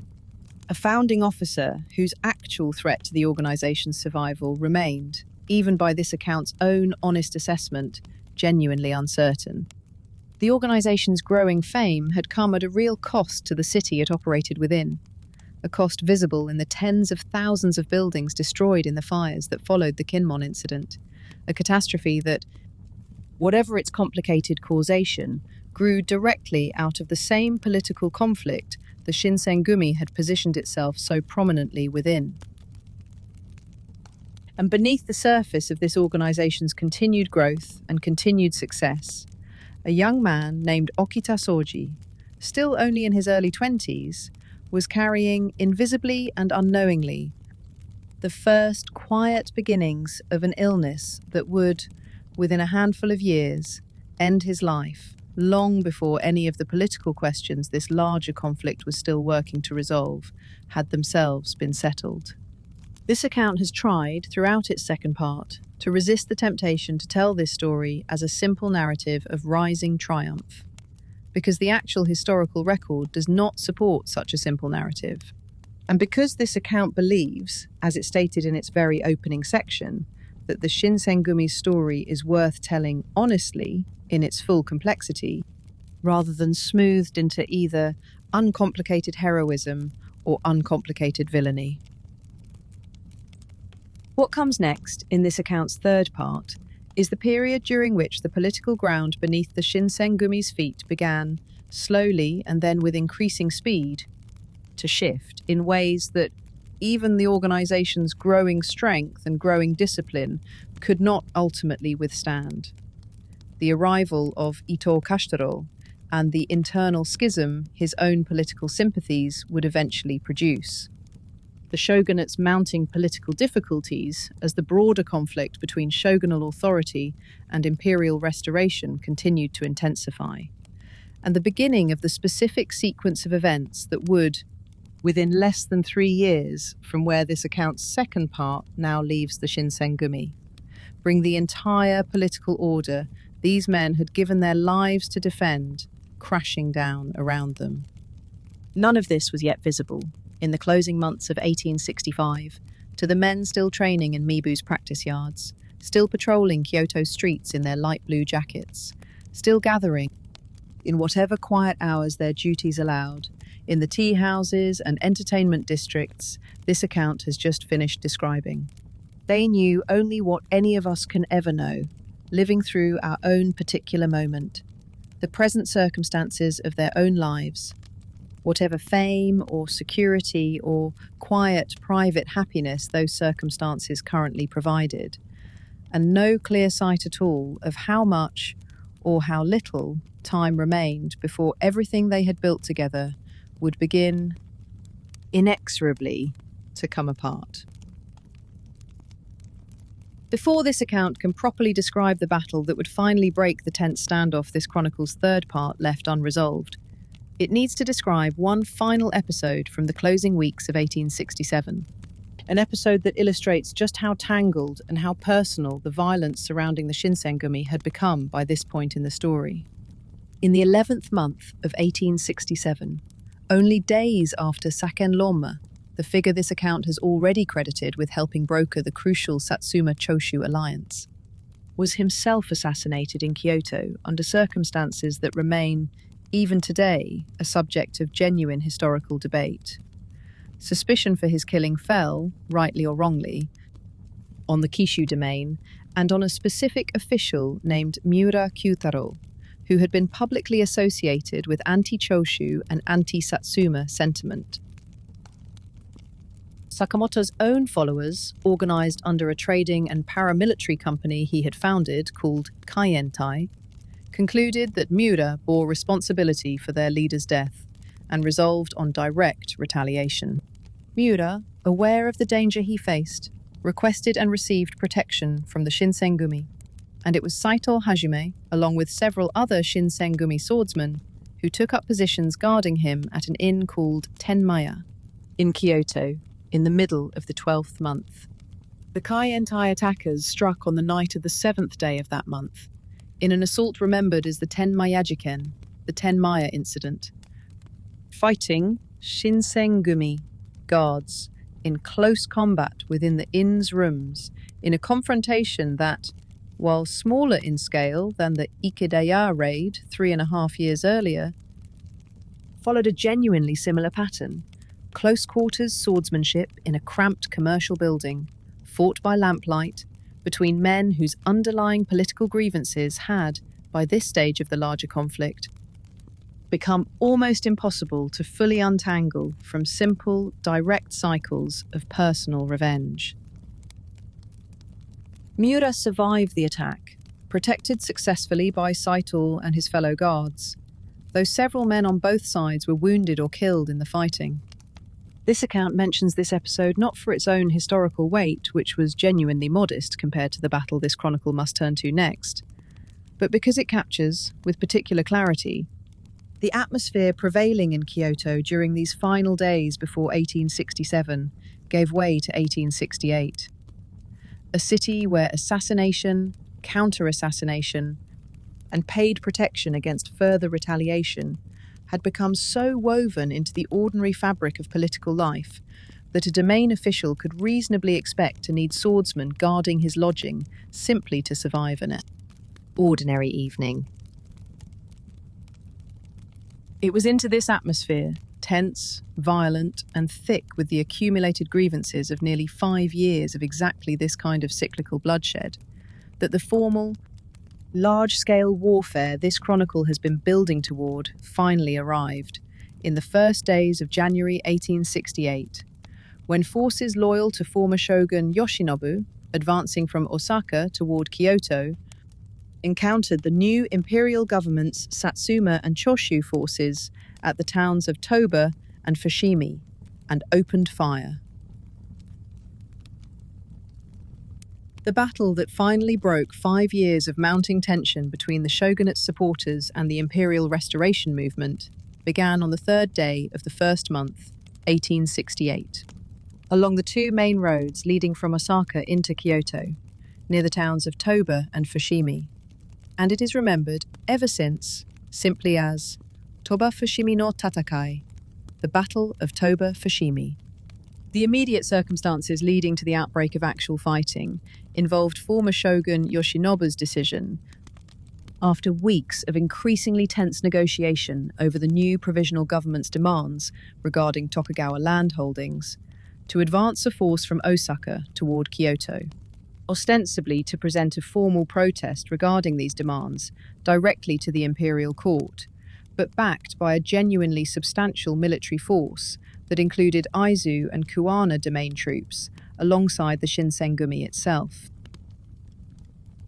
When this advancing force reached the checkpoints controlling the roads into Kyoto at Toba and Fushimi,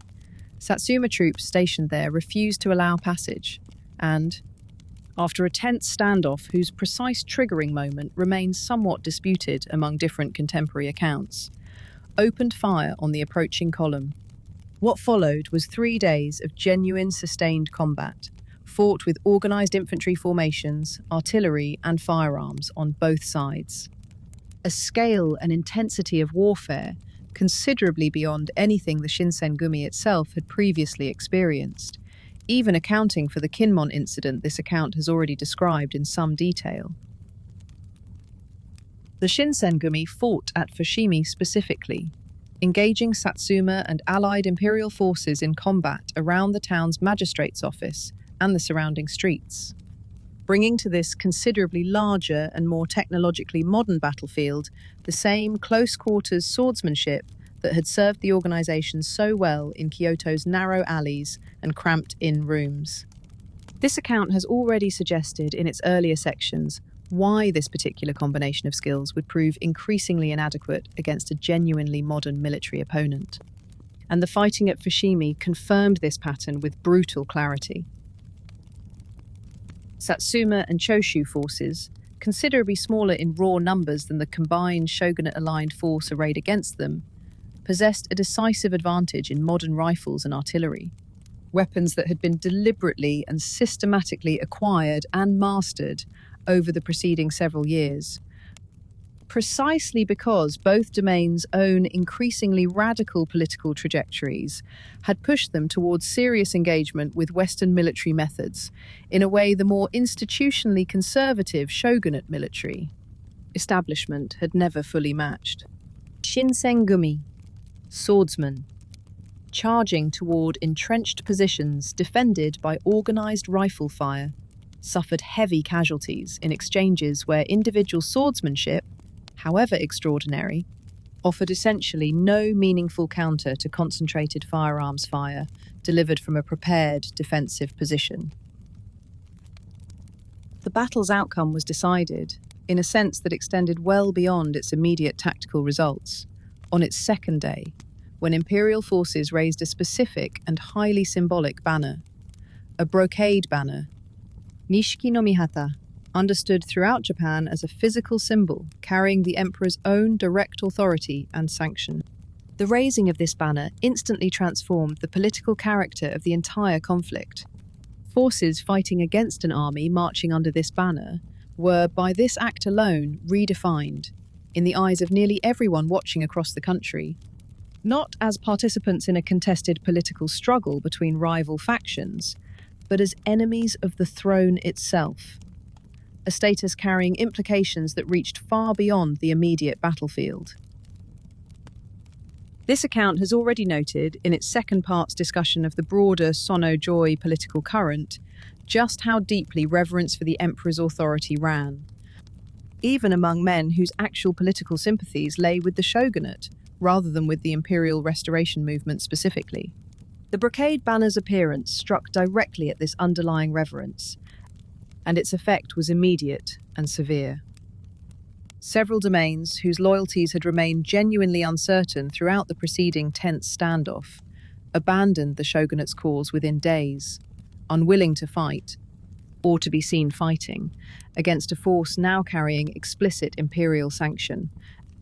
regardless of whatever formal, legal, or political arguments Yoshinobu's own supporters might have continued to offer regarding the legitimacy of their position. For Kondo Isami, still operating with diminished capacity from his Fushimi ambush wound only weeks earlier, and for Hijikata Toshizo, who bore an increasing share of the Shinsengumi's actual battlefield command during this engagement, the battle's rapid deterioration into a decisive and comprehensive defeat represented something this account believes deserves to be stated plainly. The first unambiguous military confirmation that the cause they had built their entire adult identities around defending was not merely facing a difficult political challenge, but was, in the most direct and immediate sense, actually losing an open war against an opponent whose combination of modern weaponry and unimpeachable political legitimacy, the Shinsengumi's own particular combination of swordsmanship and personal loyalty, simply could not overcome. By the battle's third day, shogunate-aligned forces were in general retreat, falling back first toward Osaka and, within days, well beyond it, as Yoshinobu himself made a decision that stunned and, for many of his most loyal supporters, deeply embittered even those who had fought hardest on his behalf.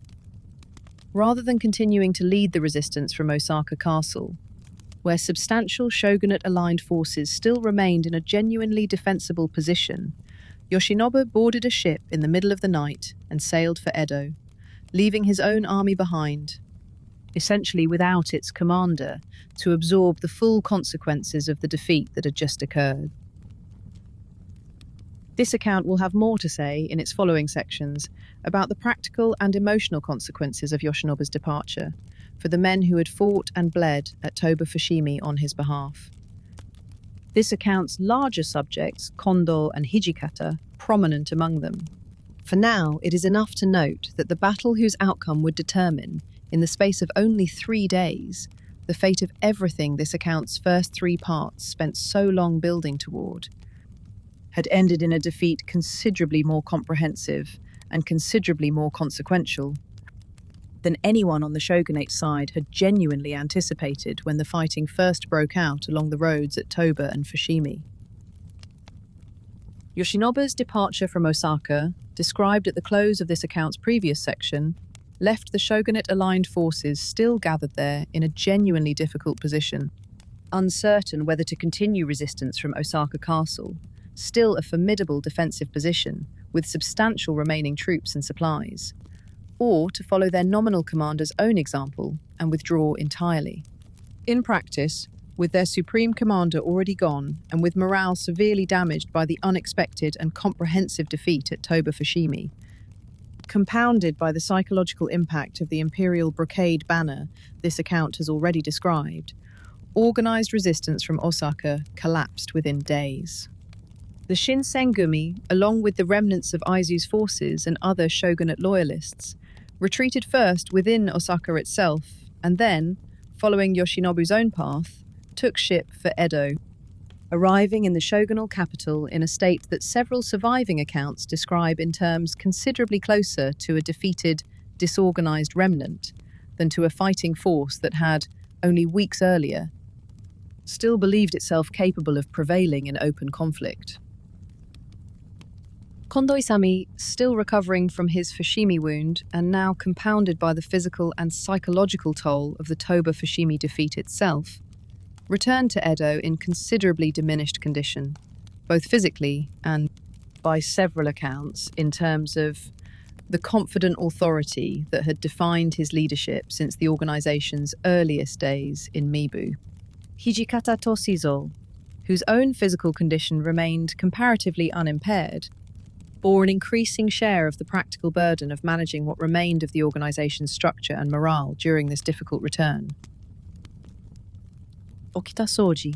whose declining health this account has already traced back to the possible symptoms he displayed during the Ikedanya raid nearly 4 years earlier, had, by the time of the retreat to Edo, deteriorated to a point where he was no longer capable of meaningful participation in active combat. He was placed under the care of a physician sympathetic to the organization, confined increasingly to bed, coughing with a severity that left little doubt to those around him about the seriousness of his condition, even as the broader military and political crisis engulfing everyone he had ever served alongside continued to accelerate around him. The Edo that these defeated forces returned to in the early months of 1868 was itself a city gripped by genuine uncertainty and genuine fear. Word of the Toba Fushimi defeat and of the imperial government's brocade banner effectively declaring the Tokugawa house and its remaining supporters enemies of the throne had already reached the capital, and the question facing every remaining shogunate loyalist, from Yoshinobu himself down to the lowest-ranking Shinsengumi recruit, was no longer how to win the broader conflict, but simply whether and how, and for how much longer, any organized resistance could continue at all. Yoshinobu himself, in Edo, adopted a posture of formal submission to the new imperial government, retiring from active political life and placing himself under a form of house confinement, a decision that reflected his own apparent judgment that continued resistance offered no realistic prospect of success and risked only further, ultimately pointless bloodshed and the potential complete destruction of the Tokugawa house itself. This decision left men like Kondo and Hijikata, whose entire adult identities had been built around personal loyalty to Yoshinobu specifically, in a genuinely difficult position. Their nominal lord had, in effect, instructed his own most loyal supporters to stand down, even as many of those supporters, the Shinsengumi, prominent among them, remained unwilling to simply abandon the cause they had given so much to defend. Kondo, attempting to salvage some continued purpose for his diminished and demoralized organization amid this genuinely confusing political situation, sought and received permission to reorganize his remaining forces under a new name and a new formal mandate. A reorganization, this account's following section will describe, that would carry the organization,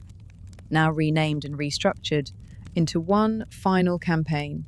fought not in the familiar streets of Kyoto, but in the mountainous countryside of Kai province, west of Edo, in an engagement whose outcome would prove decisive not for the broader war, which was by this point already effectively lost, but for Kondo's own personal authority and standing among the men who still, however uncertainly, continued to follow him. The reorganization Kondo Isami pursued in the weeks following the Shinsengumi's return to Edo carried a new name, one that reflected the specific mission he had secured formal shogunate permission to undertake: Koyo Chimbutai. The Koyo Pacification Corps, tasked with securing Kai province, roughly corresponding to the modern Yamanashi region west of Edo, and its strategically important castle town of Kofu, against the advancing imperial forces that were, by this point in early 1868, moving steadily eastward from the Kyoto region toward Edo itself. This mission carried genuine strategic logic. Kofu Castle occupied an important position along one of the main routes toward Edo, and securing it, in theory, could help slow the imperial army's advance and buy time for whatever broader resistance strategy the remaining shogunate loyalists might still be able to organize. Kondo, whatever his diminished physical condition, appears to have approached this new command with genuine determination, perhaps seeing in it an opportunity to demonstrate that his organization, despite its recent defeat, remained capable of meaningful service to the cause it had spent 5 years defending. The reality of the campaign, however, fell considerably short of this hope, undermined from its earliest stages by problems that reflected the broader disarray afflicting the entire shogunate loyalist cause during this period. Promised reinforcements and supplies failed to fully materialize. The march toward Kofu proceeded more slowly than originally planned, delayed in part, according to several accounts, by Kondo's own insistence on stopping in his home region near Edo to visit family and former associates. A decision that, whatever its personal significance to a man who must have understood at some level how uncertain his own future had become, cost the expedition crucial time. That delay proved decisive. When Kondo's forces finally approached Kofu, they discovered that imperial forces, moving with considerably greater speed and considerably better coordination, had already occupied the castle town ahead of them, transforming what Kondo had hoped would be a defensive stronghold into, instead, an enemy position his own diminished and poorly supplied force would now have to attack. The resulting engagement, fought in the town of Katsunuma in the 3rd month of 1868, proved a swift and comprehensive defeat for Kondo's forces. Imperial troops, better armed, better supplied, and considerably more numerous than the depleted Koyo-Chimbatai that Kondo had managed to field, routed his forces with relative ease, forcing a disorganized retreat back toward Edo that bore little resemblance to the disciplined, effective military operations that had once made the Shinsengumi's name so feared throughout Kyoto. This defeat carried consequences that extended well beyond its immediate tactical significance, striking directly at Kondo's own personal authority within what remained of his organization. Several of his most senior and most experienced officers, men who had served alongside him since the organization's earliest days, began, in the defeat's immediate aftermath, to openly question his continued fitness for command. A questioning that reflected not merely disappointment over a single lost battle, but a broader, accumulating concern about Kondo's judgment during a period when the entire cause he represented was collapsing around him with increasing speed. Among those voicing this concern most directly were 2 men whose stories this account has followed closely since its very opening sections: Nagakura Shinpachi and Harada Sanosuke. Both men, according to the most reliable surviving accounts, grew convinced, in the weeks following the Katsunuma defeat, that Kondo's continued autocratic style of command, a style that had perhaps suited the organization's earlier years, but that seemed increasingly disconnected from the desperate practical realities the organization now faced, was no longer serving the interests of the men who remained under his authority. This disagreement culminated in an actual formal split,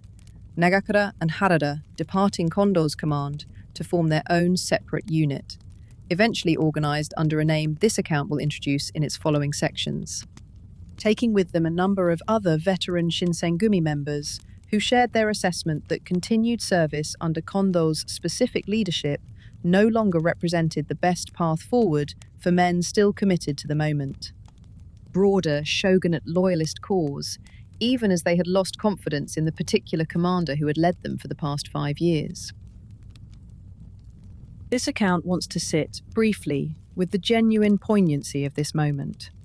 Nagakura, whose own later memoirs form one of the single most valuable sources this account has drawn upon throughout its entire chronicle, had trained alongside Kondo since their earliest days together at the Shiekan, had fought beside him at the Ikadaya, had remained loyal through years of increasingly difficult circumstances. That this same man, in the final desperate months of the organization's existence, concluded that he could no longer continue serving under Kondo's direct command represents, in this account's assessment, one of the clearest available signals of just how completely the confidence and cohesion that had once defined this organization had eroded under the accumulated weight of military defeat, political collapse, and the sheer physical and psychological exhaustion of 5 years spent almost constantly under threat of violent death. Kondo Isami. Following the Katsunuma defeat and the painful split with Nagakura Shinpachi and Harada Sanosuke, this account's previous section has just described, retreated with his remaining loyal followers to a town called Nagareyama, north of Edo, hoping to regroup, gather what supplies and reinforcements might still be available, and continue organized resistance from a position somewhat removed from the increasingly precarious situation in Edo itself. It was at Nagareyama, in the 4th month of 1868, that Kondo's own personal story and his direct command of the organization he had built from nothing over the preceding 5 years came to its end. Imperial forces tracking the movements of remaining shogunate loyalists in the regions surrounding Edo located Kondo's position and approached, initially under the guise of formal negotiation rather than immediate attack. Kondo, whether hoping there remained some genuine room for negotiated settlement or simply lacking better practical options given his diminished forces and diminished physical condition, agreed to meet with the imperial representatives, travelling under an assumed identity in an attempt to avoid immediate recognition. This attempt at concealment failed, and the specific manner of its failure carries a bitter irony. This account has already flagged in its earlier sections. Kondo was identified by a former Shinsengumi associate now serving with the imperial forces, a man who had once called him a comrade. This account cannot claim full certainty about every detail of exactly how this recognition occurred, since the surviving accounts vary somewhat in their specifics. But the broader pattern they describe is consistent and, in its own way, thematically resonant with everything this chronicle has already traced. An organisation that had built so much of its own internal history around the swift, decisive elimination of internal betrayal, from Serizawa Kamo through Sannan Keisuke through Ito Kashitaro,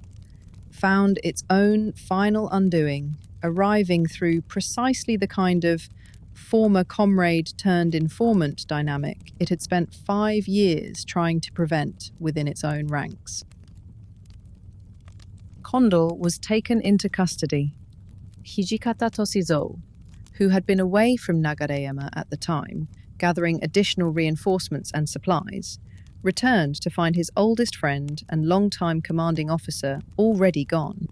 and spent the following weeks in an increasingly desperate and ultimately entirely unsuccessful effort to negotiate his release. Appealing to whatever remaining shogunate contacts and whatever remaining personal influence he could still call upon,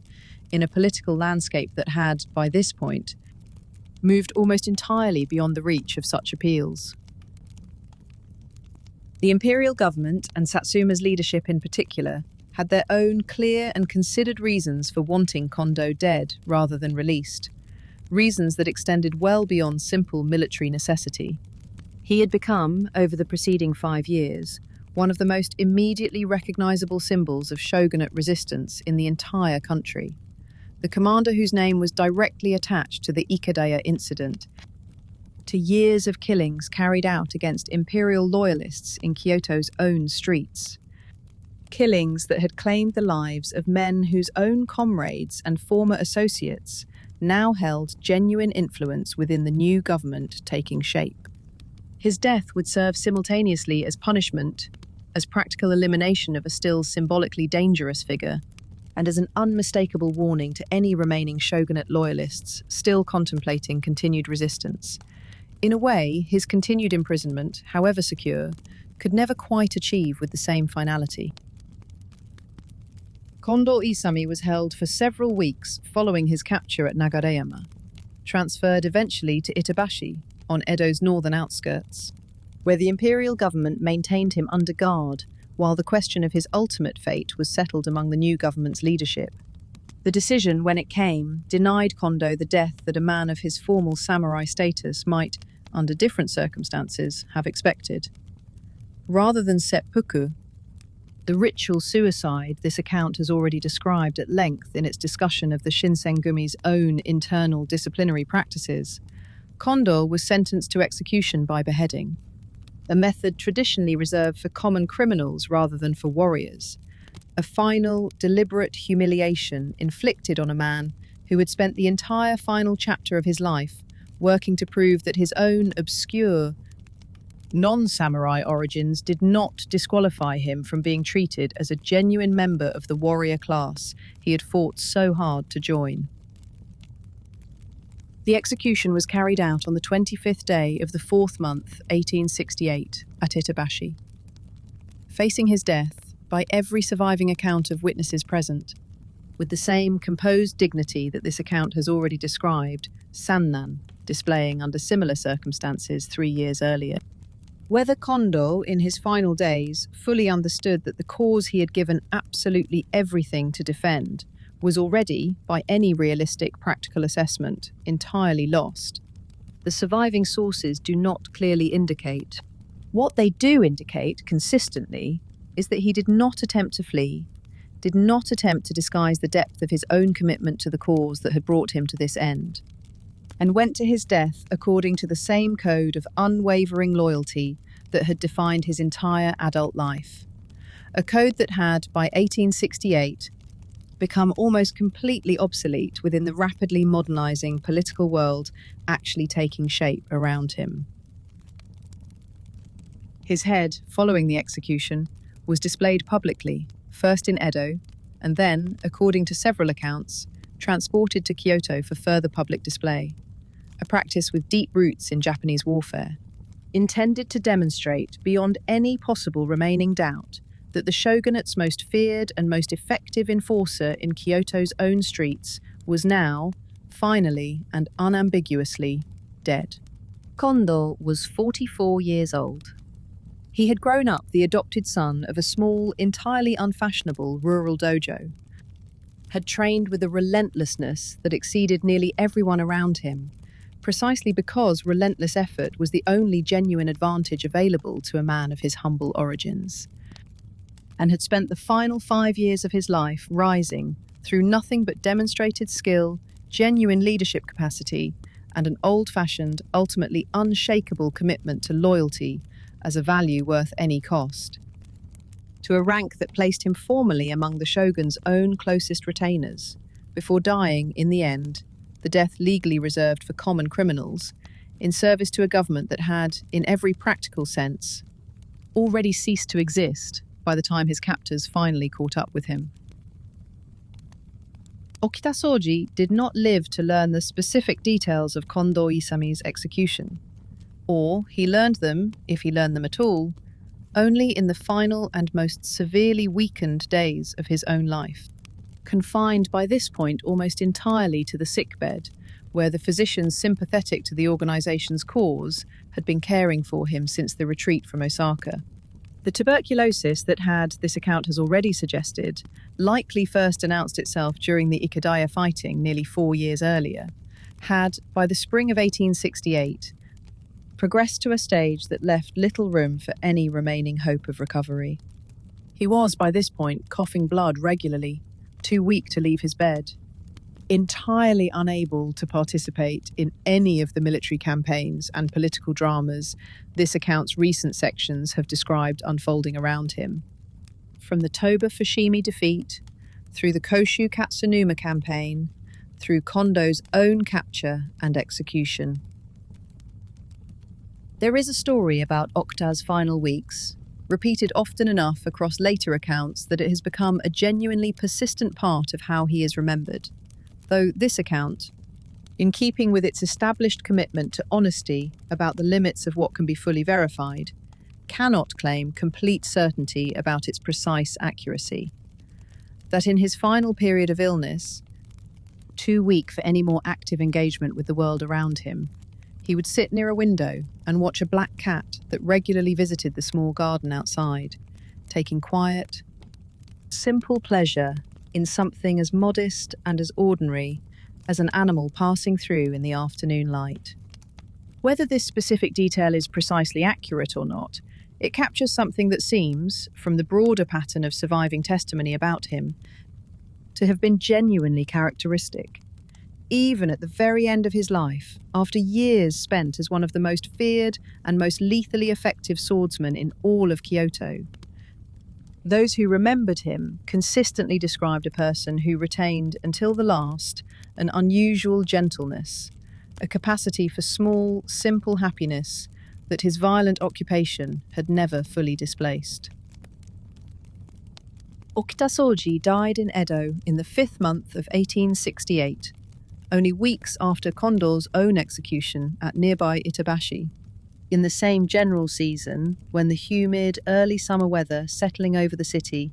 would have carried at least a faint echo of the same oppressive summer heat that had filled the air on the night of the Ikadaya raid.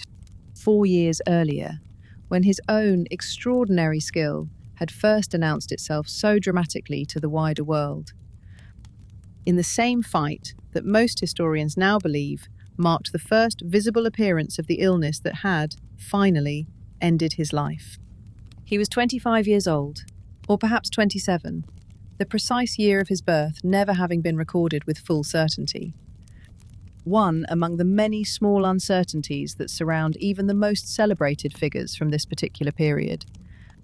When record-keeping for a farmer's grandson or a small dojo's star pupil was rarely conducted with the same careful precision reserved for men of higher birth.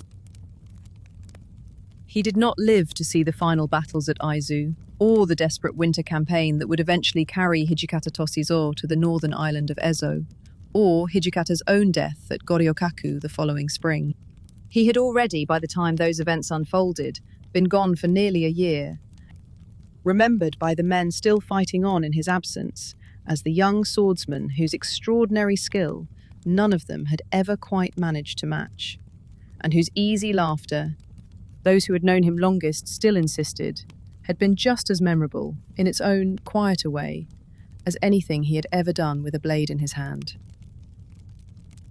This account left Nagakura Shinpachi and Harada Sanosuke in its 4th section, having just formally separated from Kondo's direct command in the wake of the Koshu Katsunuma defeat, convinced that his continued leadership no longer served the practical interests of the men still committed to continued resistance. It is worth following their own path forward now because it diverges, in genuinely significant ways, from the path this account has just finished tracing, through Kondo's capture and execution and Okuta's quiet death in Edo. Nagakura and Harada, along with the veteran Shinsengumi members, who chose to follow them rather than remain under Kondo's continued command, organized themselves into a new unit they called Seiheitai, and continued, independently of Kondo's own remaining forces, to participate in the broader shogunate loyalist resistance as it shifted, over the following months, further north, toward the territory around Aizu and the surrounding domains that remained committed to continued fighting, even as Edo itself, and much of central Japan, settled into acceptance of the new imperial government's authority. This account has already described, in its earlier sections, the specific character of Aizu's own commitment to the shogunate's cause, rooted in centuries-old family obligations that Matsudaira Katamori's own domain had never treated as merely convenient political alignment. As the broader war continued through the summer of 1868, Aizu became the natural rallying point for shogunate loyalists throughout the region, who were unwilling to accept the settlement Edo itself had reached. And Seiheitai, under Nagakura and Harada's joint leadership, made its way north to join this continued resistance, fighting in engagements around Nikko and Utsunomiya as imperial forces pressed steadily northward through the summer months. It is worth noting here something this account finds genuinely significant about Nagakura's own trajectory during this period, because it complicates any simple narrative of straightforward, unwavering loyalty this chronicle might otherwise be tempted to construct. Nagakura had trained alongside Kondo since their earliest shared days at the Shiekan, He had fought beside him at the Ikedaya, had remained loyal through years of increasingly difficult circumstances. And yet, when Kondo's own judgment and continued fitness for command came into genuine question during the organization's final desperate months, Nagakura proved willing to break from him, not out of any failure of underlying commitment to the broader shogunate loyalist cause, but out of a considered, independent judgment that continued service, specifically under Kondo, no longer represented the best path forward. This account believes this distinction matters and is worth holding alongside everything it has already said about loyalty and makoto, sincerity, as this larger chronicle's central organizing themes. Nagakura's break with Kondo was not a betrayal of the underlying cause both men had given years of their lives to. It was, if anything, a demonstration that genuine loyalty to a cause and unconditional personal loyalty to a specific individual leader are not always, in practice, the same thing, and that a man could remain genuinely committed to the broader fight, as Nagakura plainly did, continuing to serve in Seiheitai through difficult northern campaigns for months after his split from Kondo, while still exercising independent judgment about which specific leadership he believed capable of carrying that fight forward effectively. There is a third path this account needs to trace through these final chaotic months, distinct from both Kondo's own tragic trajectory toward Itabashi and Nagakura's independent decision to break away and continue the fight under his own separate command. The path chosen by Saito Hajime, whose earlier service this account has already followed through the 3rd Squad's command and through his role defending Miura Kyutaro at the Tenma Yajiken. Saito, unlike Nagakura and Harada, did not break from the organization's continued northward retreat. And unlike Kondo, he was not captured and executed. Instead, as the remnants of the Shinsengumi now increasingly merged into the broader coalition of shogunate loyalist forces gathering around Aizu, made their way north through the summer of 1868, Saito made a choice that several later accounts describe in terms suggesting a degree of personal conviction distinct from simple continued obedience to organizational command. He committed himself specifically and personally to Aizu's own defense, reportedly stating, in words later accounts have preserved in something close to their original form, that he intended to share Aizu's fate to the very end, living or dying alongside the domain, rather than continuing to operate as part of whatever remained of the Shinsengumi's own separate organizational identity. This account finds something worth pausing on in this specific choice, because it represents a third distinct model of loyalty, alongside Kondo's unwavering personal commitment to Yoshinobu and the broader Tokugawa cause,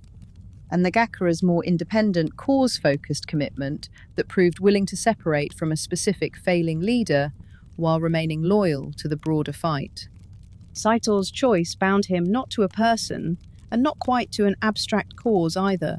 but to a specific place and a specific community. Aizu itself, the domain whose sponsorship had made the Shinsengumi's entire existence possible in the first place, back in 1863, and whose own particular, deeply rooted tradition of loyalty this account has already described at some length in its earlier sections. This choice would carry Saito through the siege of Aizu's own castle at Bakumatsu, an engagement this account's following sections must now describe. One of the most sustained and most brutal engagements of the entire Boshin War, and would ultimately allow him, unlike so many of the other men whose stories this account has followed, to survive the war's conclusion entirely, going on in the decades that followed to build the long, quiet, later life this account's final part will eventually need to describe. A life that included, in one of the more genuinely remarkable turns this entire chronicle has to offer, eventual service within the new imperial government's own police force, the very kind of institution his younger self had spent 5 years fighting against. For now, though, in the summer of 1868, Saito remained simply what he had chosen to be,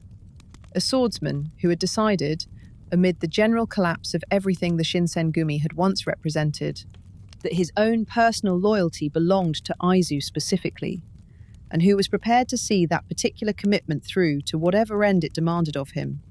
A commitment that would soon be tested against the full weight of the Imperial Army's advance into Aizu's own mountainous home territory. By the summer of 1868, the broader conflict this account has been tracing since its opening description of the crisis following Commodore Perry's arrival in 1853 had narrowed, in practical terms, to a single remaining question: whether Aizu and the small coalition of domains still committed to continued resistance could hold out against an imperial army that had already secured, in one form or another, the submission or active cooperation of nearly every other major domain in the country. This conflict, encompassing the Toba-Fushimi battle this account has already described, along with the extended northern campaign this section now introduces, is remembered, taken as a whole, as the Boshin Senso, the Boshin War, named for the specific year, in the traditional sexagenary calendar cycle in which it began. Aizu had, since Matsudaira Katamori's original appointment as Kyoto's military commissioner back in 1862, an appointment this account described in its very first part, remained perhaps the single most consistently and most sincerely committed of all the shogunate's supporting domains. And it was Aizu, more than any other single domain, that now bore the brunt of the imperial government's determination to complete its military victory, beyond simply securing Edo's own formal submission. Imperial forces advanced into the mountainous terrain surrounding Aizu's home territory through the summer months of 1868, meeting fierce and often genuinely desperate resistance from Aizu's own forces and from the remaining shogunate loyalists. Hijikata Toshizo and his remaining Shinsengumi contingent, Saito Hajime and his personally chosen commitment to Aizu's cause, and numerous other scattered groups who had gathered to make what many of them, by this point, must have understood was likely to be their final organised stand. This account's fifth and final part will need to describe, in full, the siege of Aizu's own castle at Wakamatsu that followed, one of the most sustained and most costly engagements of the entire Boshin War, an engagement whose casualties included, according to well-documented accounts, even very young domain retainers, boys barely into their teenage years, fighting and, in several documented instances, taking their own lives rather than accept their domain's eventual and, by autumn, entirely unavoidable defeat. For Hijikata specifically, the retreat toward Aizu and the fighting that awaited him there marked the beginning of what would become his own final campaign, a campaign that would carry him, over the following 10 months, from the mountains surrounding Aizu, through a further retreat to Sendai, across the sea to the northern island of Ezo, and finally to a fortress called Goryokaku, near the town of Hakodate, where this account's final part must eventually bring his own remarkable story, and this larger chronicle's account of the Shinsengumi as an organised fighting force, to its actual historical conclusion. Let us pause here, partway through this account's fourth part, and take stock of how completely the world this chronicle opened with, a column of hopeful, inexperienced men walking a spring road from Edo toward Kyoto in 1863, had come apart by the middle of 1868. Kondo Isami, the plain-faced dojo instructor whose relentless discipline had built an organization out of nothing, was dead, executed as a common criminal at Itabashi. Okita Soji, the gentle, extraordinarily gifted young swordsman whose skill none of his comrades had ever quite matched, was dead as well, claimed not by any enemy's blade, but by an illness that had likely been growing within him since the very night that first made his organization famous. The organization itself had fractured into at least 3 distinct parts, Hijikata Toshizo still fighting under the Shinsengumi's own name as it retreated toward Aizu, Nagakura Shinpachi and Harada Sanosuke, continuing the fight under their own independent command in Seiheitai and Saito Hajime, having bound his own personal loyalty specifically to Aizu itself, rather than to any individual leader or even to the Shinsengumi's own institutional identity. This account has tried, throughout the story so far, to resist the temptation to flatten this fracturing into a simple story of betrayal or collapse, because the actual historical record it has drawn upon suggests something more genuinely complicated. 3 different men, each of whom had given years of his life to the same original cause, reaching 3 different conclusions about how that commitment ought to be honoured once the organisation's original leadership and original circumstances had themselves become impossible to sustain. What remained constant across all 3 of these diverging paths was the underlying commitment this account identified in its very first section as this entire chronicle's central organising thread. Makoto, sincerity, the insistence that a promise once made deserved to be honoured, in whatever specific form each man now judged best, regardless of how completely the political world that had originally given that promise its meaning had already collapsed around them. This account must now follow these diverging paths to their actual historical conclusions. The siege of Aizu's own castle and Saito's role within it, the long retreat north that awaited Hijikata, first to Sendai and then across the sea to Ezo, and the eventual fates, considerably later in life and considerably more peaceful in their circumstances, of Nagakura and Saito both. Men who, unlike Kondo and Okta, would live long enough to watch the Japan they had once fought so hard against fully take shape, and who would, in Nagakura's case specifically, eventually help ensure that the story this account has spent so long telling would not simply disappear along with the world that had originally produced it.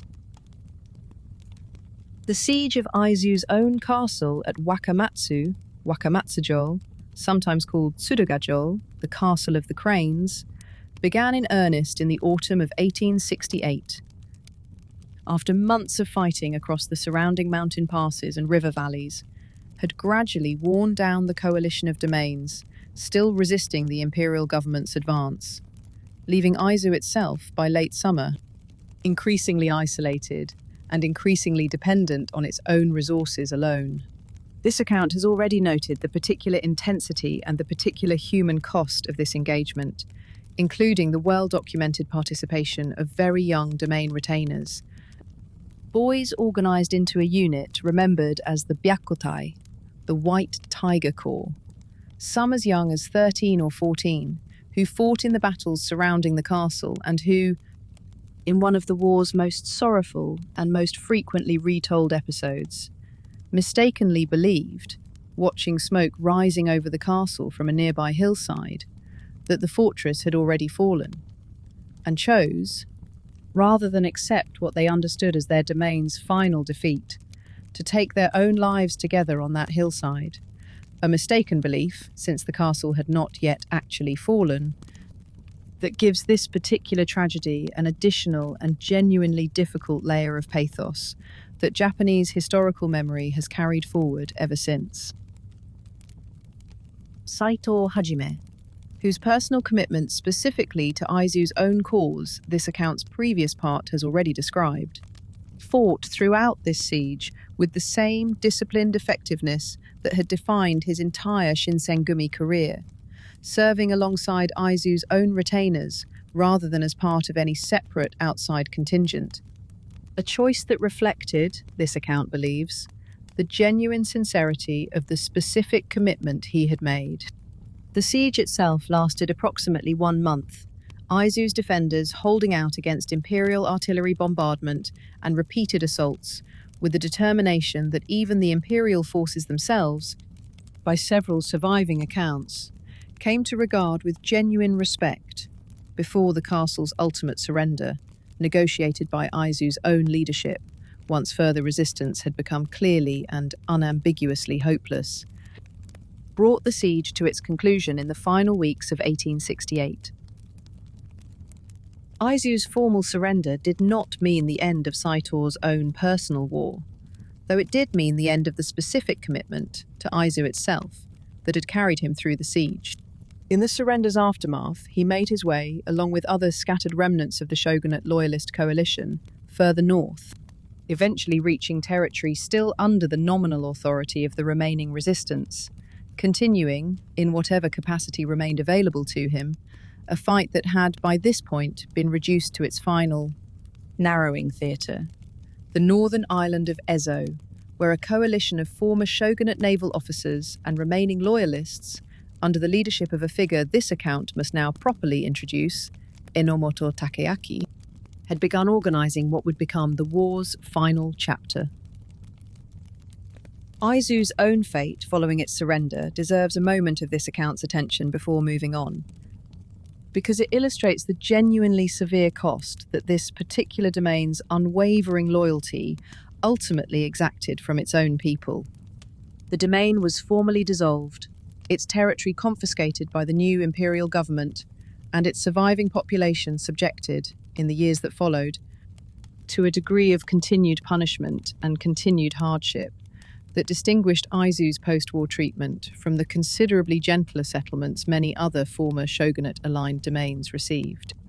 Aizu's own retainers and their families were, in many documented cases, relocated to considerably harsher, less productive territory in the country's far north, a punishment for having remained loyal to the very end, to a cause that the rest of the country had already, by 1868, largely concluded was worth abandoning. This account has already suggested in its earlier sections that Aizu's particular brand of old-fashioned, deeply sincere loyalty to the shogunate was not so different in its basic underlying character from the Shinsengumi's own defining commitment to makoto, sincerity, as an organising value.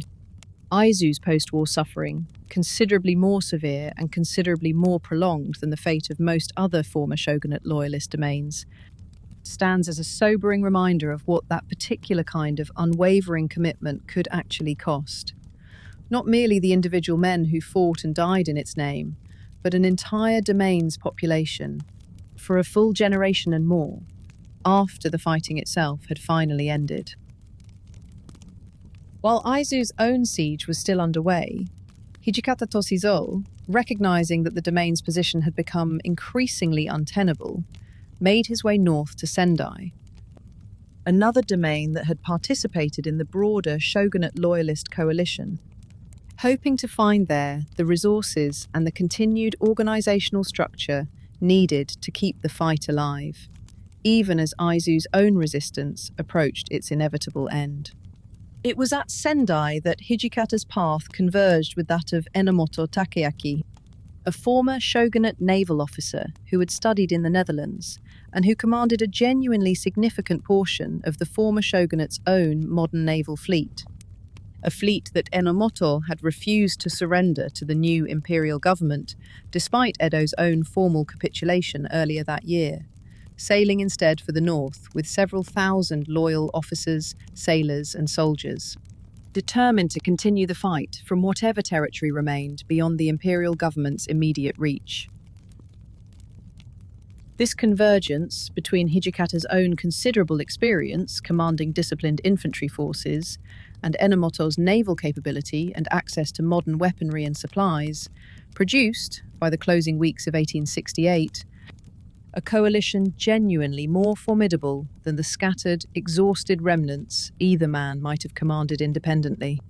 Together, they resolved to sail for Ezochi, the northern island that would later, under the new Meiji government's administration, be renamed Hokkaido, territory that lay, at this point in Japanese history, only partially under any government's effective administrative control,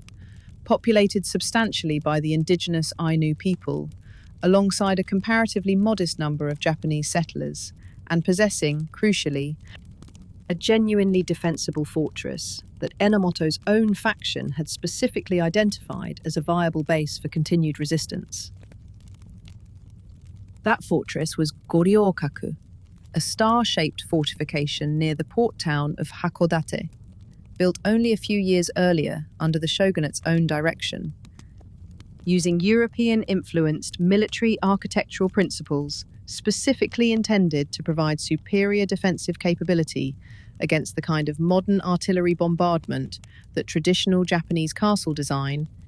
however impressive in its own aesthetic and historical terms, was increasingly ill-equipped to withstand. Hijikata Saito Hajime, having by this point also made his way north to join this gathering coalition, along with the remaining loyal Shinsengumi contingent and the broader body of shogunate loyalists that Enomoto's leadership had assembled, sailed from Sendai in the 10th month of 1868, landing on Ezo's coast and beginning, over the following weeks, a campaign to secure the island's key positions, including Goryokaku itself and the surrounding territory around Hakodate, against the comparatively modest imperial government forces then present on the island. This campaign succeeded with a degree of relative ease that must have provided at least some genuine encouragement to men who had, over the preceding year, experienced almost nothing but retreat and defeat. By the close of 1868, Enomoto's coalition controlled the great majority of Ezo's southern territory, and, in a step that reflected both genuine political ambition and a considered assessment of what durable governance in this newly secured territory might actually require, the coalition's leadership organised a formal government, complete with an electoral process among its own senior officers to select its leadership, an arrangement remembered ever since as the Ezo Kyowakoku,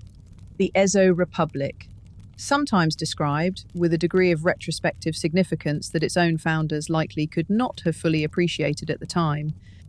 as one of Asia's earliest experiments with a republican form of government, however brief and however narrowly circumscribed by its own desperate wartime circumstances, that experiment would ultimately prove to be. Within the newly formed Ezokyo Wakoku's leadership structure, Hijikata Toshizo received formal appointment as Rikugun Bugyonami, a senior army command position that placed him among the Republic's most important military leaders, serving under Otori Keisuke, another former shogunate military officer who held overall army command, within a governing structure headed, as its elected president, by Enomoto Takeaki himself. This account has already suggested in its earlier sections that Hijikata's transformation over the preceding 5 years, from the youngest son of a farming family with no land to inherit, through his role as the Shinsengumi's severe internal disciplinarian, and now to a senior military commander within an actual, if short-lived, Republican government, represents one of this entire chronicle's more genuinely remarkable individual trajectories. Men who had once looked down on a farmer's son from outside Edo, career naval officers and former shogunate military professionals with considerably more elevated formal backgrounds than Hijikata himself possessed, now served alongside him, and in several documented cases under his direct command, having come, through hard-won experience over these final desperate months, to genuinely respect the same organizational discipline and the same battlefield competence that had once made him so feared and so effective within the Shinsengumi's own internal ranks. Hijikata's specific military responsibilities within the Ezokyo Wakoku's defense involved overseeing key defensive positions, guarding the approaches to Hakodate and to Goryokaku itself. A responsibility that would, over the following months, require him to coordinate the defence not merely of his own former Shinsengumi contingent, now a comparatively small element within the much larger Republican army, but of the entire, genuinely diverse coalition of forces that Enomoto's government had assembled. Former shogunate infantry trained along modernised Western lines, naval officers and sailors more accustomed to service at sea than to land combat, and scattered remnants of loyalist forces from domains across the country whose own organised structures had, by this point in the broader war, largely dissolved. This account wants to note something it believes deserves genuine emphasis here. Hijikata, over these final months,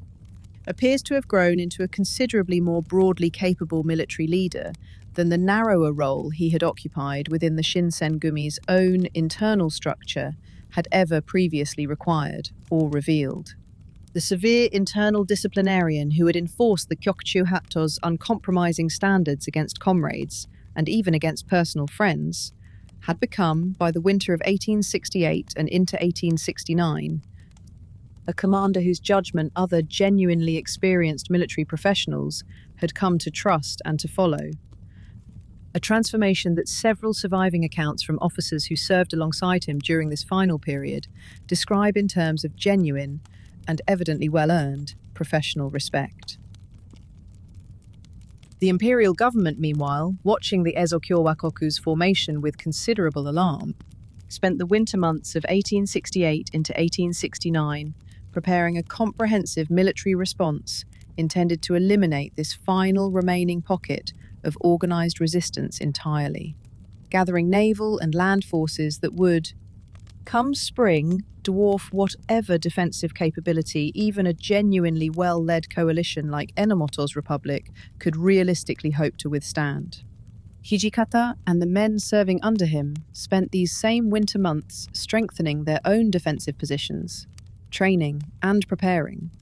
with what this account believes the surviving evidence suggests was a clear-eyed, largely unsentimental understanding of just how difficult the coming spring campaign was likely to prove. Before the imperial government's main spring offensive arrived, the Ezo Kyowakoku's leadership attempted a bold, and ultimately unsuccessful, preemptive strike intended to disrupt the Imperial Navy's own preparations.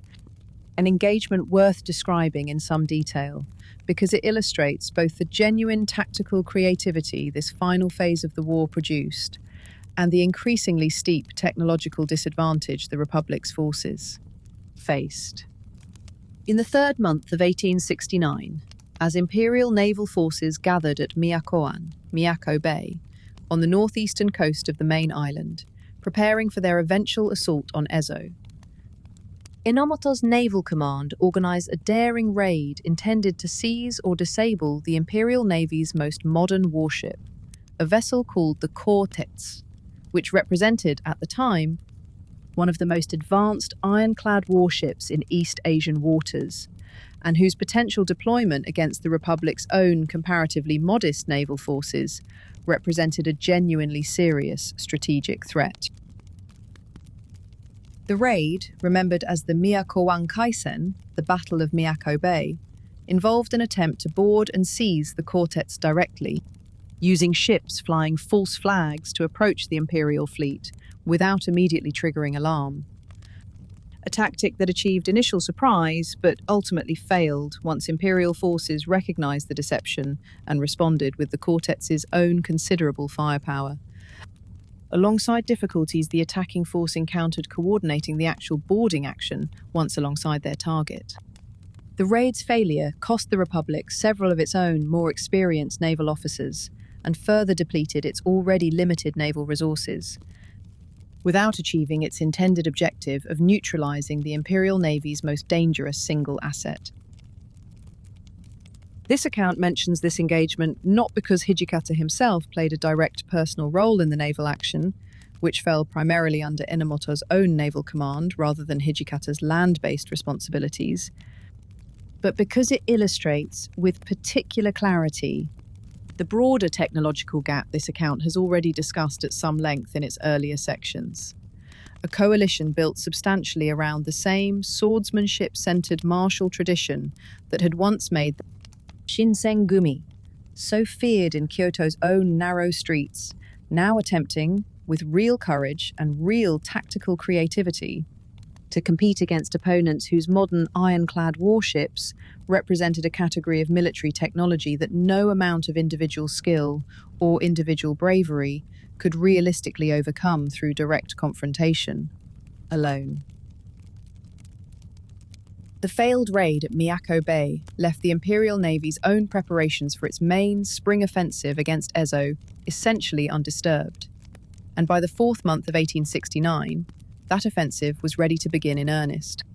bringing with it the final, decisive campaign that would determine, within a matter of weeks, both the Ezo Kyowakoku's own fate and, with it, the actual final chapter of Hijikata Toshizo's own remarkable life. The imperial government's spring offensive against Ezo began with landings on the island's coast in the fourth month of 1869. Imperial forces coming ashore at multiple points and advancing steadily toward the Republic's core defensive positions surrounding Hakodate and Goryokaku itself. A campaign considerably better resourced and considerably more methodically executed than the Republic's own hastily assembled defences could realistically withstand over any extended period. Among the most significant engagements of this campaign was the battle fought at Futamataguchi, a mountain pass position that Hijikata Toshizo himself directed the defence of, commanding a comparatively small force against a considerably larger imperial contingent attempting to force its way through the pass toward the Republic's remaining territory. This engagement, fought over several days in the fourth month of 1869,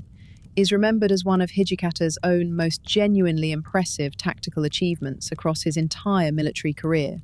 using the pass's narrow, defensible terrain to offset his own numerical disadvantage, and employing modern rifle tactics with a sophistication that several later military historians have specifically praised. Hijikata's forces held their position and inflicted disproportionate casualties on the attacking imperial troops. A genuine tactical success that, however, could not, on its own, reverse the broader strategic trajectory of a campaign in which the Republic's forces were being steadily worn down and steadily pushed back across nearly every other sector of the island. This account finds something worth specifically noting in Hijikata's performance at Futamataguchi, because it represents, in this chronicle's own assessment, the clearest possible demonstration of just how far he had genuinely grown as a military commander since his earliest days as the Shinsengumi's severe internal disciplinarian. The tactical sophistication he displayed at Futamataguchi, adapting his forces' deployment specifically to counter his opponent's own modern equipment and modern tactics, rather than relying on the same close-quarters swordsmanship that had defined the organization's earlier engagements, suggests a man who had genuinely absorbed the hard lessons of Toba Fushimi and of the broader pattern of shogunate loyalist defeats this account has traced across its fourth part, and who had adapted with real intellectual seriousness to the actual demands of the modernizing warfare that was, by 1869, simply the reality any effective commander needed to operate within. Despite this tactical success, the broader strategic situation continued to deteriorate. Imperial forces, advancing on multiple fronts simultaneously, gradually compressed the Ezokyo Wakoku's defensive perimeter, and by the middle of the fifth month of 1869, the Republic's remaining forces had been pushed back into Hakodate itself and the immediate vicinity of Goryokaku, with Imperial naval forces now operating with the quartets and other ships this account's previous section has already described,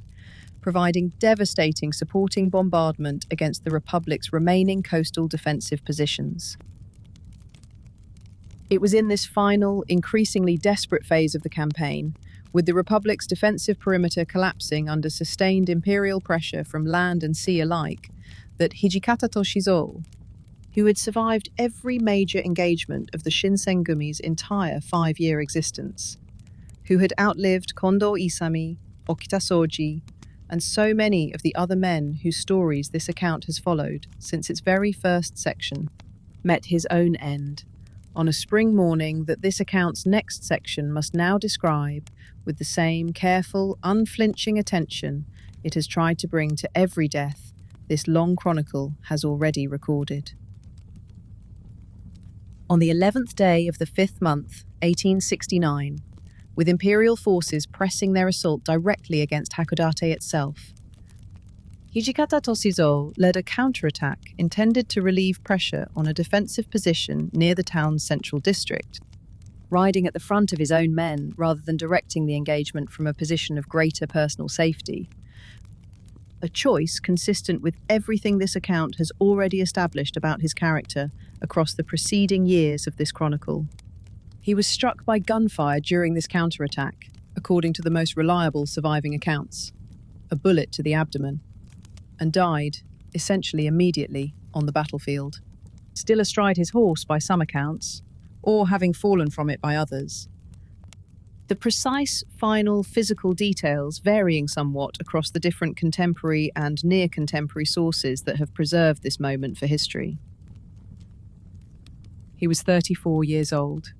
He had lived to see the entire arc of the Shinsengumi's existence, from its uncertain beginnings as a leftover handful of provincial swordsmen settling into a farming village on Kyoto's edge, through its years as one of the shogunate's most feared and most effective instruments,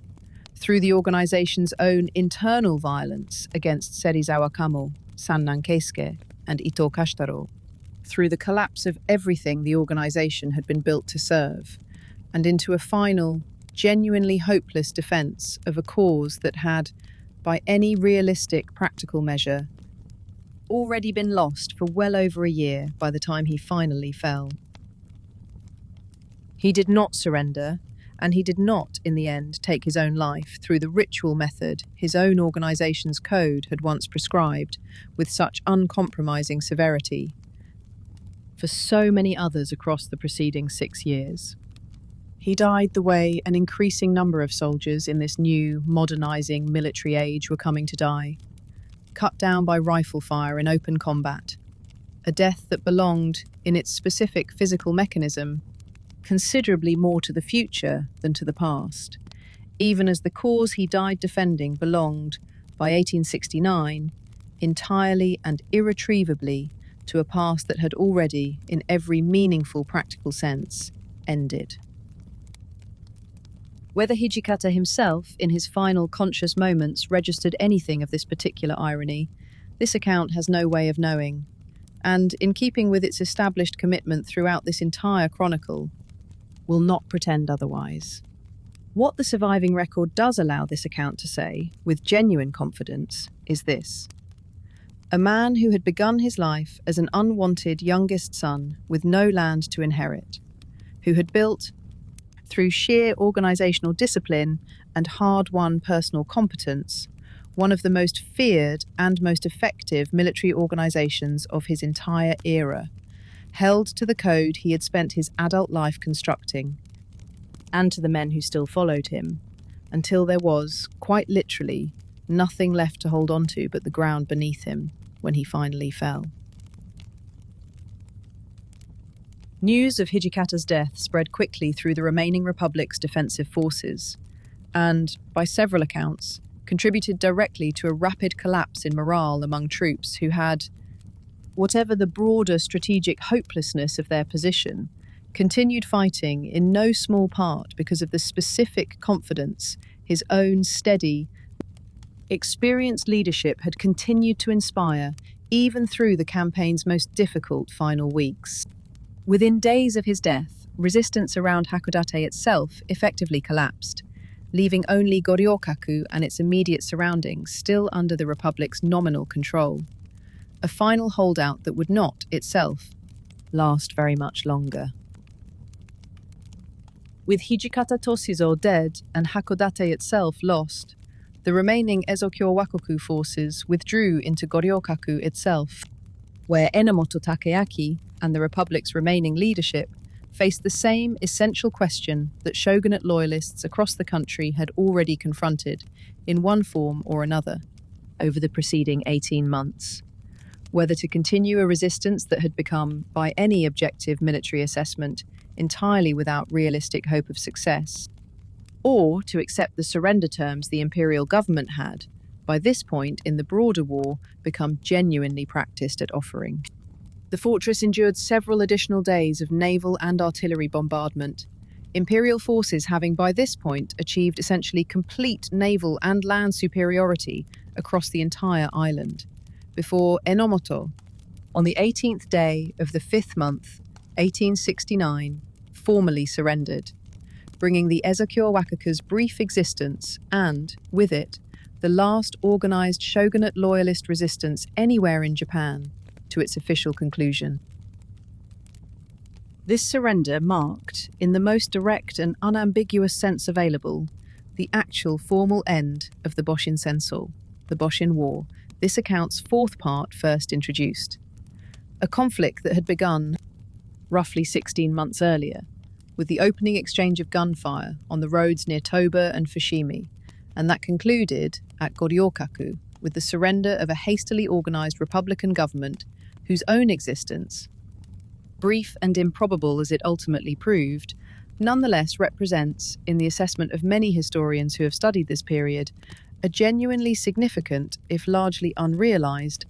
moment of political experimentation within Japan's broader 19th century transformation. Saito Hajime, who had made his way north from Aizu's own surrender the previous autumn and had continued fighting alongside the Republic's remaining forces through this final campaign, survived the surrender at Goryokaku, along with a number of other former Shinsengumi members whose specific individual fates the surviving historical record does not always allow this account to trace with full precision. Following the formal surrender, surviving loyalist officers and soldiers were generally taken into custody by the imperial government, processed according to policies that this account has already noted in its discussion of Aizu's own post-war treatment, varied considerably in their severity depending on the specific individual's perceived level of responsibility and the specific political calculations of the officials handling each case. Saito himself, following a period of formal detention, was eventually released, and it is from this point in his own personal story that this account can begin tracing the considerably longer and considerably more peaceful remainder of his life. A life that would carry him, in the decades that followed, into service within the very kind of new imperial institutions his younger self had spent 5 years fighting against. A transformation this account's following sections will need to describe in some detail, because it represents one of this entire chronicle's more genuinely striking illustrations of just how completely and how quickly the Japan these men had fought so hard over would go on to reshape itself, and its own relationship to the men who had once opposed that reshaping with everything they had. Saito Hajime's life, following his release from imperial custody, took a trajectory that this account believes deserves careful, unhurried attention, because it illustrates something genuinely important about how completely Japan's political landscape reorganized itself in the years following the Boshin War's conclusion, and about the particular kind of pragmatic adaptation that even former shogunate loyalists, given time, often proved capable of. Saito settled, in the years following his release, in the Aizu region itself, or in territory closely connected to it, eventually taking a new name, Fujitagoro, a practice this account has already noted was not uncommon among former shogunate loyalists seeking to establish new lives within a political order that had, in its earliest years, remained genuinely uncertain about how thoroughly it intended to punish or to forgive its former enemies. He married in the 1870s a woman connected to a former Aizu retainer family, a union that several accounts suggest carried genuine personal significance beyond simple practical convenience, reflecting Saito's own continued connection to the Aizu community whose cause he had chosen. This account's earlier sections have already described to bind his own personal loyalty to so specifically during the war's final desperate year. Perhaps the single most striking development in Saito's post-war life, and the detail this account finds most worth dwelling on, is his eventual service within the new imperial government's own police apparatus. He joined the newly organised Keisho, Tokyo's metropolitan police force, in the 1870s, serving for a period during the Seinan Senso, the Southwest War of 1877, a major rebellion led by Saigo Takamori, one of the very Satsuma leaders whose own domain's forces Saito had once fought against at Toba Fushimi and throughout the broader Boshin War. This account wants to sit, briefly, with the genuine strangeness of this development. Saito, a man who had spent 5 years as one of the Shinsengumi's most capable and most loyal swordsmen, fighting specifically against the political forces that Satsuma and Choshu's alliance represented, spent a portion of his later career serving the very government those same forces had built, helping suppress a rebellion led by one of that government's own founding figures, who had himself, by 1877, fallen out with the political order he had helped create. Whether Saito experienced any particular irony or any particular internal conflict in this later service, the surviving record does not clearly indicate, and this account, consistent with its established practice throughout this entire chronicle, will not invent an interior emotional life for him that the sources themselves do not support. What can be said with reasonable confidence is that Saito, unlike Kondo and Hijikata, proved capable of the kind of pragmatic accommodation with the new political order that allowed him to build a genuinely long and, by most accounts, genuinely stable later life, continuing in various forms of government and educational service into his final years. Saito Hajime, under his adopted name Fujita Goro, died in 1915, at the age of approximately 72, having outlived nearly every other major figure this account has followed across its entire chronicle. Kondo and Okita by nearly half a century. Hijikata by well over 4 decades. He is remembered by the small number of later accounts that specifically sought out and preserved details of his post-war life, as a man of quiet, disciplined bearing who spoke rarely and without excessive drama about his Shinsengumi years, treating that chapter of his life, by every indication available, as simply one part, however dramatic, of a considerably longer and considerably more varied existence than the violent years of his early 20s might, on their own, have suggested was available to him. This account must now return, for what will be close to the final time in this long chronicle, to the man whose own late life reminiscence opened this entire account in its very first section, Nagakura Shinpachi, whose personal trajectory following the Boshin War's conclusion carried him, eventually, to the quiet room in Otaru, where this account first found him, watching snow fall on a winter evening near the close of the 19th century. Nagakura, following his split from Kondo during the Shinsengumi's final desperate months, and his subsequent service commanding Seihei Tai alongside Harada Sanosuke, survived the Boshin War's conclusion and, in the years that followed, pursued a path considerably less dramatic and considerably longer than the violent years of his 20s might have suggested awaited him.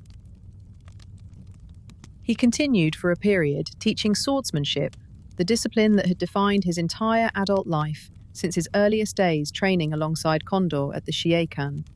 eventually settling for an extended period in the Matsumai domain, connected to his own original family background, before eventually making his way further north still, to Otaru, on Hokkaido's coast.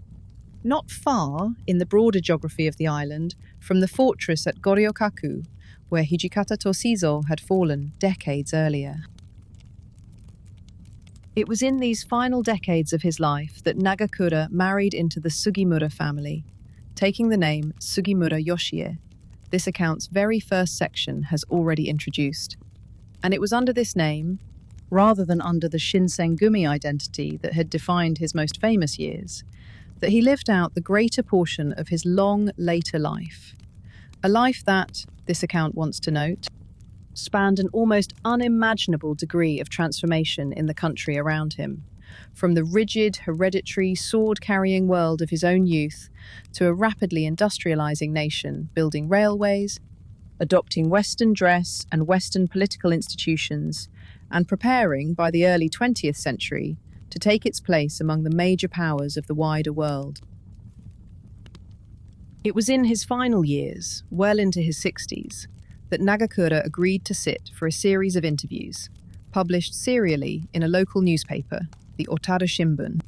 dictating his own detailed recollections of the Shinsengumi's history, from the earliest days at the Shiekan, through the Ikadaya raid,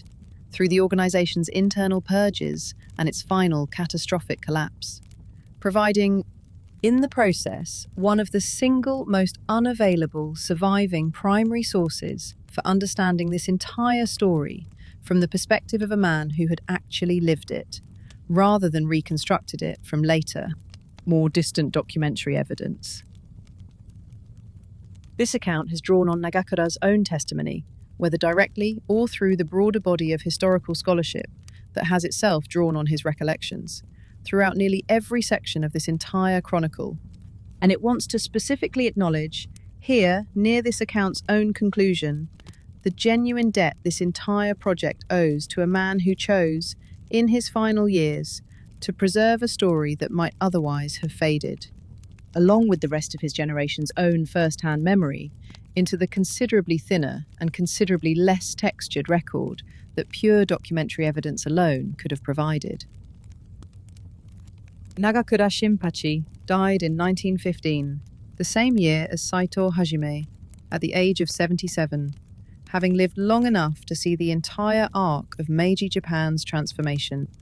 from the rigid feudal order of his own youth through a modernizing, industrializing nation that had, by the year of his death, already fought and won 2 major international wars and stood, by any reasonable contemporary assessment, among the recognized great powers of the early 20th century world. A transformation that the young swordsman who had once burst into a crowded inn on a hot July night in 1864, uncertain whether he would live to see morning, could scarcely have imagined lay ahead of the country he had once fought so hard and so violently to preserve in its older, considerably more rigid form. By the time Goryokaku surrendered in the summer of 1869, bringing the Boshin War to its formal conclusion,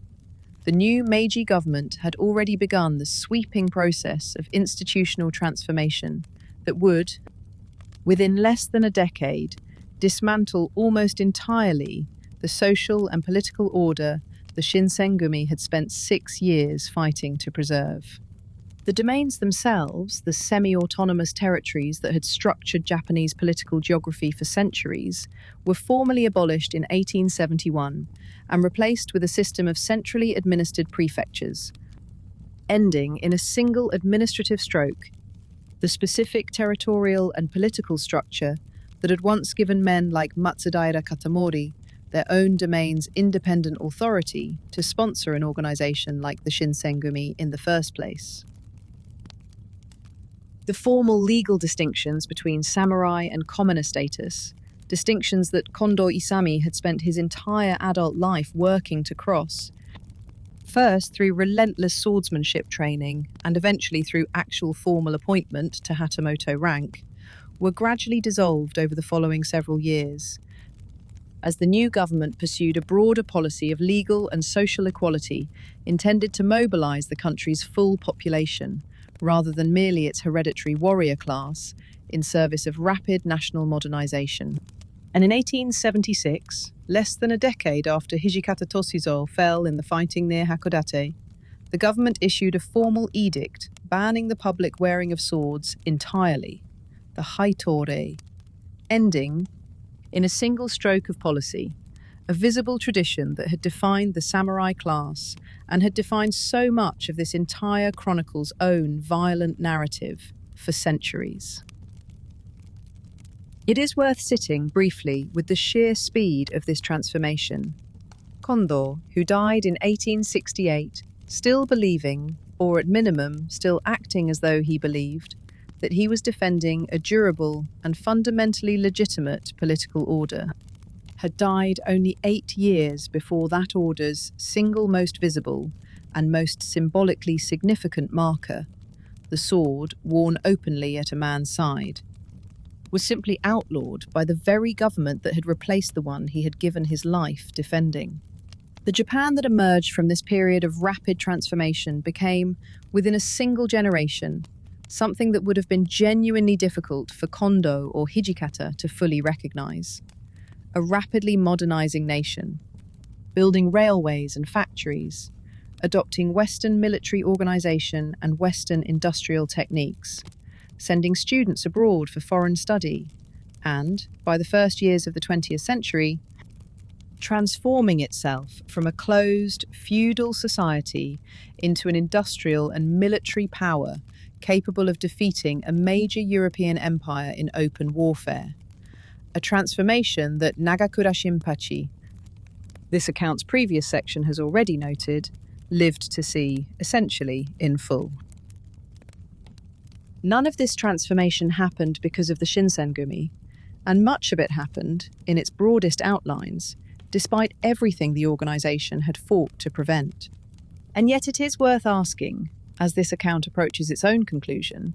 whether their resistance, however ultimately doomed, was therefore entirely without meaning.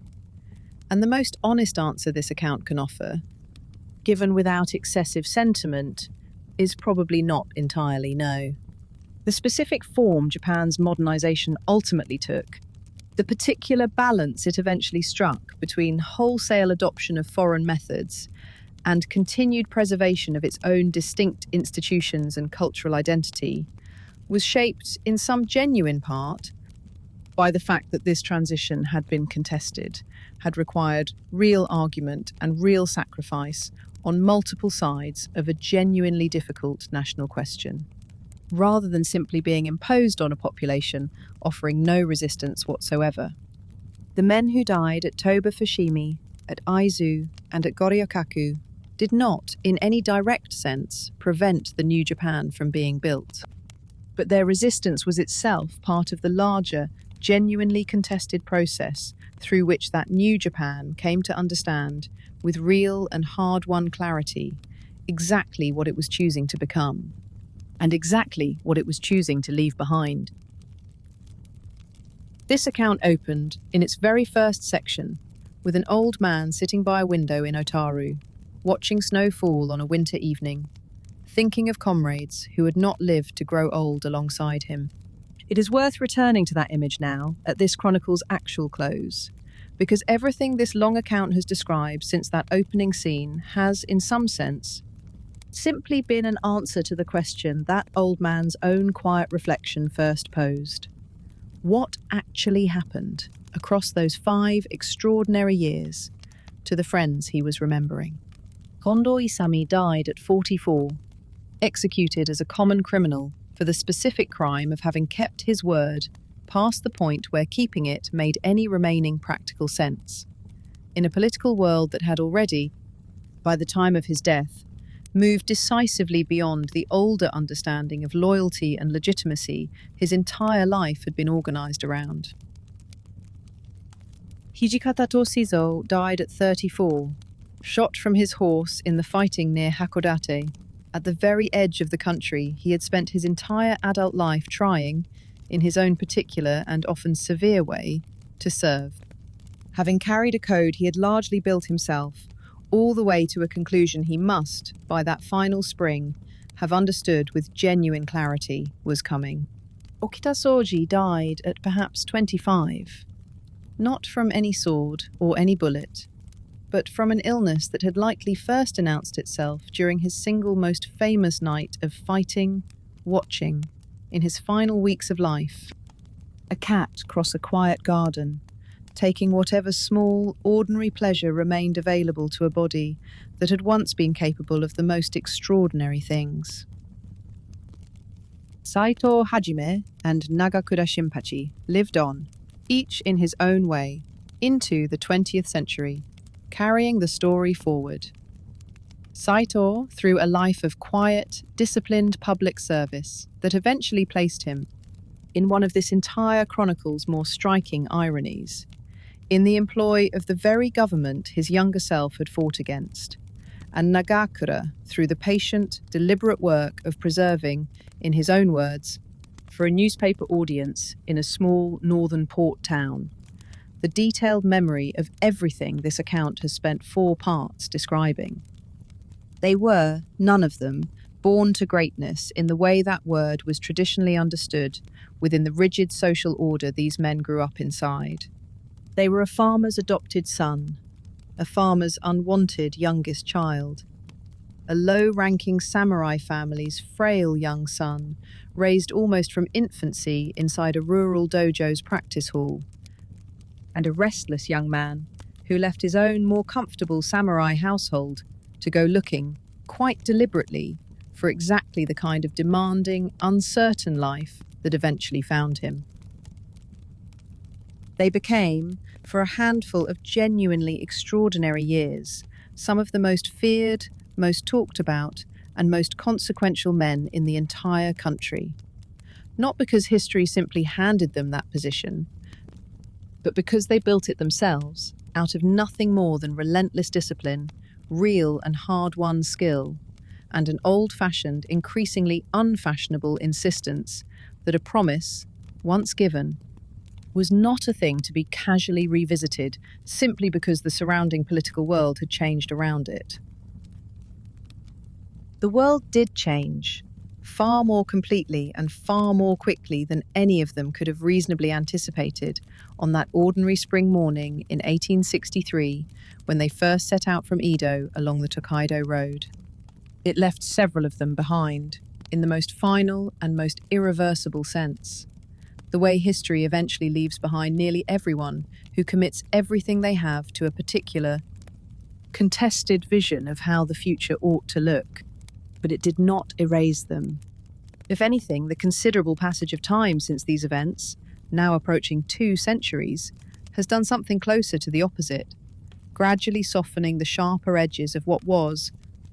in its own actual historical moment, a genuinely violent, genuinely divisive, and genuinely morally complicated chapter of Japanese history, and leaving behind, for those willing to look closely and honestly at what actually happened, something closer to what this account has tried, across its 4 parts, to offer. A careful, unhurried, and unflinching accounting of a small group of ordinary men who found themselves, for a handful of extraordinary years, near the very centre of their country's most consequential transformation, and who met that transformation, for better and for considerably worse, with everything they actually had. The rice is still planted each spring in the fields outside what used to be called Edo, in the fields around Hino where Hijikata was born, in the fields that Kondo and Okita and all the rest of them once walked past on their way toward a future none of them could have properly imagined on that ordinary morning in 1863, when the whole of this long story was still entirely ahead of them, and none of it, not yet, had actually happened at all. The character they once flew above their heads, Makoto, sincerity, outlasted the organization that carried it, outlasted the political cause it was meant to serve, and outlasted, in the end, nearly every one of the men who once marched beneath it. It survives now only in the telling, passed from Nagakura's own careful, late-life testimony through generations of historians and storytellers, down to this particular account, offered here, in as honest and as complete a form as the surviving evidence allows, so that these men, whatever else might reasonably be said about the cause they gave their lives to, might at least be remembered as what they actually were. Young men, mostly, doing the very best they knew how to do, inside a world that was ending faster than any of them could possibly have understood.